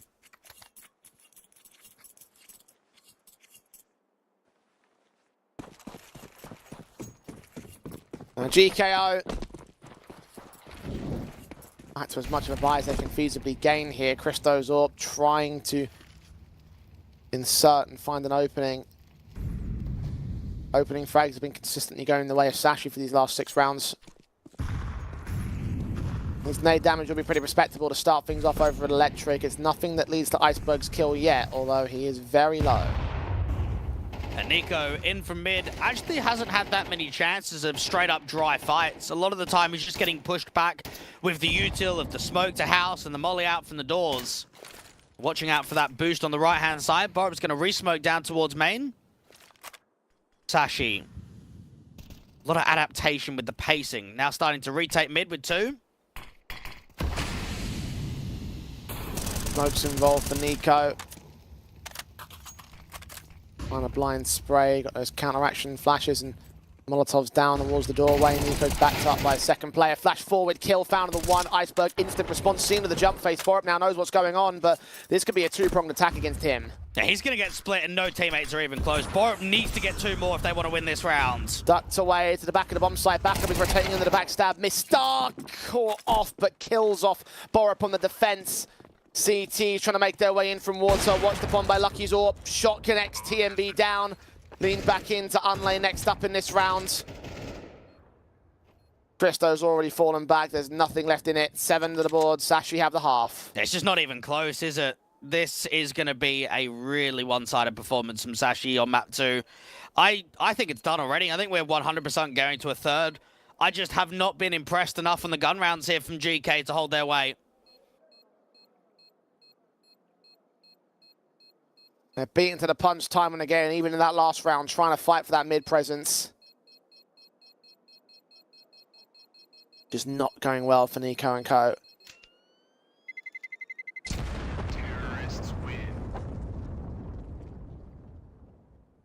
Sashi just continue pressing. At least the AWP stays in, so they have a little bit of rifle basis to buy in alongside Unlay as well. That automatic SMG, but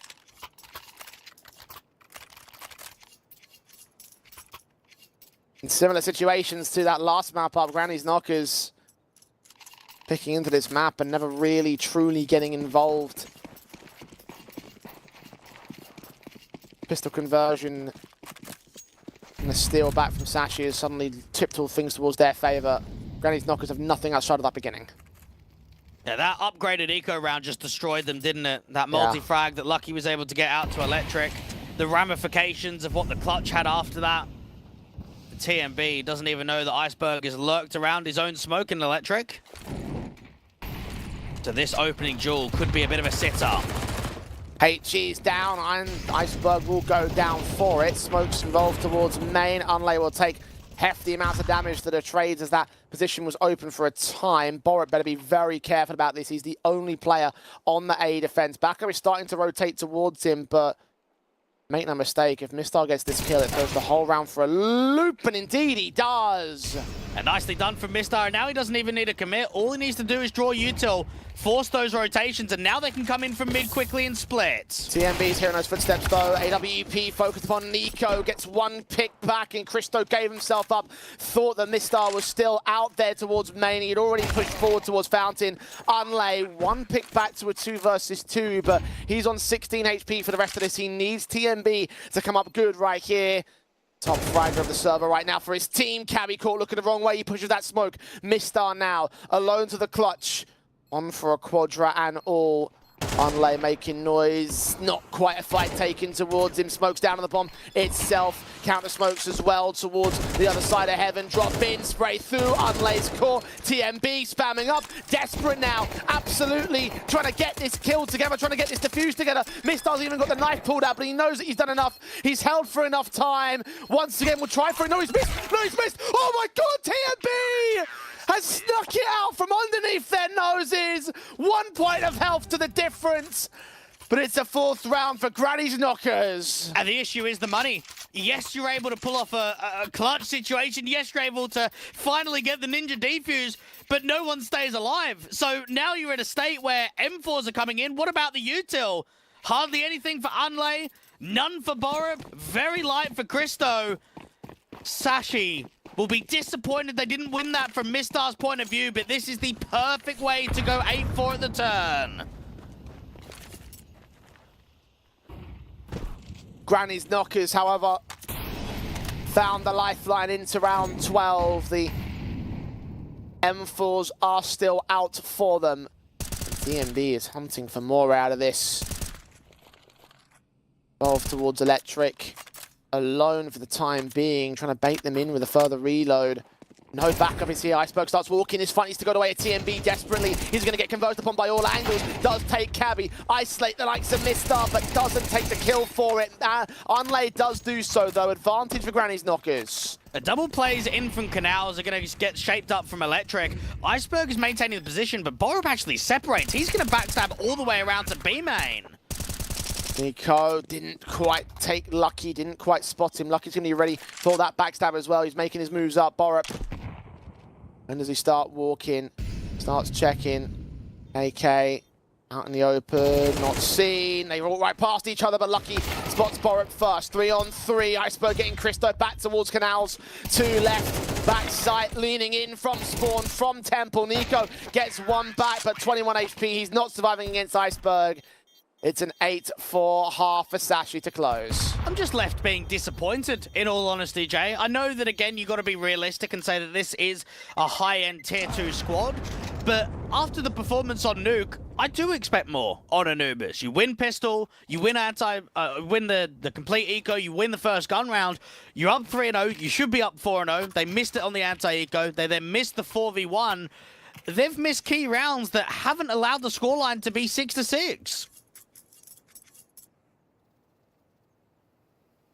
And going into the T-side half, Granny's Knockers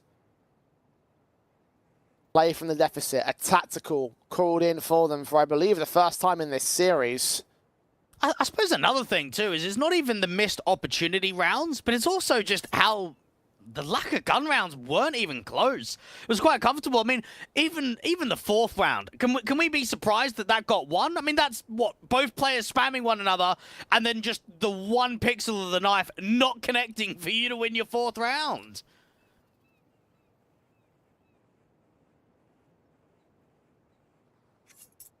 And in the end, Granny's Knockers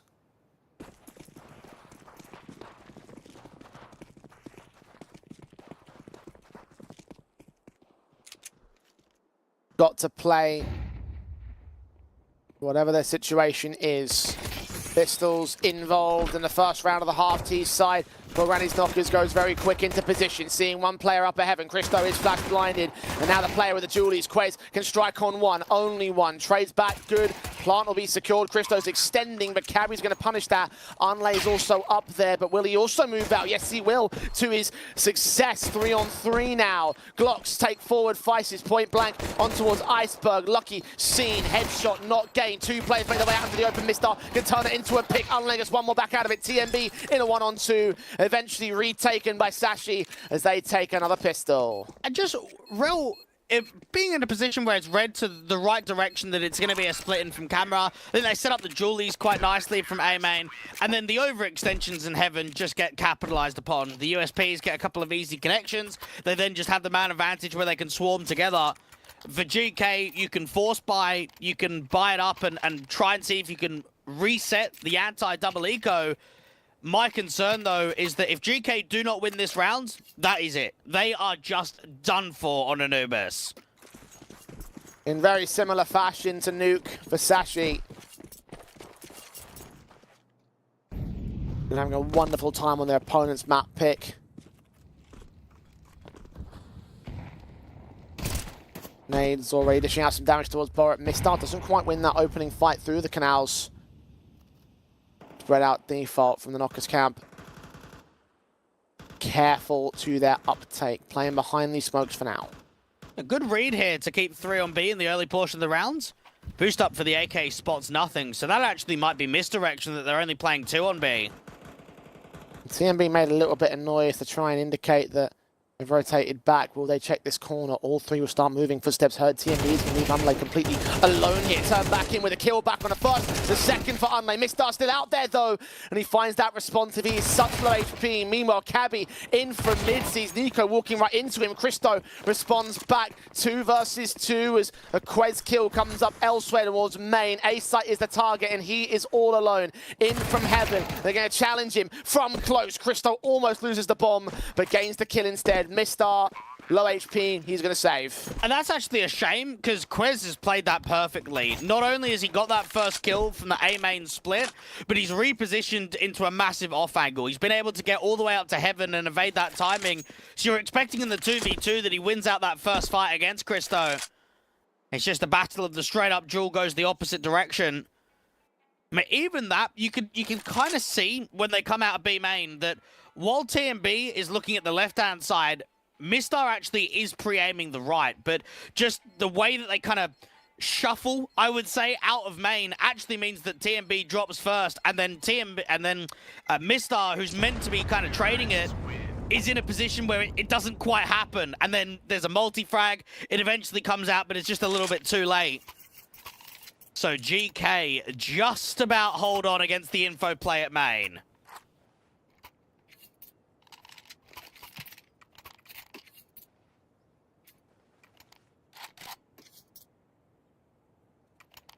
Reinvestments will come through from Sachi. They will force the issue. AK be the only rifle to speak of here for the CT side. Another automatic on Cabby's SMG. Like 7 scouts, 5.7s. Flashing his teammates into the fight against this star, which they're going to be successful on. Rifle lost already. Yeah, just excellent timing. There's nothing you can do if you're Mistar. Completely blinded, aggressive in canals. Iceberg is hoping that he can try and find something back. Cabby did strike on towards one player, and that scout player also returned the pawn. Borup will deal with Quez, the last man standing. Nicely held together. The 4 AKs will remain here for the T side. And Sashi start to lose a little bit of their lead. And for Borup and Nico, I mean, it's got to be nice to be able to play together again. I know that they're on Heroic from, what, about May of 2020 to February of the year after. They most recently played on Sashi. They're kind of continuing this duo. Maybe we do get to see them get picked up as a bit of a package. Striking hard in the first map. Not as much impact frags from them in the second. Sashi on a complete fully go. TMB trying to work down against Lucky. That one responsive against the MAC-10. The main rifles have stayed in and hit the B bomb site with no one there on defensive. Let's see whether these pistols can take any more damage out of the fold here. Expense will certainly be valuable against Granny's knockers. Nades back and forth. Christo getting Cabby. Lucky and Mistar also tagged, but nothing more seeming to be received by Sachi. And there's been a lot of history between the AWPA and the in-game leader of Christo and TMB. They played together on a few different stints of AGF. A little bit of 2018, most of 2019, a lot of 2020. So when you do have a relationship, even if it is a mixed team, Jay, of sort of the in-game leader and AWPA, you know how each other like to call, you know how they like to play off of one another. And it's about rectifying that in what I would say is an uncomfortable position, down by 2 in a high-pressured semi-final matchup. Sashi is still properly at the advantage here of Anubis. It's whether GK can start clawing rounds in a row consistently.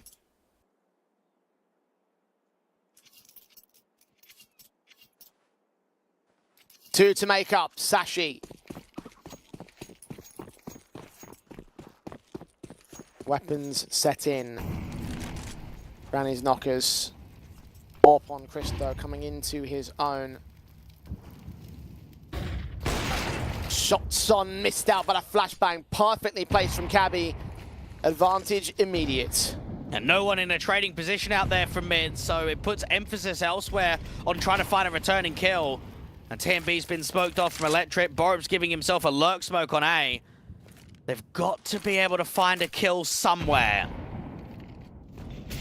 Electric players going to get Molotov down, but the T-side be able to strike. TMB's hoping he does do. In the end, they hold themselves in that corner. Another Molotov forcing him back forward into TMB's hands. Indeed, kill found. His Iceberg been detected. He's in that corner. Checked upon. There's the kill. TMB fragging like anything. Top of the board for his squad thanks to that double. And that will be the site taken. Most likely the round with it. 4 on 3. Sashi only really got lucky to try and disrupt this. Well, they've got Cabby on the backstab, so honestly, this could still be on for Sashi. No one's checking main, so might wait. Eventually, Anlay does start to look back. Flash forward, doesn't see Cabby, doesn't see anything at all. Borup's got Quez elsewhere. Cabby does look to strike, but they still can't gain the man advantage. They can't even it up. So he starts backing up. Lucky will stick around and hopefully keep the T-side on their toes. Start escaping towards this temple position. Unlucky doesn't know about it just yet. His M4 waits. Might get closed in on the back lines. That might be another exit to take. The utility actually reveals exactly where they're coming in from. TMB just sees in. Sprays very awkward to the M4. And it's only the AK that stays in with the CT board. Granny's knockers have almost completely closed the gap. And that's some of the real issues on the CT side of Anubis, Jay, is that if you get out on that main wall, you kind of can sometimes get trapped. And for TMB, while it is a man disadvantage, once they get that first molly in, they hear two players, and then they've got the molly that comes from the main perspective. Both of those guys from Sashi, they can't go anywhere. They've got two options. They either fight heavy main or they fight heavy electric. They try and go into electric, and the in-game leader just gets 2 kills. We've seen countless rounds in this best of 3 that TMB has won the round by himself. Granny's knockers may still find success for it. Lucky baiting has info on that AWP and those AKs towards top mid, but it's probably a guarantee that those weapons are going to be in play. It's now a case how the default set up, particularly for the CT side. What can they do to counteract Granny's knockers? You've got aggression in towards B main from Iceberg, being watched by Unlay, who's not seeing anything. Prods from Quez being spotted by Borup. He'll be happy to back away and play the range game. Sashi, the insertion point outside of main from Iceberg could be quite cheeky, because it might allow an individual kill to get picked up for a rifle. Unlay's tentative about making his way forward, though. Doesn't seem like he'll get his chance. And TMB does get smoked off. Is he going to beat that smoke? Seems like he will do. Oh, the walk-up's so perfect. So Iceberg's a dead man. And more than likely, they get this B bomb site under their control. I say that, they're not extending out towards main, so perhaps they might be running into the trap still. Deagle's got to go pretty ham for it, though. One shot taken. Borup has to respond. Bomb carrier of Nico seen, but he gets overwhelmed. Mistar back site, overwhelmed by Christo. Borup gets the player out towards the A site lurk, and Cabby back at spawn. Maybe a bit of disruption for a moment, but nothing too significant. Nothing that will get the round together and the steal together for Sashi. Cabby try look for damage, ultimately unsuccessful, as Granny's knockers are all the way back now. And that's where you got to be realistic for the in-game leader and say you can't expect him to get 2 there. Anytime you aggress out from main, you were expecting 1 for 1. That was the only way that that round was going to get stolen, but not to be. 9-9. Heavy round streaks from both teams. And come into a situation where economy management is very strong for the T side, so it's going to have to be a good few gun rounds for Sashi to properly reset them down to a half buy. Lucky needs to try and turn it around with an opening kill with the AWP. Christo's got his own AWP in from mid once again. Cabby has been doing well with dealing with him. Dashes forwards. TMB caught dead to rights, but he's not ready for Nico to peek off the back of that. Advantage neutralized. Very aggressive into A main, but not taking the overall step to actually get into the water canal. They're going to start walking now, so Borup's going to have to be up against a couple, and he loses the fight instantly.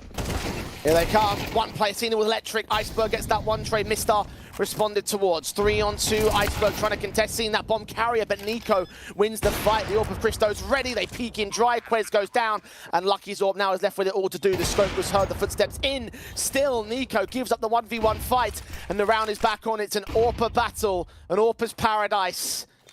Plant opened up. Christo's watching for it. Lucky's trying to force him to make a mistake. An incendiary in his hands. Jump face, trying to bait him. Desperately so. The Molotov will force him into the open. Christo's going to burn. Shot misses out. Lucky takes the USP against the challenge. Christo also misses in of his own right. And Lucky holds the clutch together for Sashi to just take 10. Oh, just about. And when they know that Lucky's out there to electric, Nico overpeaks. He's done so well into that round to make it achievable, to make it 3, but he doesn't need to swing the AWPer there. He just needs to get into the bomb site and waste some time, set up the 2v1.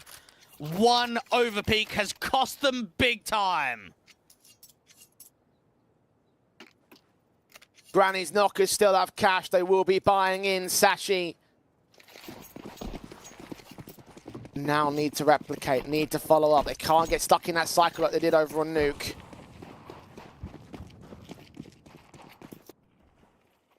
Instant responses of Granny's knockers could be more crippling to the CT side. Molly's forwards. Borup opening engagement. Quez will respond back to it immediately. Now, Cabby in an off angle right now from mid. Molly's going to try and force him away. TMB and Mistar having a bit of a battle of util. Mistar thinking about getting aggressive, and Quez actually strikes with Lucky's AWP that got dropped. HG's on Mistar, will tag him low, but the man advantage stays with Sashi.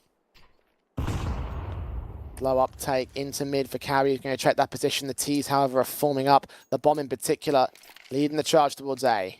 I don't often see Quez on the big green, but he's a solid anchor player, so he can play defensive, he can play out from heaven.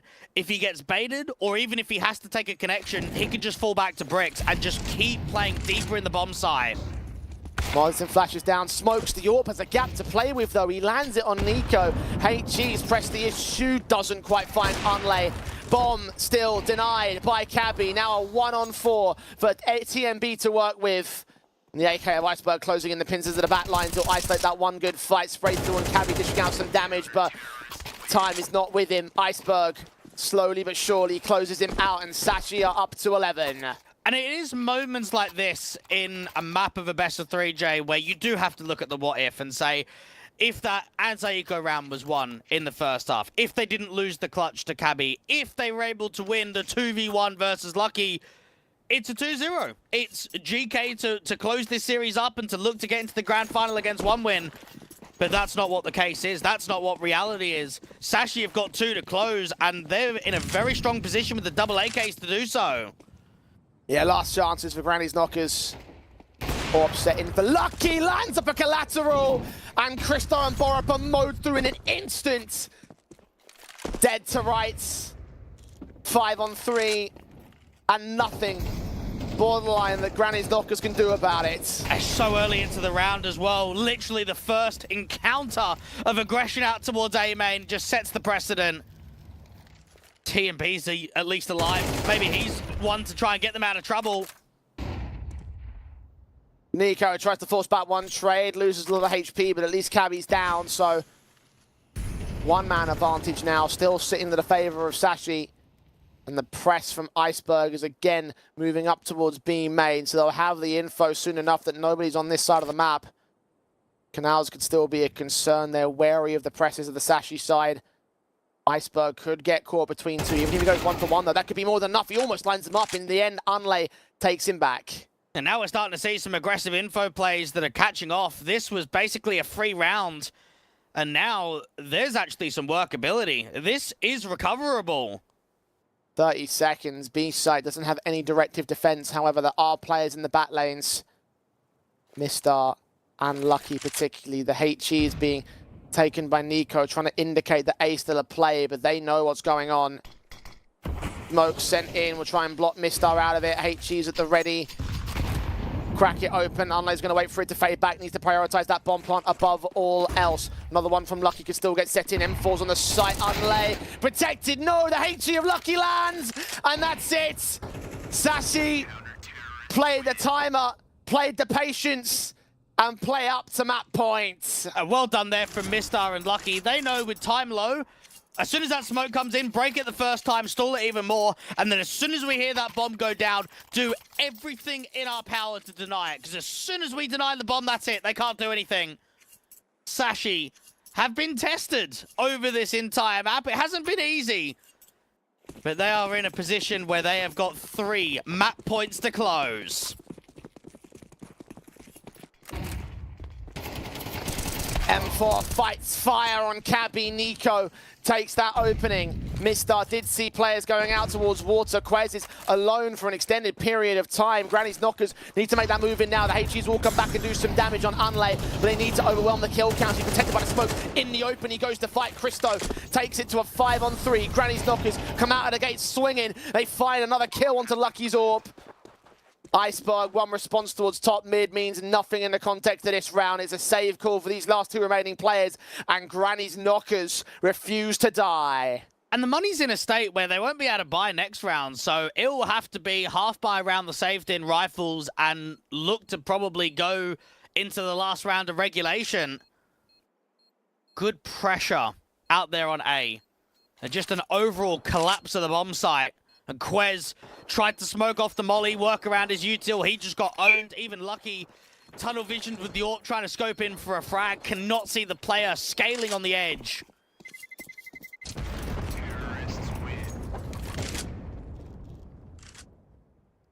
GKO keep themselves in the match. 1 out of 3 to grind back to OT. Tacticals called in by Sashi now, who need to settle. Maybe take the eco. And look towards the guns in round 24 to just nip it in the bud, to take it at 13-11. Cash ain't great for them, but it can be great for you with a 3% bonus over at ShadowPay. Use code Hellcup9. Lock yourself in for the closing moments of Anubis. Will Granny's Knockers take us to overtime?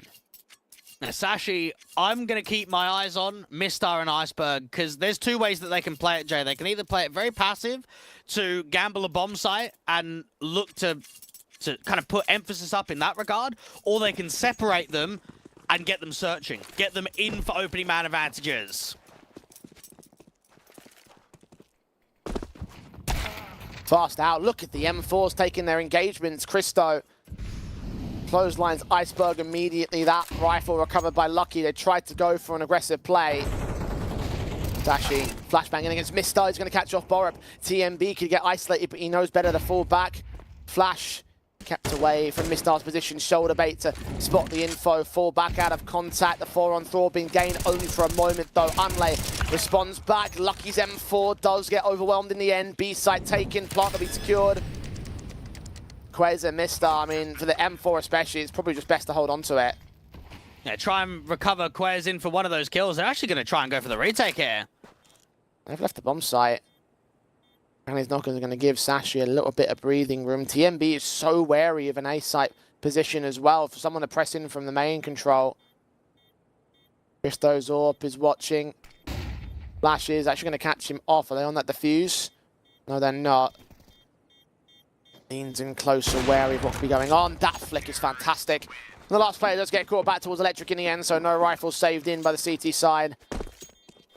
Granny's Knockers knocking on the door of overtime. Sashi need to close it out now. Now, just knowing that we were in a position at sort of 9-4, we were kind of saying it, that win this next gun round and that's it. It's over. There is no chance. And yet somehow we are here in round 24. Sometimes that's just how the games go down. A couple of key rounds get missed. Don't close early. Sashi, though, prime position to give them the advantage in rounds like this. When pressure's on, when it's high tempo, that they are the more experienced team. They are the more solid team in these round 24 deciders.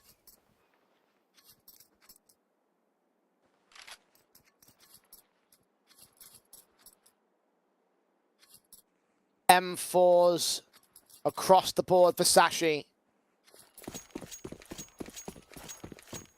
They just need one more on this CT side, and that would be it for Anubis. We go towards that third map. Granny's Knockers, though, they want to play on. They're still hungry for their 2-0, even if it takes a slightly extended period of time.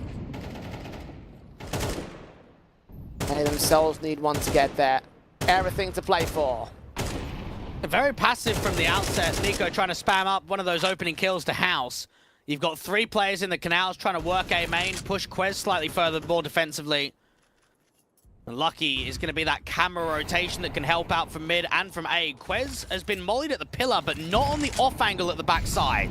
Not quite seeing him. Flash is turned away. Incendiaries will try and block. Smoke's involved. He's going to try and strike. Nice pulled out for TMB. He's caught. Quez starts things off. A really good pause there from Quez, because that's just a bit of a freebie. No one in trading positions as they fall away.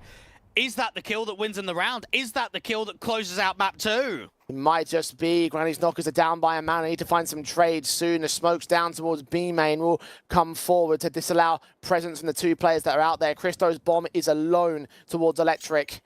Start to get backed up by Borup. They're going to run this timer extremely low. It didn't work out for them last time. It has to work this time. A 3 on B is the right call, but they're hesitant about it. Lucky is second-guessing the temple rotation. Molotov sent, smoke's all clear. Mistar, was he spotted? He might have just been. Flashbang sent his general direction. Two of them come over. They isolate Boren. He goes down. 5 on 3. Unlay with a responsive. 18 seconds. Mistar needs to get struck upon.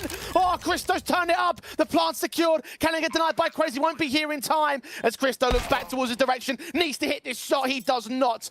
And it's Nico all alone. 1 on 3. It just stuck out from main. No util, no nothing. He's waiting for the mid player of Cabby to come in. He's not, though. They're all on the bomb site. The fuse could get tapped. No one's got util. They're going to have to peek this dry.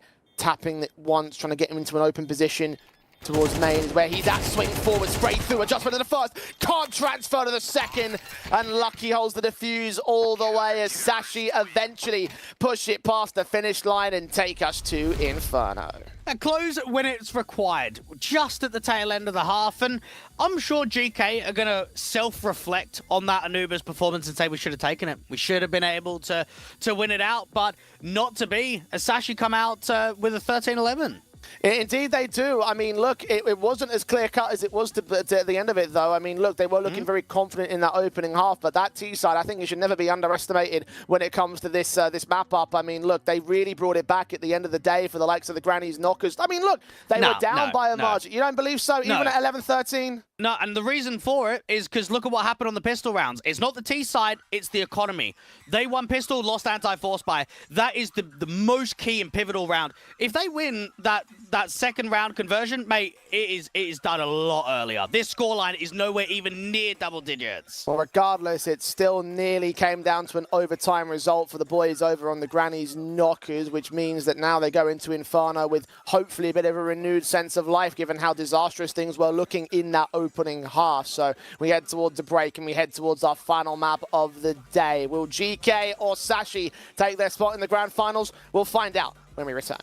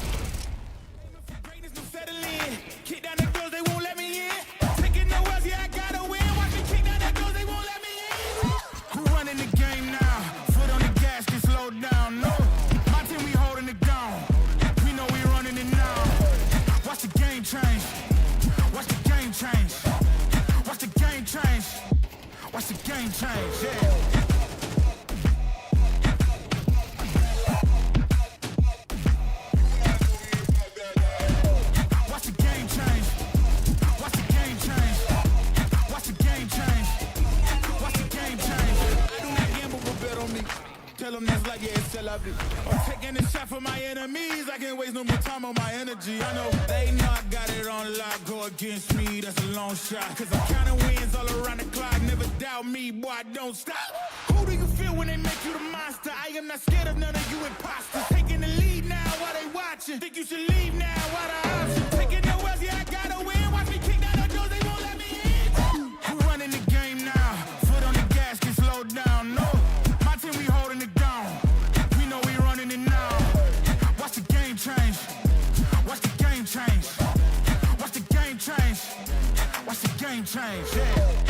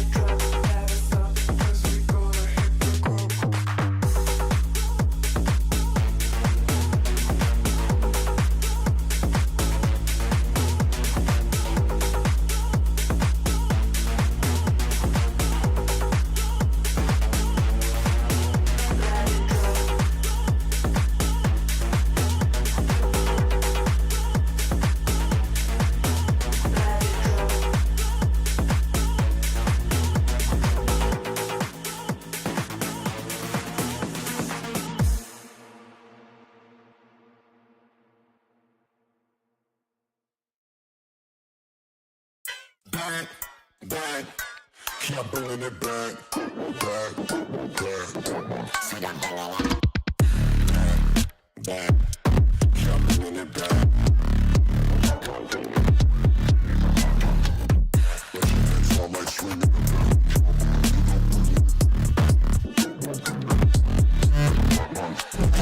back, back, keep bringing it back.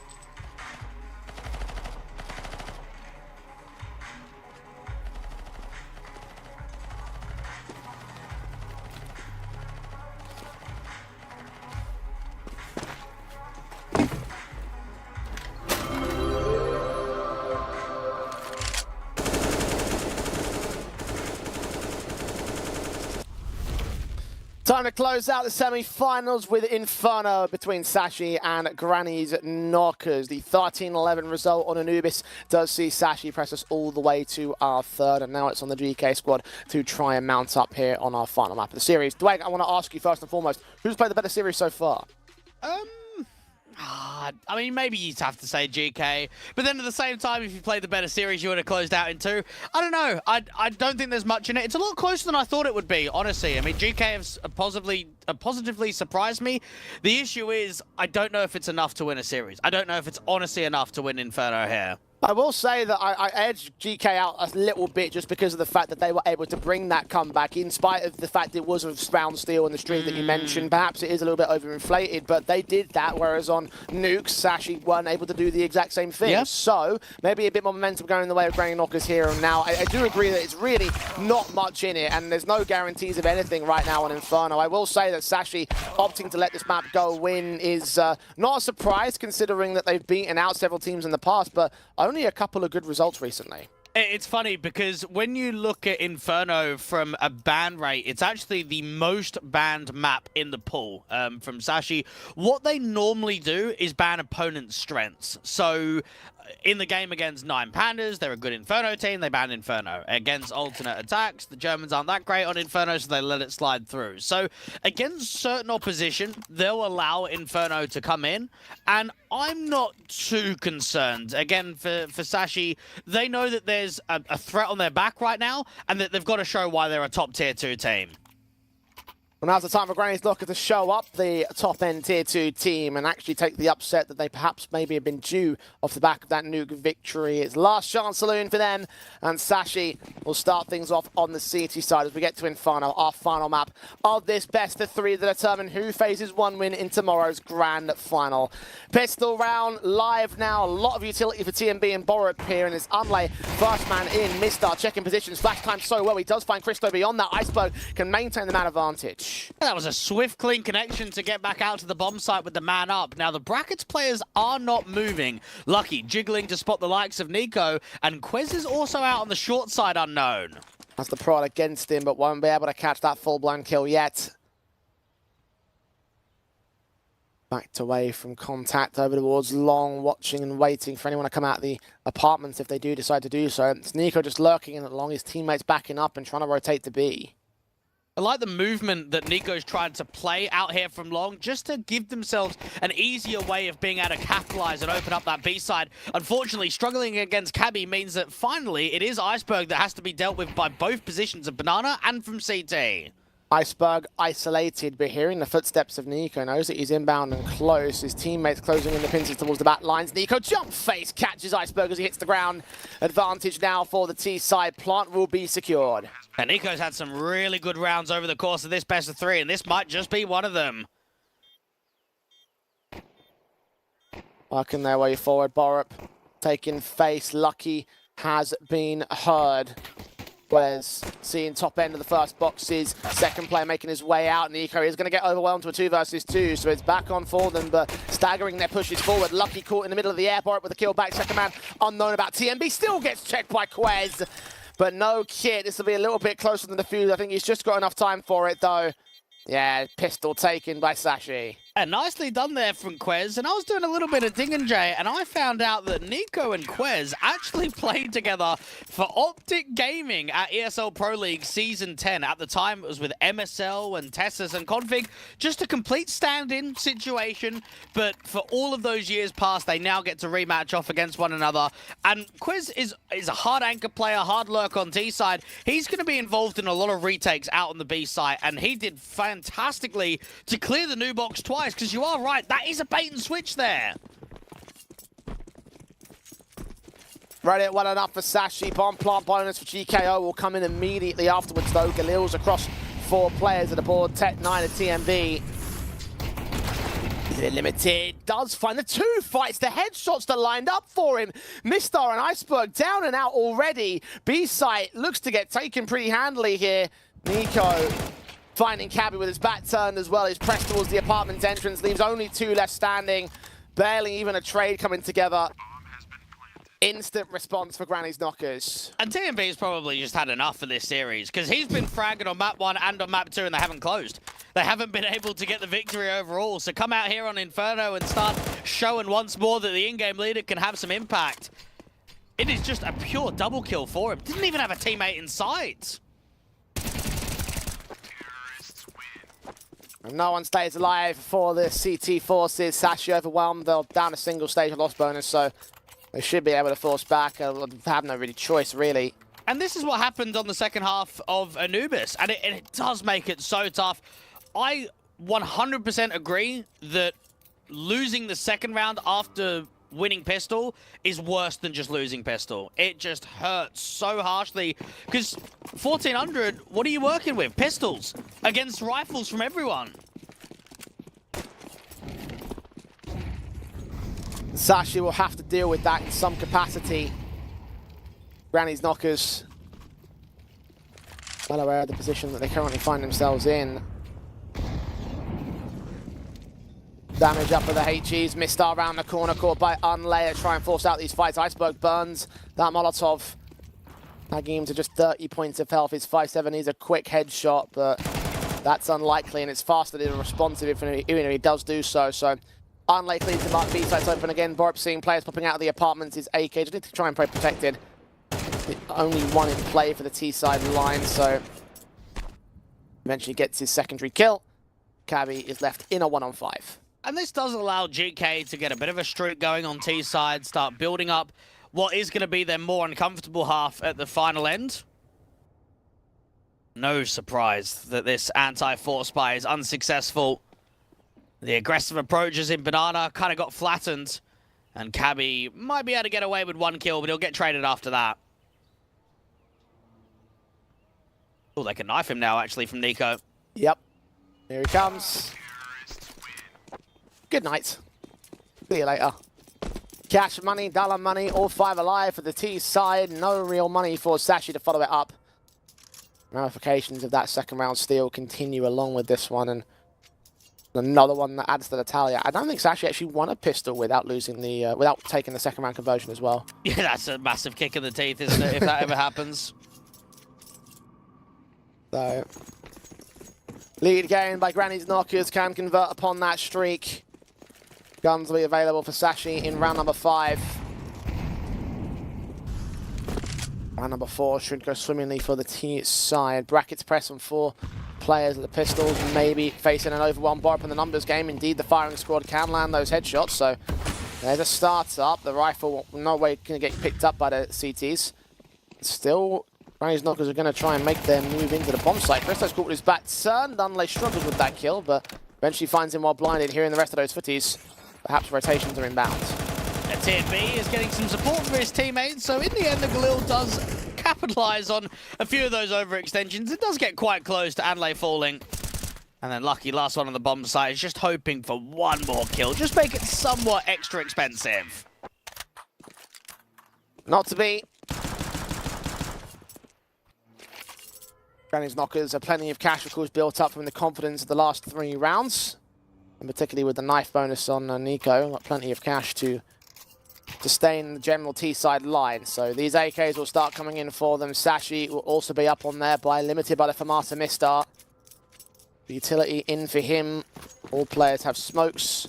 A couple of incendiaries, and just on 3 players here. There we go. First rifle round, first true rifle round of the game. See, that's also the issue of losing the second one, Jay, is that when you get onto the next rifle, you are limited. You're not going to have the AWP out. You're not going to have the tidy utility, so you even go down to a FAMAS or Mistar.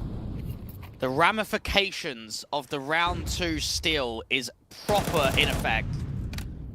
Borup, a player that did very well in their playoff games across this tournament so far, felt as if he's been slightly underwhelming in this best of 3.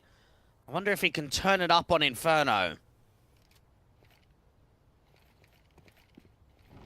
Currently bottom of the board for his team in terms of the series rankings. Nice HEs on Quez over at Quad. Smokes against them. They heard those footsteps. Will they be ready for Cabby on the top end boost, though? If they extend out that far. Him and Lucky on the crossfire. Nico still prodding for this. Barely seen a shoulder out of Boiler. Now he's been seen. Iceberg has struck elsewhere, though. Lucky's going to take that secondary pick. 5 on 3. The blind sprays beyond these smokes over at Banana yield nothing for Granny's Knockers. A really good work there from Sashi just to pressurize brackets, even the re-smoke, just when it looked as if GK may have wanted to commit to the execute. They've got to go, but they've got to break the smoke to get in. HE's down, nothing revealed, backline's not contested, flash forward instead for the CT side, so well timed by Lucky again. Iceberg with another couple of kills, a triple in fact in that sequence, a quadra overall in the round. And Sashi, well, they're looking a very confident one on the CT side. Yeah, so not only are you up against a weakened gun round, but you're also up against a Sashi side that doesn't drop any players. Very well done. GK Do you reckon that's a bit of a statement that's just given straight towards them of we're here for a proper fight? This is not going to be easy on Inferno. I'd be very worried if it was an easy fight on Inferno. Both teams fighting for the grand finals in this matchup. Incendiaries and Molotovs sent. Icebergs M4 watching and waiting. HG's on TMB at the ready. Damage against him. Iceberg not able to get a definitive kill. Further HGs go deeper onto Unlay. That AK on the corner, evading Mistar's contact. Iceberg knowing about Mistar does get caught off. One decent pick, a second decent pick as well. Two more entries to his favor. A B site is under siege, but Nico traded back to a 3-on-3 on the A-lurk. No bomb. No one has the bomb here, so Lucky's going to keep fighting, but TMB is going to keep fragging. And TMB needs to hold the bomb site, because they're going to have to go back at bottom banana to go and get it, and they might just pack and move back into A. Cabby, oh, looks like he wants to get on the edge of the smoke. Now, as soon as that smoke clears, or he gets on the other side of it, he's going to realize B's completely not taken. TMB's got more smokes coming down. I think they realize that something else is going on. The mid-press from Quez, does he spot them? I don't think he's able to get those kills. All rests and turns towards Cabby now. Hearing those footsteps, will be trying the blind sprays. Incendiaries will try block them, and it'll be a little bit too late.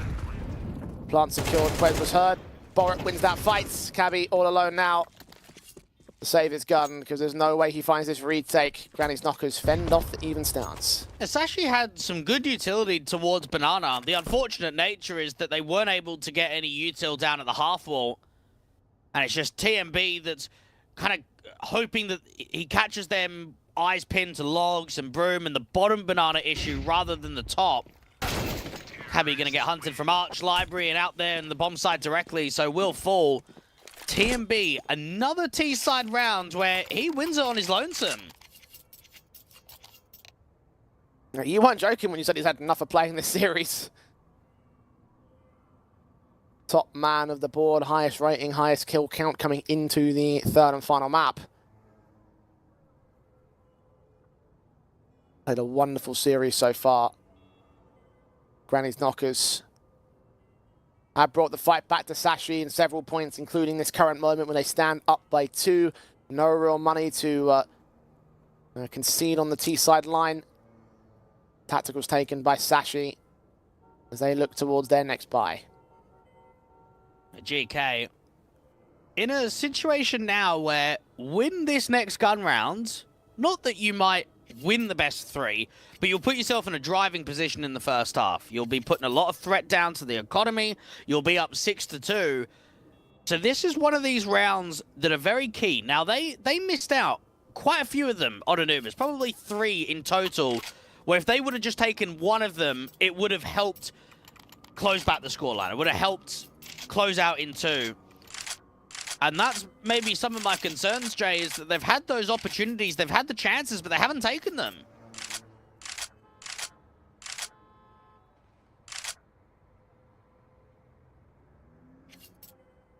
Just like how Granny's knockers couldn't take those chances at the end of the of Anubis. As you mentioned, it could have been a 2-0 at those points, but in the end, press to Inferno. Now Sashi needs to try and convert that. City side start. Still not favourable towards them. They've got their buy-ups that do feature a handful of SMGs, and for Masters, only a couple of M4s on Lucky and Quez. A lot of B aggression from the CT side, though, charging down Banana, but Granny's Knockers happy to group up and play fast into brackets. Cabby has been caught off. The HE damage will be minimal, but Lucky does find that opening pick. Nico down and out. Cabby just spamming away. No idea who's around that corner. They break away, split the site. Should be able to get the plant in soon, but Lucky's still fragging here in apps. Now TMB trying to get the bomb off to his teammate, and a player out towards Short has been able to get out towards the car. Quez! Oh, makes it 2 kills. Boy, we can get the trade back, but Iceberg is swinging with his teammate in library and out from the apartment. How has Quez got 2? I have absolutely no idea, but he has brought Sashi in a third with that. Even TMB couldn't deal with him. Broken by Stay, a couple of AK saved in, can start to establish some dominance here, or at least establish the groundwork for it on Sashi. And now comes that next key concern, the thing that they struggled with over on Nuke. Stringing rounds consecutively.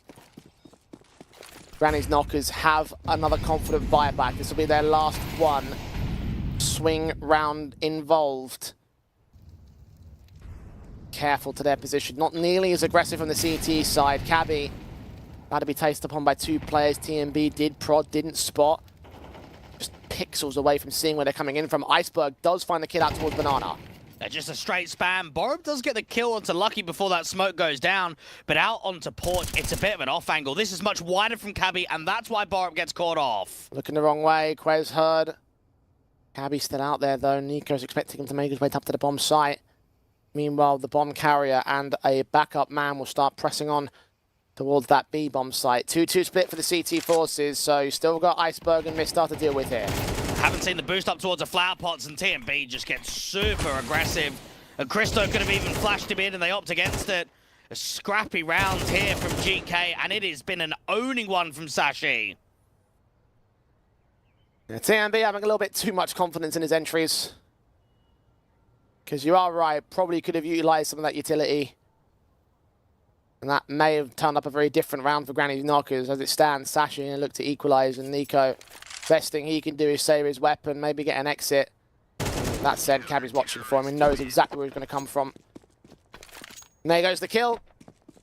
And there goes the round. Sashi evened up Granny's Knockers, no money left. And once more, Jay, missed opportunities not being taken. Sashi can now get themselves, I would say, closer to a 7-5 sort of score line. I don't know how much more success we're realistically going to get from GK on T side. Mass AKs being saved. Money's going to be in a fairly strong pause because I'm looking at this next round from GK. I don't really buy it that it could be successful. I know that we've had some good Tech 9 steal rounds over the best of 3, but one AK, one Galil, and pistols for the rest. This is tough to work. Well, they've worked off tough buys in the past in this map up especially. TMB's Tech 9 that found that second round steal, thinking back to that moment and how well he's been able to work damage and openings against the likes of Sashi. The eyes on him and Borup if they were to make anything happen of it. I personally would have gone for the more eco basis to get the guns out in the next round. Granny's Knockers have chosen against. Let's see whether or not they can make it work for them. 4 apiece. Break the deadlock and put Sashi in the lead, or for Granny's Knockers to continue contesting. Look at Quez, he's seen Nico, tagged him up so well. HE placement looks very good. Nico down to 17. He's basically a goner now. Christo smoked off his Galil, going to spray back on Quez, do very little damage in comparison. Nico's neutered.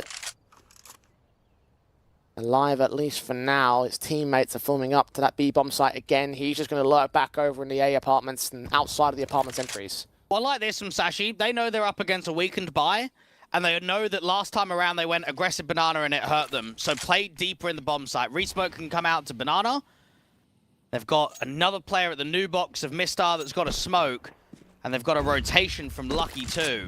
They're flashing their way through this smoke. Iceberg is going to get caught off by Borup. Mistar in the back lines, caught by Christo. Face on Borup, secondary pick back. TMB does turn his Tech 9 into a pick. A 3-on-3 for the retake though. Yeah, he's done very well there to be able to multi-frag up. Now Lucky's going to start hearing some of these footsteps if they get aggressive out to construction.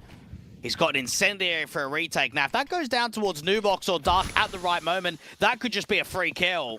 Nico's seen nothing in towards mid, so he'll know that they're making their way in from CT spawn en masse. DMB with that info, hearing the footsteps. Spray blinder just caught Cabby a little bit of vision through that smoke. A resmoke comes down as well, suppressing the CT side, who realise it's probably best that we just hold on to our guns. Money isn't exactly fantastic. As Granny's Knockers will make it an eco steal regardless for them once again. Broken investment, but if it works, it works. I mean, I suppose. They got them caught flat-footed, didn't they? Out on that B-bomb site. They got caught just repositioning ever so slightly. Iceberg is in a state where he's at coffins and he's trying to pass some util over to Mistar and they just pop. So it's just a perfect timing. Mistar gets 2 kills. It's still not enough. No one goes aggressive towards construction or tree to fight Lucky, so not many avenues to go into the retake. So GK give themselves a break for now. Sashi still will contest the follow-up round, as you would expect. Money still can lead towards a respectable buy. Another swing opportunity, honestly, for them. Similar story for Granny's Knockers. A vitally important round for both sides to win. Early damage will certainly favour the CT forces by a minimal amount onto TMB, who's not going to be allowed that much Bernardo control again. They're just going to storm down that position and eventually just chunk him down to 65 points of health. So respectable starts here again from Sashi. The HGs don't do nearly as much in turn. The Sashi have tried to set themselves up with that aggressive approach in the apartments to work an opening kill against the default. Now, because the double HG's got nothing, that tells them it's probably a heavier B setup. Iceberg probably just going to get exec again. Oh, TMB gets in. Molotovs against the likes of Mistar. TMB does crack it open one more time. Sashi just got to hold on to their weapons once again. 14 HP for TMB, who's playing another wonderful set of B executions. Leading the charge every single time. Sashi can no longer win the CT half. It's actually been an Iceberg performance where he either multi-frags or he gets nothing. There's not been many rounds where he gets one kill and gets traded. We saw the Tet-9 round to open up B. We saw the AK round to get 2 kills and open up B, and now we've seen another 2 kills with the Galil to open up B. TMB is putting in some impressive shifts. An unlane at the hunt. Quez goes down, so it's another rifle to drop, and that makes the buy state even more precarious for Sashi. Surely they have to save for round 12, right? Yeah, they can't buy here. GK. That force buy, which I would say was pretty risky. Again, the economy in the reserve was quite low, but it was also a very weakened buy. Has come out to have now a good reset, sort of few rounds in a row, and we could be looking at 7, even 8 T rounds here in the last map decider. Lucky fighting onto TMB, doing very little damage. This time the HP advantage comes out for Granny's Knockers, plus the HE damage onto Iceberg. Good start. Nico gonna be ready for that apartment's pop out. His teammates working their way in towards mid. I don't think Cabby can see that, not from his advanced angle. Quez will be there to back him up. In from Boiler. Lucky's M4. Play off that bait and switch. In towards brackets they'll go. 2-for-1 trades in the end. Very nicely adjusted towards. Even Cabby gets overwhelmed. Fair play to Christo, because I'm looking at that one saying Cabby's got a kill and a dink off. That's perfect. If all 3 players that are coming in from brackets, if their attention is drawn to that Boiler angle, Lucky probably gets 2, maybe 3 kills. So it's the small macro decisions there for Christo just to keep eyes on, to not be one of those guys clearing out Boiler. Very good shot from Christo. Indeed it is. Now Granny's Knockers have the half. Sashi going to the last round of said half, trying to make it a 5th. 8-4 score. Return onto Sashi what they gave onto Granny's Knockers on Anubis.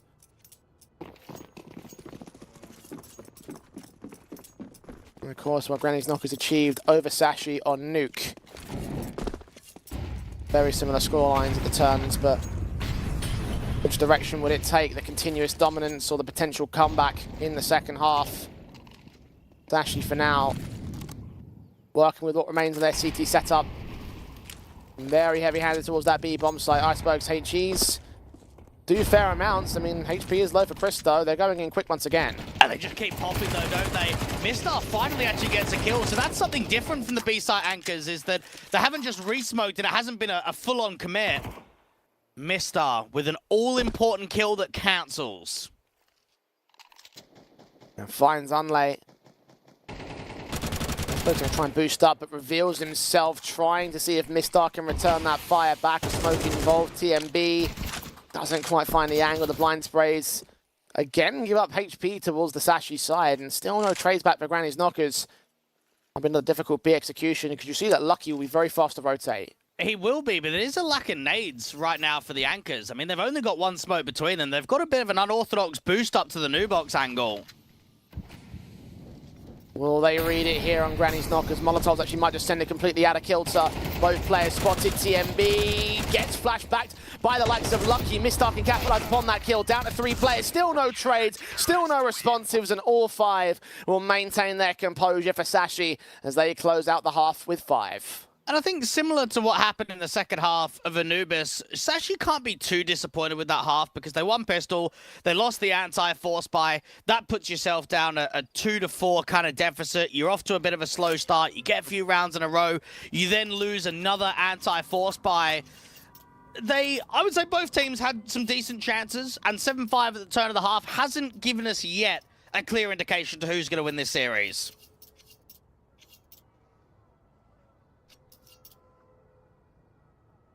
Two rounds to make up for Sashi going into the CT side for Granny's Knockers. Pistols in play. Take this and try and equalize, although we've seen Granny's Knockers steal these ones many a time before. Christo and TMB already lock in the first 2 picks out towards Banana. Instant engagements on Cabby and Iceberg drop them. No responsives allowed for Mistar and Quez, although they might well try. 2 faces in against them. Damage has been done. Mistar does find that pick on TMB. Now Christo has to back away. Yeah, Christo's in a state where he wants to keep fighting to wait for the rotation to come through from spawn. Christo out towards Nubox has got Borup out in CT to have the crossfire. Smoked off for Borup though, gonna make his way back in towards Coffins. Christo forced forward. Oh, what a flick that is on Mistar. Quez even tagged up extremely. Borup comes in with support. It's overwhelmed by Lucky, but he also takes some damage. Christo is eventually overwhelmed at a 2 versus 2. Plant can be secured. The retake is on for Unlay and Nico, and they're going in real quick. Both players making noise. These smokes are wasting time though. Quez on the off angle. One does fade towards Coffins. Nico, is he ready for Quez to be so close? Absolutely not. Glock shot onto him. Unlay needs that responsive. Indeed, he gets it and flicks to the second man. And Granny's Knockers have the pistol. It's got to be a good feeling, that clutch there for Anlay to play with everyone on Sashi except Mistar on Espionage from May to November of last year. They were teammates for a long portion of time, and now they have just sat down to the 1v2. Sashi actually looked as if they'd probably done enough in that round. I mean, the 2v2 post-plant, when you consider that, first off, it was a double-man advantage from top Banana. Quez with the off angle. Everything is shaping up for a round victory there for Sashi.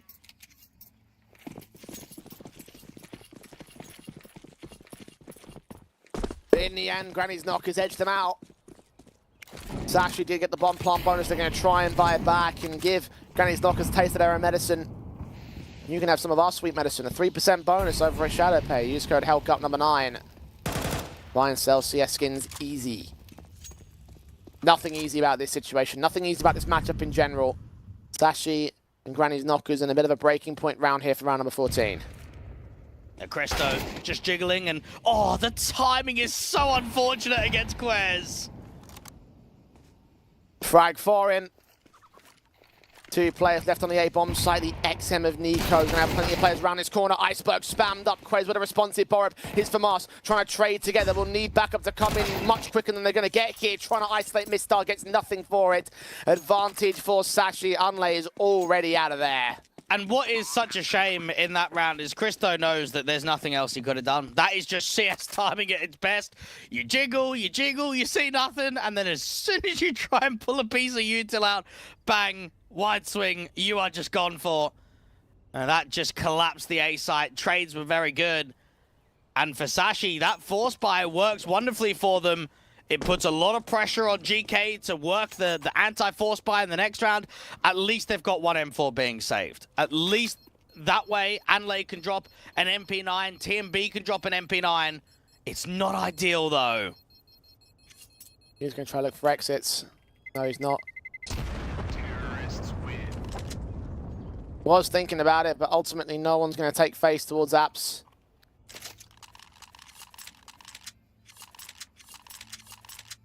Those 2 weapons will be the basis of the force up for Granny's Knockers here. Very little in reserve in this early portions of the map, of the half rather. Not enough economy build. Still see the upgrade pistols. Unlay and TMB may well become the focal points of the Granny's Knockers setups. Smokes against them, TMB, HE's down, nice stack on Iceberg, has tagged them extremely low. Further incendiaries will ensure that he can't press, he takes some further damage. They try and trade it back on Sashi's part. The jump face of TMB has spotted them. The HEs continue coming. Now, TMB is in a state where he knows those HEs would have done opening damage, but they've got to be able to get more. I mean, sitting back on the bomb sites, I don't think is going to be enough. We need to see a little bit of an info play. We need to see some risk being made from GK. And they're putting that smoke down towards Banana. Christo seeing nothing over a bracket. Unlay passing utility off to TMB. They're going in for the gamble stack. They may well just do so. Backed up, fourth man, part of the contact, TMB. Shoulder baiting. Here comes the util, TMB, you can put that incendiary down, it's going to catch Iceberg, just barely missed him. Sprayed through on Mistar, tags him as well, but bomb site conceded. 5 on 5, HP is low for both teams in certain capacities, more so for Sashi, but Granny's Knockers finding nothing. Will opt to take nothing back. It's a full-on save. And we see a lot of gamble stacks on the city side of Inferno. We see even more when you're on anti-force buy rounds, because you have to play the risk. You have to play the gamble. A GK, even if they had 2-3 on B, it still could have been quite difficult. Christo gets himself in with at least one exit frag, but you want to protect the armor. You want to protect the weapons. Give yourself at least the next eco that you could do some damage. Sashi, though, I mean, this is the way back in. Anytime you go into a second half at the deficit and lose pistol, pressure is on. So that force buy is very well done by them. The anti-force buy is even better. And now they know, let's tie it up at 8-8. Let's get ourselves into a driving position to close out this series.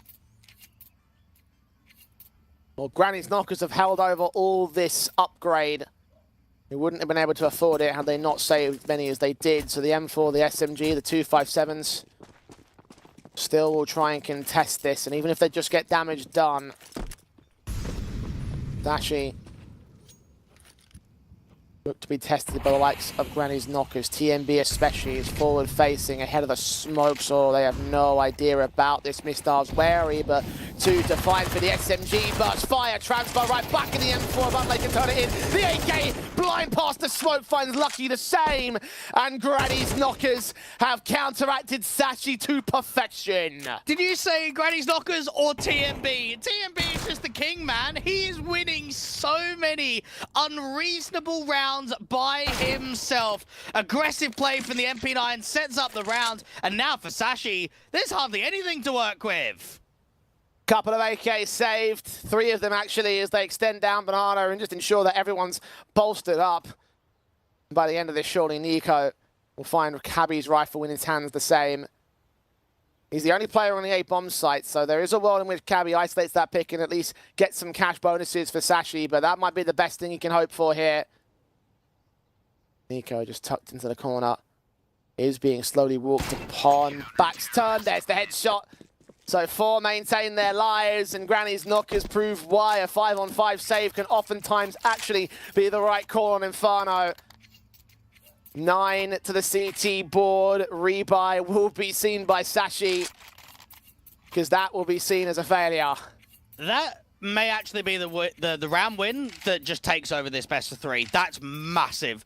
That eco is so large to the progression, because not only are you saving mass AKs, but you know that Sashi's on a weakened buy. You can taste the 11-7 scoreline right now. AKs across so many players here on CT. Orpin for Christo, waiting for his first chance to strike. KG's back and forth. Look at TMB and his charge down. Just caught Iceberg with his back turn. Flashes will keep him blinded. Yes, his teammates are heavily tagged, but he continues looking to fight here. Sashi have every reason to be afraid, because that man is alive and kicking. Quez, meanwhile, over on the A-bomb site, trying to work apartments. Nico standing to attention, but they're not receiving any fight yet. They're desperate for a kill. Someone needs to strike, and unfortunately, no one's in an advantaged position. Quez is alone at Boiler. The Banana players really need to strike. The back and forth spam isn't rewarding any damage. Orp sees him. Molotovs will drive him back. He does manage to land a flick. The tag on Cabby behind the half wall. Christo couldn't afford to stick around forever. He's low HP. The Molotov was going to take him eventually, so backed up. Third man breaking away from the A bomb site. It's actually starting to take their presence over towards brackets. Borup has heard nothing of this. The utility starts coming down, though, so it's him and Nico. Molly's up against Borup's position, forced him out into the open here at the pit position. Nico just trading back immediately, aware of players making their way out into the open, but he gets his second kill. Cabby overwhelms. The extension out towards long might provide some issues in terms of what Mistar can do. Is Mac 10 close? The AWP might get caught back for it. Is he ready for this? Yes, he is. Shoulder bait got the info. Mistar does find a trade back. The AK needs to get involved for Unlay. Cabby is now left to the full-blown clutch here. 1-on-2. AK swinging in from TMB, has his info back. Unlay's HGs will try to get to the bomb site, will be very far off the mark, however. Cabby, backs will be turned, protected by the boxes. TMB closes in the pincers, though, and eventually finds the round for Granny's Knockers. And not really much that Cabby can do other than that scenario than try to isolate one of the avenues, short or moto, and give himself an off angle. But Anlay just keeps jiggling and drawing TMB further into the bomb site. And that whole round comes off of the in-game leader having more individual success from Banana, and on the retake on A, Sashi can't really buy. Maybe a hero and a half around it, but it shouldn't be a buy here. Last tactical that Sashi can take.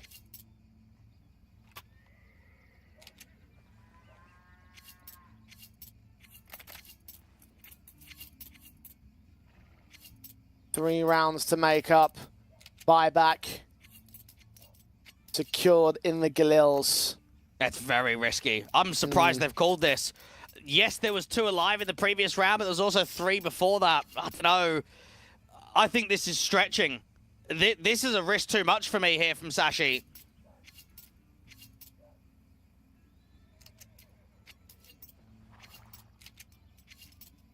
Could have just been happy enough with the fact they took away as many AKs from the CT side. Only 1 left in for them, but they want more.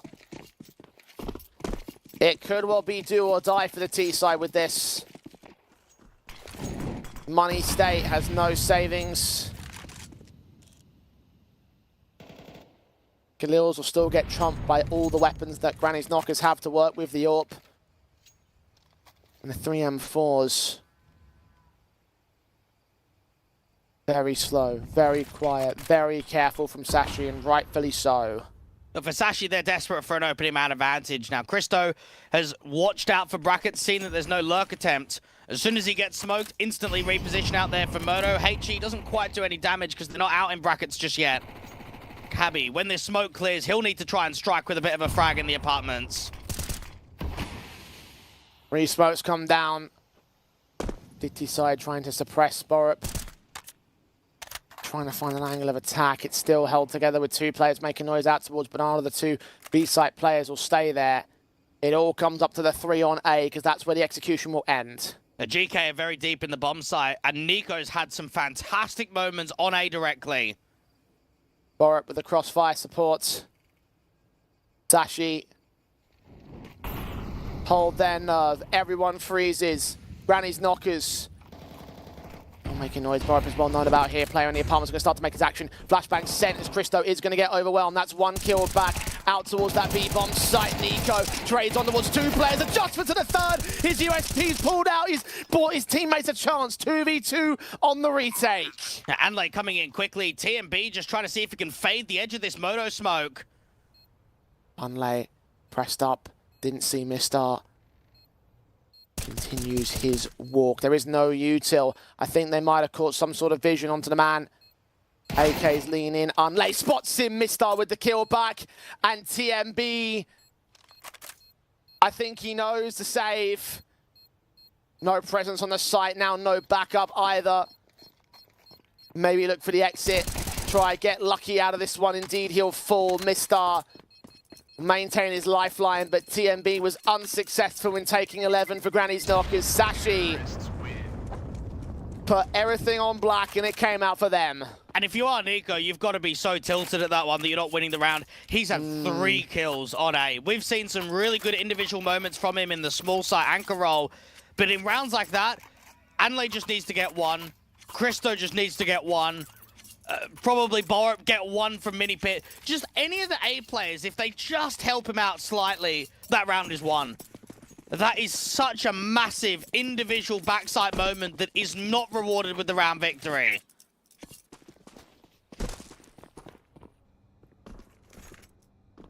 Sashi, lifelines held together. Granny's knockers. Pressure may begin to mount heavily from here. This one's ended up being a bit of squeaky bum time, honestly. Well, for Sashi, it's similar to their game against 9 Pandas. Once more, overtime map 1, map 3 decided goes down 13-11. They've had a lot of deep tournament runs. They've had a lot of grand finals, but they've also had a lot of individual series that have gone down to the wire. So Sashi are, I don't want to say comfortable in this position, but they've been here before. They're here frequently.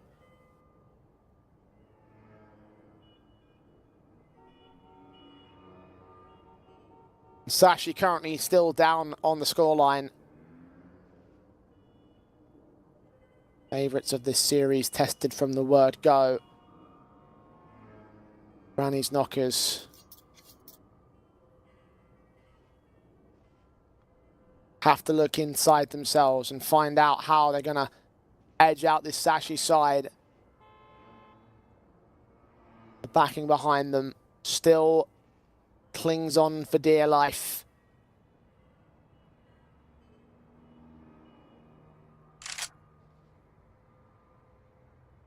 Oh no, they'll understand that there's still going to be a buyback from Granny's knockers in this follow-up round, so we'll need this moment. Unlike every round that seemed to came before, round 19 will be extremely important. And we talk about it quite frequently of why certain teams are in certain events. I think for a team like Sashi, it's to get into more grand finals and to feel what it's like to play in those high-pressured games and also help out their HLTV world ranking, try and get it up within the top 30. They're currently at 32nd. For GK, I reckon it's very different. I reckon it's just to get a little bit of money. Again, these guys are unorged, so no salary. You get yourself into a grand final, and at minimum, before we even talk about the crowdfunding, there's 8,000 USD on the line. That's just at second place. First place is 14. So when you are a team that's unorged, you need these deeper runs. You need the prize pools. You need that extra bit of cash to just keep playing before you get that signing, before you get that contract. So that's the added bonus here for Granny's Knockers, is that they need to go deep. Otherwise, the team just folds, and that's it.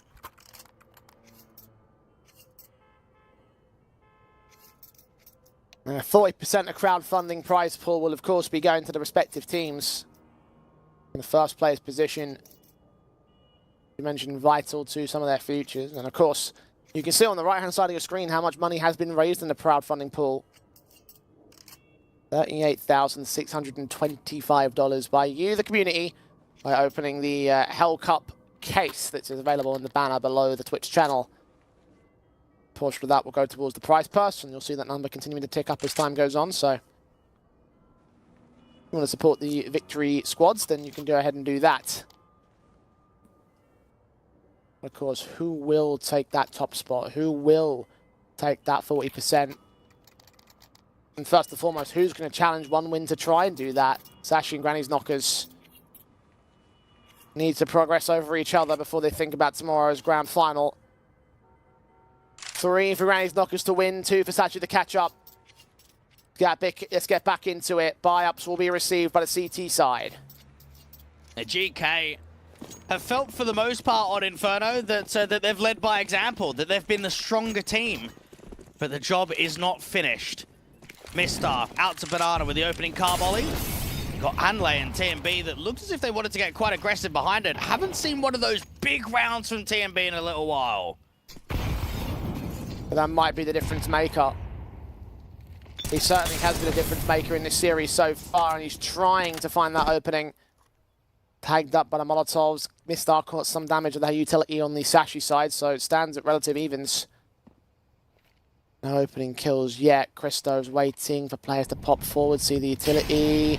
While he's sent towards Boiler, he does fall back off the back of that. Flashes will indeed bait him. They're aware of where he is, and Borup just caught isolated towards top of quad.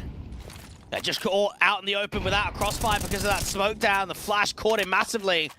Nico's done a lot of damage with both the spam and the HE, but someone needs to capitalize on this. Now, they're going to leave TMB as a jump spotter at the half wall and instead rotate Anlay to keep 3 on A. He spotted one player towards that banana position. M4 takes his fight. Lucky does go down towards it. They hit a split up player of the Archers. Iceberg has no idea about Unlay's position. Cabby's forced to back away. Long taken back by the CT squad. Nico's repositioned. Cabby refaces into the casualty. And the double up with Mistar striking on short. Sashi are in full form. And it just looked a bit hesitant there from GK, didn't it? They've got a man advantage. Rather than either committing to wide swinging together or just backing off, they get caught in two minds. You've got Nico that's working the edge of that smoke, gets back to library, gets caught, and then Anlay isn't in a position to strike straight away. He's slightly delayed to that swing in from Arch. And then Cabby just gets the transfer over. He allows both kills to manage. For GK, that was the one.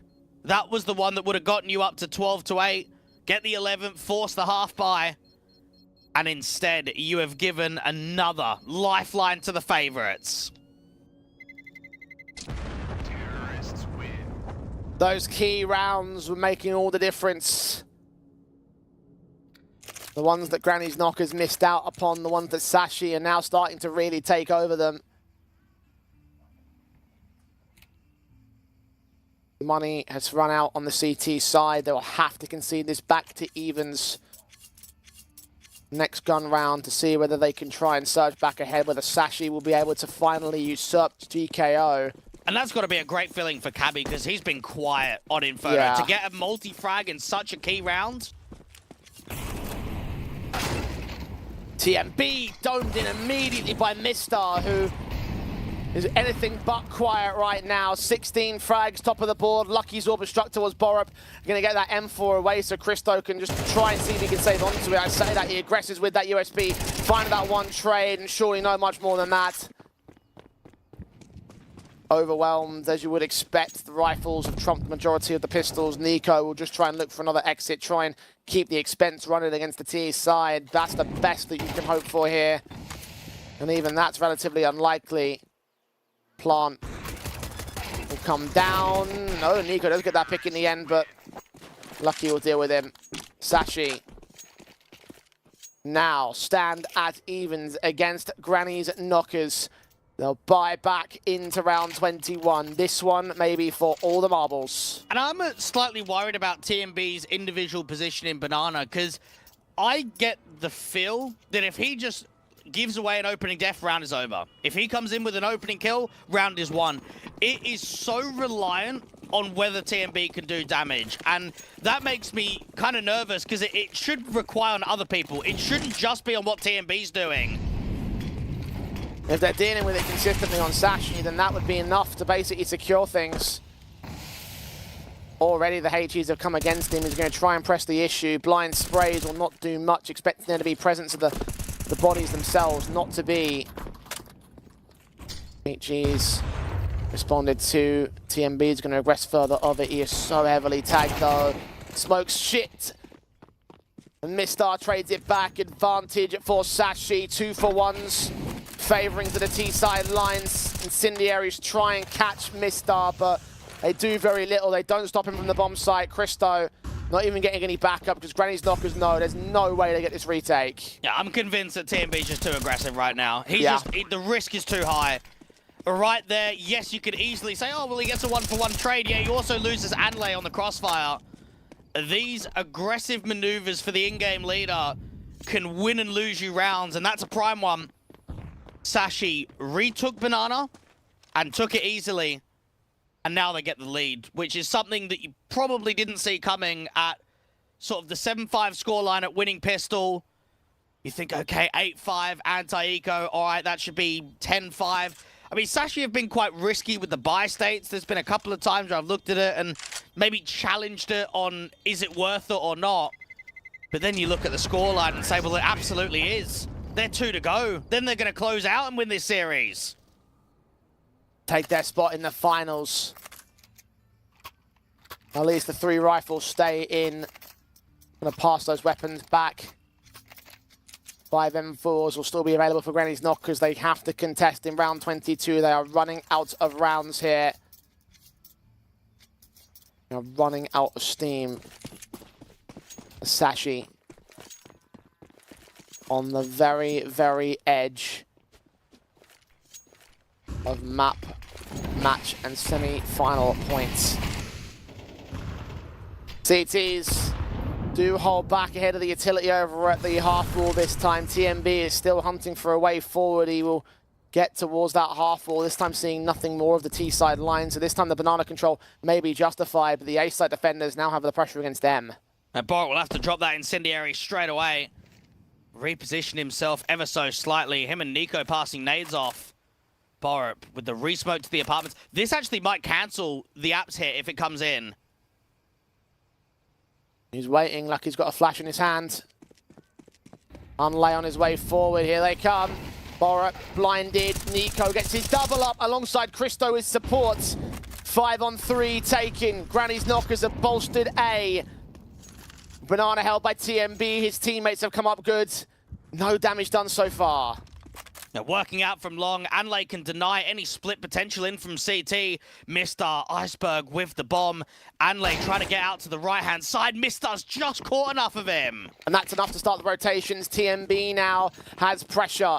Holds that banana. May well hold his teammates in for the retake. It depends on how lucky he's going to get in play with this position over at banana itself. The AWP down towards top mid.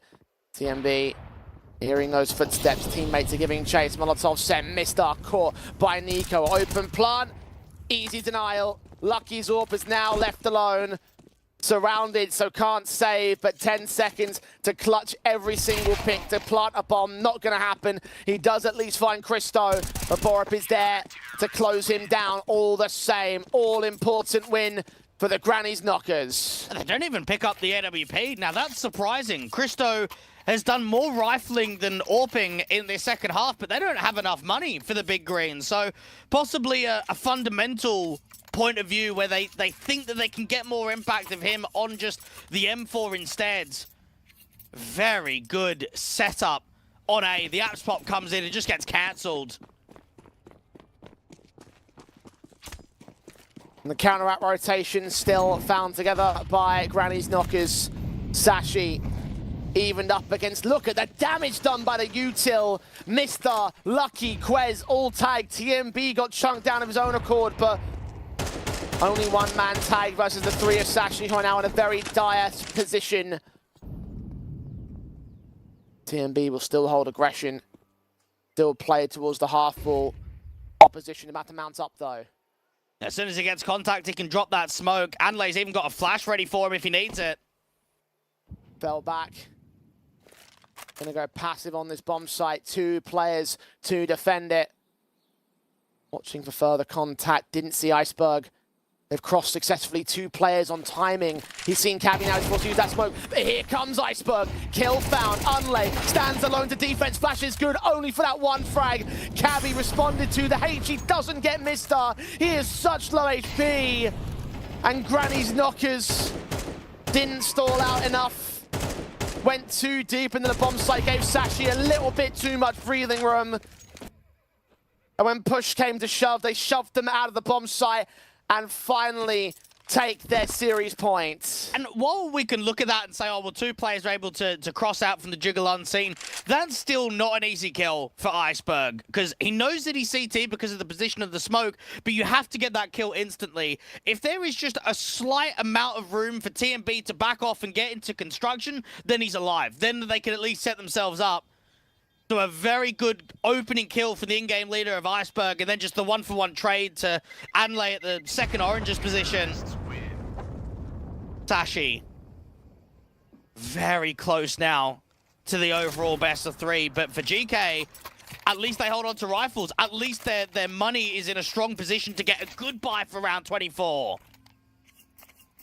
They couldn't get overtime on Anubis. Will they get edged out here on Inferno? Only 1 match point for Sashi. Will it be enough for Granny's Knockers to take control of an overtime stance. Inferno hangs in the balance. The semi-finals hang in the balance.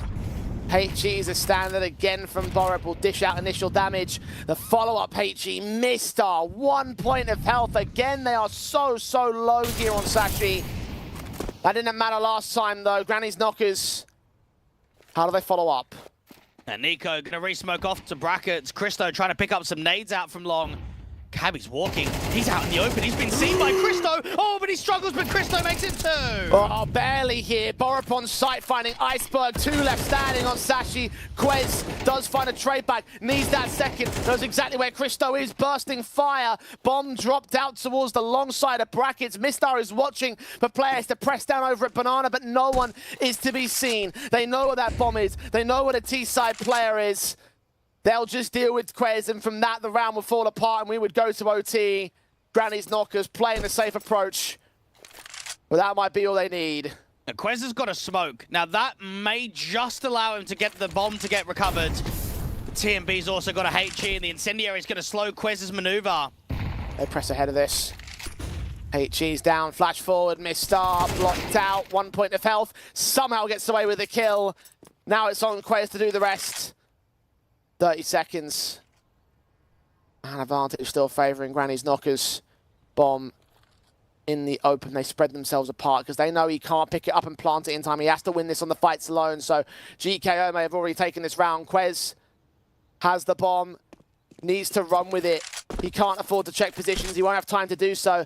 Footsteps heard by Unlay. Christo's going to wait for it. Finds his fight. Does his damage. And that's it for Quez. That's it for regulation. Granny's Knockers will press us all the way to overtime. And that timing was so awkward from Christo out to long. It seemed as if he was going to strike onto Cabby and then ends up getting caught, quick switching over to Util and eventually makes it 2. Very good utility damage onto Mistar at the start of the round. And actually, that was the first time in a very long time in a rifle round that there was 3 B early rounds. There was triple HEs going into bottom banana. Sashi had the series point, have not closed. Forced to play on. Granny's Knockers refusing to die, even when it feels like it's all over for them. They find life. They find a way to hang in here. They will keep it running as best as they can. Iceberg tagged up first. Incendiary's down towards his banana presence. TMB trying to get ahead of the HEs and the Molotovs. Take the fight in the spray. Go blinded. No, doesn't give away his position. Now, TMB's waiting for someone to scale on the edge of that smoke. Finally can have a little bit of a burst in the deep banana corridor. See nothing out from logs. Anlay is rotated away from B, so TMB's actually alone on banana. Well, on top of the way, he's only got a flashbang, so those smokes will not be able to come down towards the common cross positions. He's got some utility back over towards the flower beds, though. And forced all the way back into the bomb site for it. The T still playing out their defaults here. Players over at bracket specifically considering the idea that the T's were going to move in. Unlay watching. Sees those smokes. Can Incendiaries force Quez into a fight, which he loses. Advantage for Granny's Knockers. They're pressurizing brackets, but not forcing Borup off of the angle. TMB's going to get smoked. They might just have to commit through this. Smokes across. They know exactly where he is. And Iceberg still finds that kill. TMB down. Low HP on Iceberg for the spray that Unlay took through the smoke. Bomb plant will be secured, though. Retake incoming. A double HEs and an Incendiary and a retake. This is good nades for GK. Mistar sponging them, though. Iceberg still alive here, as is his teammate. 3 players on 100 HP here for the CT Forces. No one is without tag damage on Sashi. Flashes sent, smokes towards banana, counter flashes and Molotovs to extend towards the back lines. No one's there at new box. Cabby catches a little bit of that flame though. M4 in, Cabby goes down. Mistar, he's lined up 2. A triple's taken in this off angle. Unlay transfers back, 1-on-1. AK's picked up, where's the last man? He's tapped it, he's forced to reload. He's got a gun with no ammo. His USP comes forward. And Lucky takes him back from the CT cross. Sashi reclaim the lead. And a really good recovery from Sashi because they were down by 1 early. Adlay's pressing there from brackets and the molly to force out Quez allowed the opening man advantage. TMB tries to play passive and from a retaking standpoint, it actually looked quite promising. But Mistar just gets so much impact on the post plant.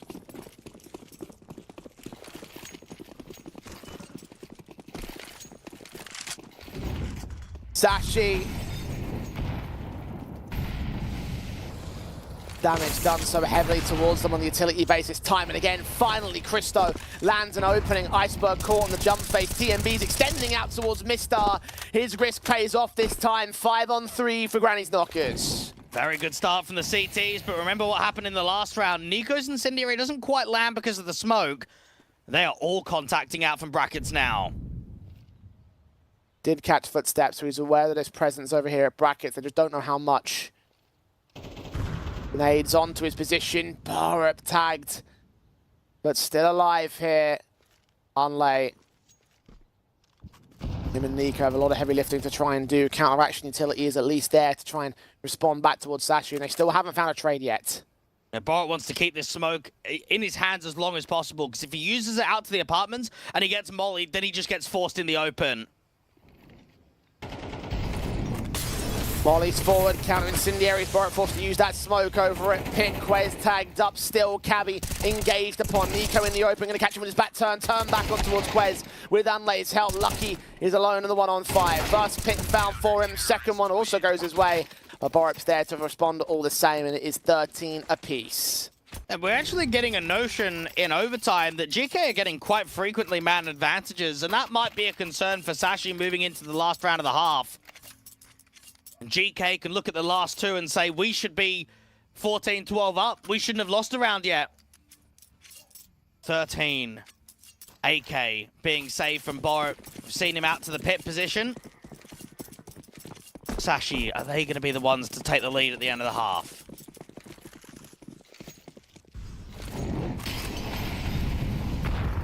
Incendiaries up, TMB again aggressing. Blind sprays won't do much this time. Gonna stick around though. HE's against him. HE's to respond. Counteraction Molotov gonna force him forward. Are they gonna try blind sprays? They'll try their hands at the flashbangs. TMB's gonna beat them all the way up Banana here. I haven't actually seen the CT side of GK take Banana in a seriously long amount of time. As soon as TMB gets down to Broom though, he actually backs off for a moment, passing some util back to his teammate at Christo, and the Orb's in play, something that we haven't seen a lot from GK. In the hands of the aforementioned Christo, of course, holding down Banana, tagged up early by the utility. Him and TMB have been sponging those HEs and Incendiaries. Jump face, the AWPer doesn't fire. He repositions instead. TMB hears those footsteps. Incendiaries force Iceberg forward into the hands of Christo. Shot on, even tags Lucky down at 22 points of health. Advantage for Granny's Knockers wholeheartedly. And now start shifting that bomb into second mid. Hanley gets caught in the timing. How's that happen from the apartments? Quick pop out, no one was watching it. Apparently they let them cross out towards Long as well. Heavy pressure against the likes of Nico. Borup has caught a trade, but he only lasts so long. Nico known towards the back corner. He's played this position so many times before. He's going to get overwhelmed with a numbers game. 3v2 for Sashi. Oh, rookie mistakes there on the post plant, or on the site hit, I should say. Anley, he'll be fuming, Jay. I can't believe he's gone down without even a crossfire. That one pop out, that one angle that Cabby is given, may have given them everything left in this overtime. Christo's down. TMB is hunting through the apartments, but a 1-on-3 to break the triangle of death. Cabby and Lucky are low. Quez is not. He plays port of call. Does get overwhelmed. That's the first fight. The crossfire still holds, and Lucky's Orb ain't missing that one. 14-13. Sashi hold the lead at the turn of the half. And those small rookie mistakes are going to cost you rounds and potentially cost you series, as Sashi have had to work for this lead to now transition into the second half. And both teams have been given a fantastic fight here on Inferno, and that's what we've come here for, right? Back-to-back derbies in the semi-finals. We want close games. We want competitive officials. We want rounds that are going to win and lose you entire games. Now Sashi takes to the CT half.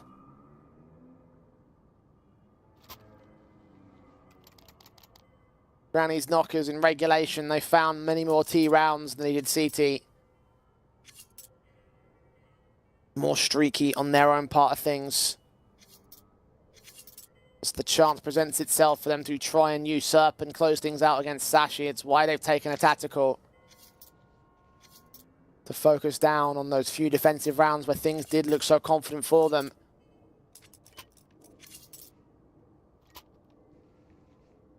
Try and destroy that house of cards advantage sits with them for now. Will it remain that way? And Nico pressing up from second mid while they have to deal with 3 CTs early towards Banana. Christo extremely aggressive. He's going to take a lot of nade damage because of this. Smoke even body blocked by the man. Miscoordinated there from Granny's knockers. They do have to fall out of Banana, and Sashi is so wary of this. AK in from Nico has baited in shots out from the apartments. The key concern now becomes Cabby in at the bedroom, watching the window, not aggressing so far as to look in towards mid, but they'll be seeing that utility basis and they'll know. Does Nico know? He's trying to bait him out. He has a suspicion, but he can't see anything. Cabby's in a really strong pause. It depends on how patient he is, though.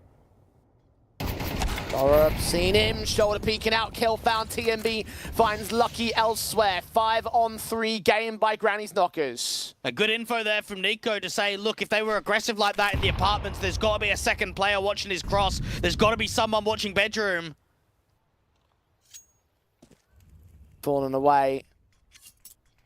The CT side looking to concede the A bomb site, gamble up B and save their weapons, not even bothering to stick around for a fight. Keep those guns up and fight back from the 14 apiece score. GKO.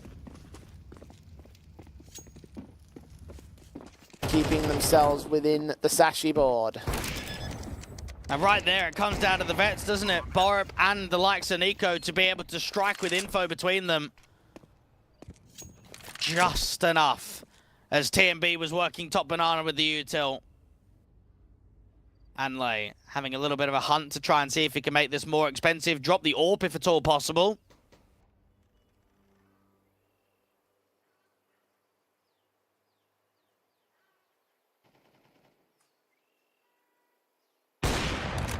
Extension into Iceberg, lands McKill. Opt not to go any further forward here for the Granny's knockers. Terrorists win.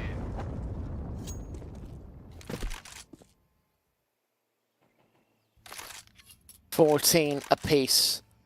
We stand evened again. Granny's knockers. Heavy pressure still. Sashi. Pressure starts to mount. This next round is for map and series point. Into the Banana defaults will go once again. The Incendiaries and Molotovs back and forth. Unlay tanks a ton of that damage. TMB trying to force out the entries like he did before during regulation. Unable to get an opening start though. Good work with the util usage there from Sashi, but also brute forcing the space open for TMB. And now they can work Banana and start pressurizing elsewhere. They are going to leave the in-game leader alone. Everybody else is basically targeting brackets and apartments now. They walk their way in through apps. TMB looks to back away. The third man that was part of the rotate on that B bomb site is now going back into the A defensive. Smokes and Molotovs will try and force them away from that Banana position if they're even there. Quez does find a kill out of that. The second one feeds himself towards the man. Nico good for a trade alongside TMB's responsive, but now he's on 3 points of health. He's lost his teammates. The bomb is out in CT control. The M4 has seen the AK of Christo popping forward. TMB can get that one pick back, but the rest of the clutch seems like it's so impossible here. Bomb recovered. They know exactly where he is. He needs the perfect headshots. Nothing less will do. He needs to fight. There's just no way that he's going to be able to win it out by getting the bomb down. He's got to give himself some isolated headshots like you mentioned, and they're going to double up. There should be no way that Iceberg and Lucky let this go. I'd be stunned if they did. Takes the space. HE sent down range as well, but ones to respond from Lucky take the casualty to close. Sashi back up on series points. And right there, you go for an apps pop rather than a default heavy setup, and Quez just gets 2 kills instantly on the balcony. Cabby backs him up nicely on the bomb side by trying to deal with the wrap in there from the brackets players into short. Sashi, it's the extra AKs that are the added bonus to try and close this out. This is now their second series point.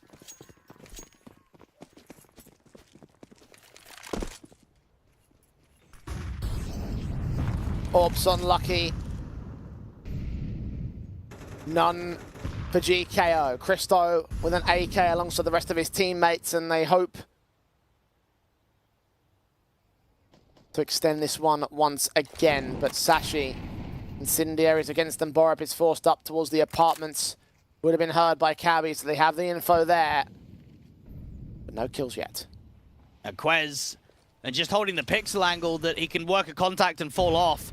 Another apps pop, back-to-back apps pops. This time Quez on an advanced angle, but he gets overwhelmed by Borup. Cabby responds back on the short defensive. A second kill for him. A triple found. Down to 2. Borup does trade back. One bomb needs to get picked up and planted, and backup has already arrived.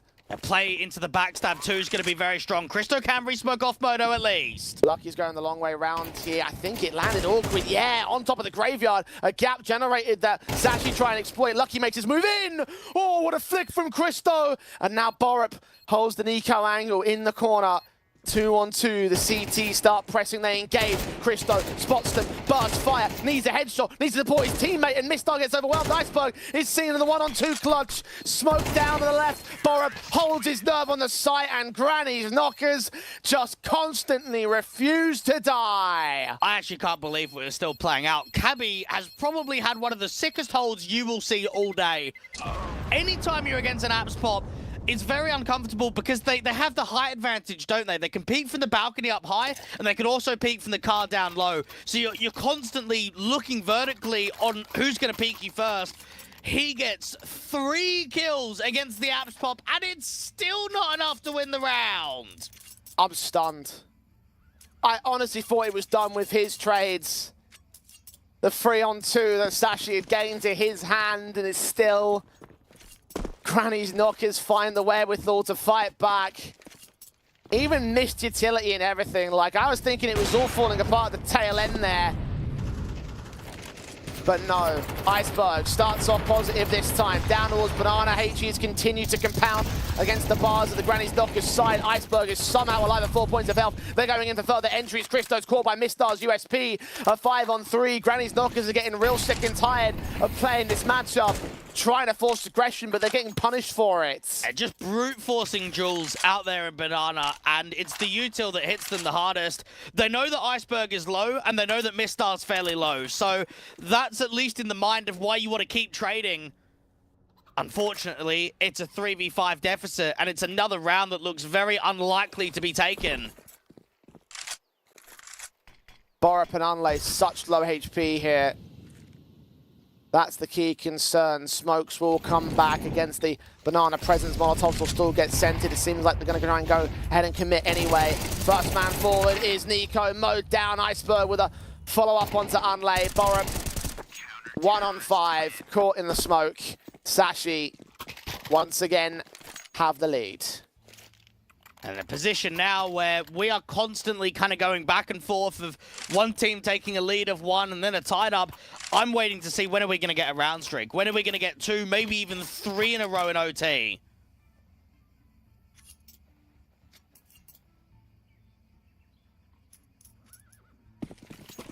One round, the difference. Granny's knockers trying to convert a little something over on this T-side basis. Responsive against Sashi. You start to wonder who becomes those impactful individuals, the ones that make all the differences. Shots on Christo, legged him down. The AWP now of Lucky, pulling out all the stops to get the start. The man in question is on 2 points of health. Now Mistar going to retake top Banana and see nothing at all, so now they can put more emphasis on taking further. The deeper HEs, and Lucky gets a kill out there at long. Doesn't even know about the Cubby quarter player either. Great shot from Lucky. Third one, not quite enabled, not like it matters. Christo won't be alive for much longer. 5-on-3, taking Molotov's back, trying to force Quez into submission, but at 21 points of health, he maintains his lifeline. The AWP is still watching for Arms peeking outside of the apartment. Shot doesn't connect, finally forcing a little bit of breathing room as he doesn't know where to look towards. Quez is still a concern. Cabby looks to strike. Quez is overwhelmed. Plant will be secured. But Nico surely has to do most of this on his lonesome. Christo's got no health. They want to try and fight the apartments player before that smoke comes in, but Nico just really only gives them a jiggle. Now he's got a molly to work with on the post plant, but it's double smokes for Sashi. Christo's waiting for someone to push the edge of that Moto position. Footsteps heard towards short. Nico catches Mistar. Molotovs away from the bomb site, keeping that player at bay. Iceberg's caught next. And indeed, Nico has stepped up to the plate once again. 27 deep, trying to go for number 28. He's kept his head tucked away. Cabby has absolutely no idea. Wonderful scenes from the man himself. Granny's knockers to equalize again. And this has got to be so frustrating for Sashi because they know they've been the better team in overtime. They've had 5v3s, they've had 4v2s, they've had massive man advantage scenarios, but they just can't close the rounds out. We saw it previously in sort of the clutch scenarios, and then that one there. I mean, Nico is the only reason it's won.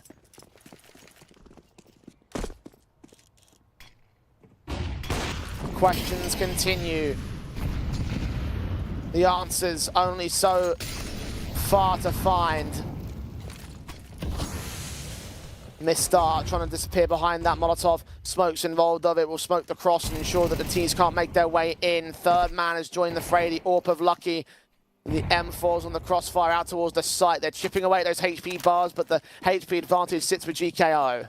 I haven't seen the AWP out on the B site frequently from Lucky. Iceberg, oh, this should be an easy kill. TMB's gonna have to get forced out in the open.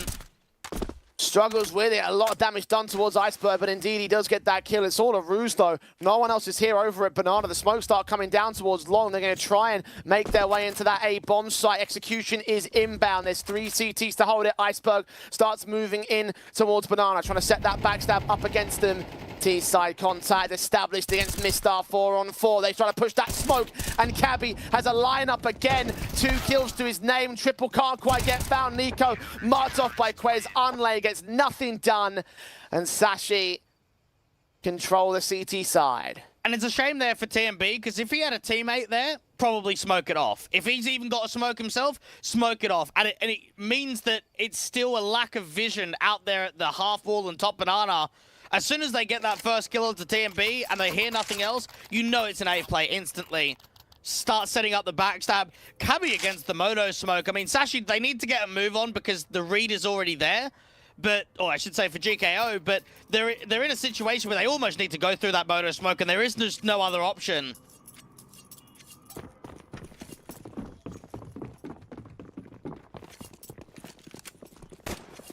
Now we switch to the second half. This time Versace on the T side. Granny's knockers. Presence and press up to the bracket position. Flashes forward. They're going to go quick into this. Nico better be ready to receive. He gets that 1 kill. Iceberg with a responsive blind. Past the smoke goes Unlay, but Iceberg finds the headshot. Borup is now heavily pressured, surrounded by T-side forces from all directions. A kill on Long. Second player seen. Mistar comes up with a man advantage with the site taken. 2 left in TMB and Christo. AWP and M4 for the retake. A HE down there towards Mistar. Lucky at the backside is evading the majority of that damage. Second HE went to the left. Nothing more seen. Utility has been picked up by Christo though. Tindira try to force the player out away from the pit position. Quez burning 17 points of health, but he's still alive. TMB has to account for that position. The smokes get involved. The lean forward towards Lucky. Quez catches an angle. The AWP can't hold this clutch. Sashi have once again taken match points. 2 of them this time to play with. Will that be enough? Well, it'll be the helping hand, because previously they only had the 1 in regulation and the 1 in the first overtime. So now that they've got 2 rounds to close, there's a bit more freedom. There's a bit more of the easy nature of the pressure. Sashi have just been working differences on the mid-round. I mean, that one is so much more quicker. The spam kill in from Library from Iceberg was an insane shot. This is 4 total series points for the likes of Sashi. AWP shot not even allowed. Mistar ducks underneath the crosshair. Headshot taken immediately. A good start there from Sashi, and now for TMB, he might just have to retake Banana. They need to find pressure somewhere. They need to find a returning kill. Continuous press from the likes of Sashi. M4 doesn't quite catch his man. Mistar backs away, joins his teammates for the ace site hit. Nico now takes forward contact. Players Caught out in mid, perhaps. Sprays, blinded from Borat, but Unlay comes up with 2 to turn the advantage on his head. Nico in a boiler, traded back by Mistar. Borat's low HP, as is Unlay, and the third man has rotated to position. The short contact established by Mistar. Hard there. Borat gets overwhelmed. Last man seen. Iceberg caught off by TMB on short. Granny's knockers. The back foot seems to be their strongest point of call. One more round to another overtime. And it comes down to one of the new players of Anlay for this GK squad to hold off and survive. They go in for the app spot, but it's understood that it's an aim maneuver because TMB has got the trade back and he's got full banana. So he kind of knows that it is an A play, but to still stand and fight on the bomb site to get 3 kills, Anlay deserves that round victory.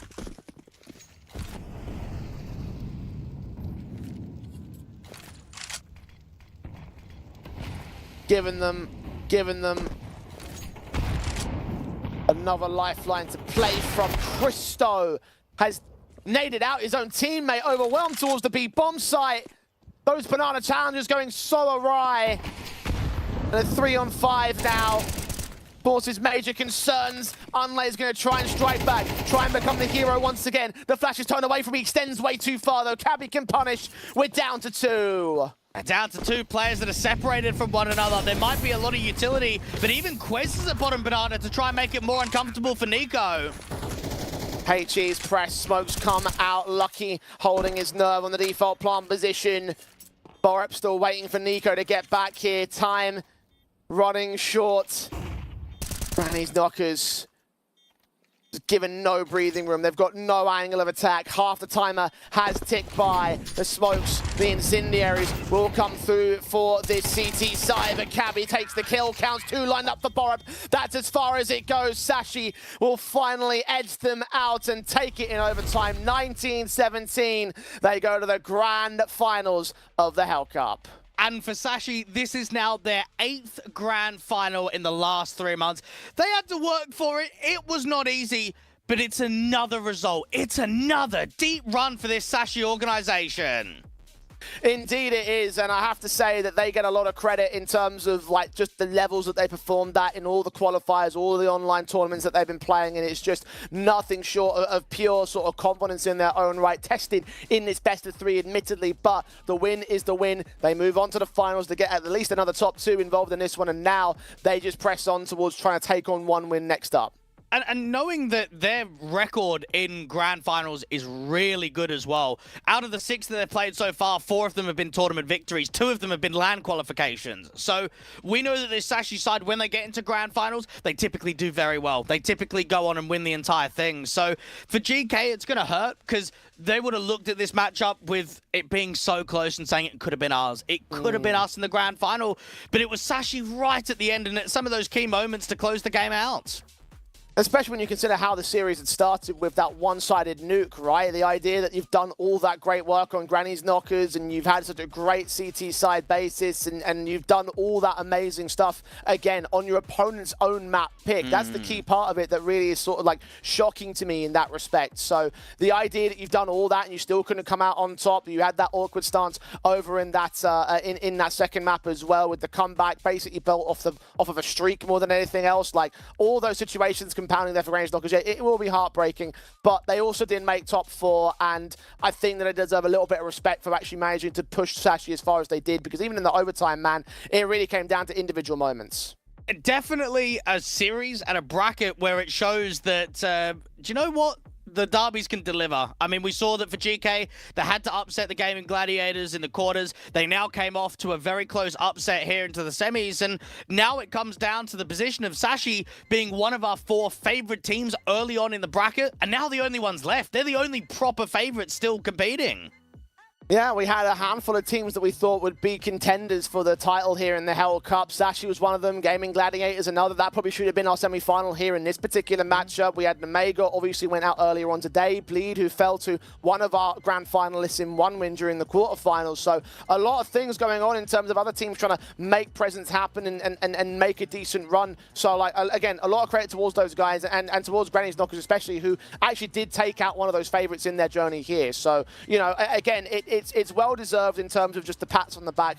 Ultimately, the result towards Sashi, though, we get one of our favourites in the grand final. Indeed we do, and for Sashi now, it's about going on and really capitalizing on it. I think when you look at the majority of the grand finals that they've played recently, you're up against your Fnatic, you're up against your Eternal Fires, you're up against teams that are sort of more experienced at the higher end, even most recently against the Gaming Gladiators. So they've had to play a lot of high-end Tier 2 teams in grand finals. Now you've got a grand final against a bit of a sleeper here, against a team that not many people thought were going to do all that well. And for one win, they've had to prove that they've been able to make back-to-back upsets happen to get into a grand final position. Yeah, again, a lot of credit towards them for what they've been able to do. I mean, certainly their first impression basis is still sort of finalizing itself. So the fact that he's able to go so far as to, the fact that they've been able to go so far as to make it into this, make it into that grand final, again, probably a lot of credit towards one win side of things. And perhaps they will be able to show up a little bit more of a fight, right? They've already taken down one of our tournament favorites earlier on today. If they can take down another one in the next round, then, well, it's all sort of, credit towards them if they can do that. Of course, not going to be an easy affair, though. Sashi certainly establishing themselves as the favourites in the context of today. And I think going into tomorrow, they'll remain that to be the case. So I'm looking forward to seeing how far they'll go against that one. It does have a very intriguing grand final, at least. And we actually just miss out on the rematch of the Chengdu closed qualifier, which was Sashi up against Omega, which was such an important game at the time. So it's kind of nice that we could have had it, but instead we got something else. And indeed, that something else will feature a little something old, a little something new, and certainly a veteran squad in the Sashi side that press on to those grand finals. Now, we look to bring in, I believe, Iceberg, if I'm correct in thinking, is going to join us here in the commentary box to discuss things. Welcome to you, my friend. Congrats on the win here. You know, it kind of started very awkward for you guys, though, because I was looking at how things started over on Nuke, and I was thinking to myself, man, Granny's Knockers coming out with an absolute firefight. Like, what went so wrong on the first map of the series? I think we were a little slow starters. We lost a very annoying second round after the pistol win. But I think just overall, they took a lot of duels and rotated around, which catch us off guard. So I think they played really well, and just rotating around, doing a lot of plays where opening spots like A on Nuke and then playing extra guy secret and things which fucked us really.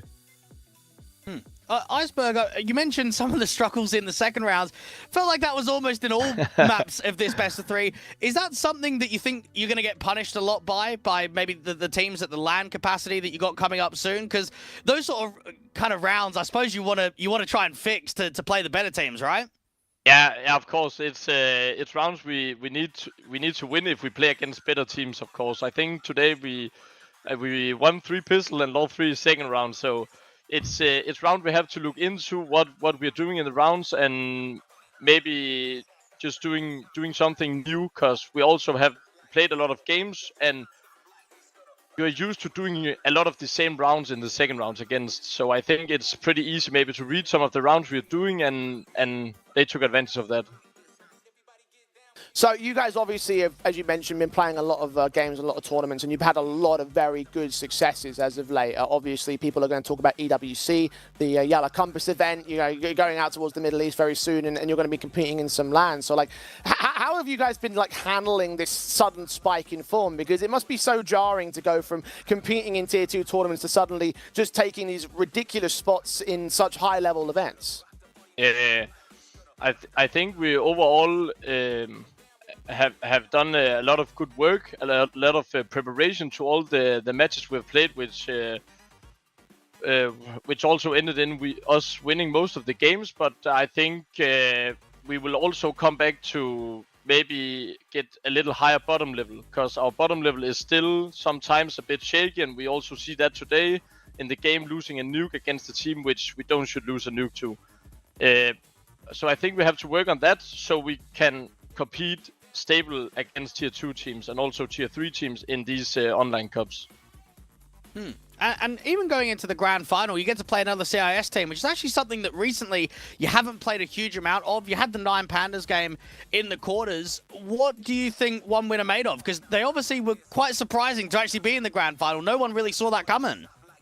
I think we have practiced against them. I think they play really well. They have a lot of good individuals, and that's also what usually we struggle a little against. Also, 9 Pandas, they have 5 individuals which can shoot 30 if they want to. So they will play a lot individually, and we have to kind of adapt to that play style. Because if we don't get the trades, it could be really hard for us, a really hard game to us, because they have 5 good players. Well, you guys have 5 good players very clearly as well. So I have to ask, however, like, well, what's been that key sort of change? Obviously, we've been talking about how you guys have been dealing with things, but like, what is the biggest thing that shifted from you guys moving to the Sashi organization? I don't really know. I think just from the organization side, it's a stable organization. I also been in Trick, which the same happened as Espionage kinda. So I think we are a stable place now where we have bootcamp location and we can just do whatever we want. If we want to take bootcamp and fix a lot of stuff, we can do that. If we want anything, they can fix it for us. And I think that's very nice for us. And I also think that will do also a more stable gameplay for us. Well, stabilised gameplay, stabilised results, and now another grand final for you and Sashi. Iceberg, congrats on the win. Pass that on to your teammates, and good luck going into tomorrow. We'll be excited to see how well you guys do against One Win. Thank you. There we go then, Dwayne. Good stuff overall. Again, from the Sashi side, expected to be in a final position, at the very least, a top deep run here in the Hellcup. That's exactly what they got out of themselves. Looking confident as per always, Dwayne. And so I'm just excited to see how it goes against One Win. Again, as they mentioned before, you know, never an official match, but they have had some practice against the One Win camp. So times now to see how they can, if One Win can sort of try and clap back towards the likes of Sashi. I mean, realistically for Sashi, I mean, you've got to look at it from this perspective, right? You mentioned that they're going to the ESWC LAN, they're going to the Yellow Compass LAN as well. They need to be winning these kind of tournaments online convincingly, right? They need to be going into semifinals, they need to be going into grand finals and not sweating it. This performance against GK, it's a win, but it was rough. It was not easy. So I think going into that One Win game, I want to see if the Danes can level up. I want to see them come into that series, maybe similar to what Nemega can do in other events, and just slam opposition out of the park. I think that's what they're missing at the moment, is those real convincing wins in best of threes.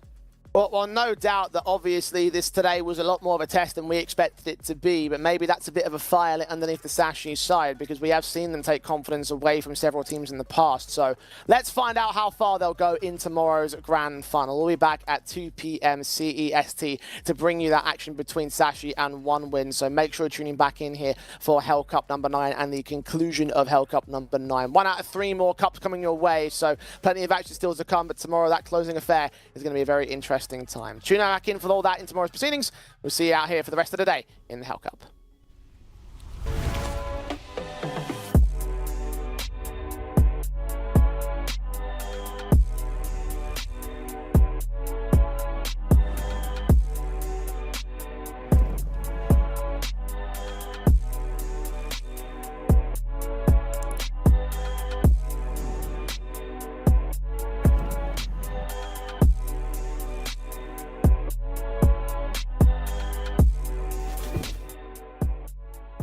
Hellcase is going back with 3 more editions of Hellcups with a $30,000 base prize pool each, plus crowdfunding. You can increase the prize pool by opening crowdfunding boxes on our website. We have also prepared a special giveaway for you worth $2,000, a Huntsman Knife Doppler Sapphire, and Hand Wraps Caution. You can also use the special code HELLCUP9 to give yourself a $0.7 welcome bonus and a plus 10% to refill. There are also special Twitter giveaways where you can receive a Gut Knife Law, a Huntsman Knife Law, and a Bowie Knife Tiger Tooth. Additionally, by watching the streams, you can get points that you can use in our special store. But for now, sit back, relax, and enjoy Hellcup 9.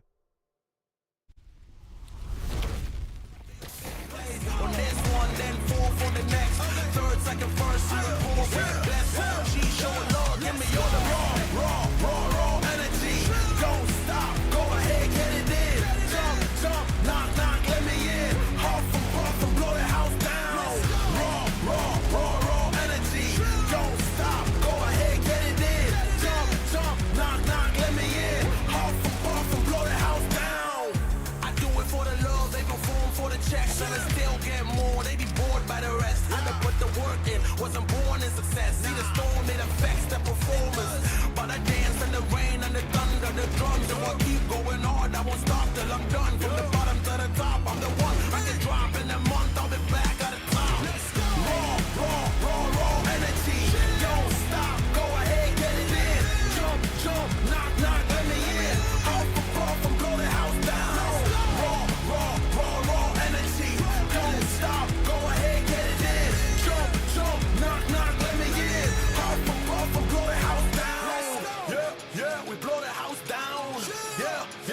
the house down. Big moves will shake the ground.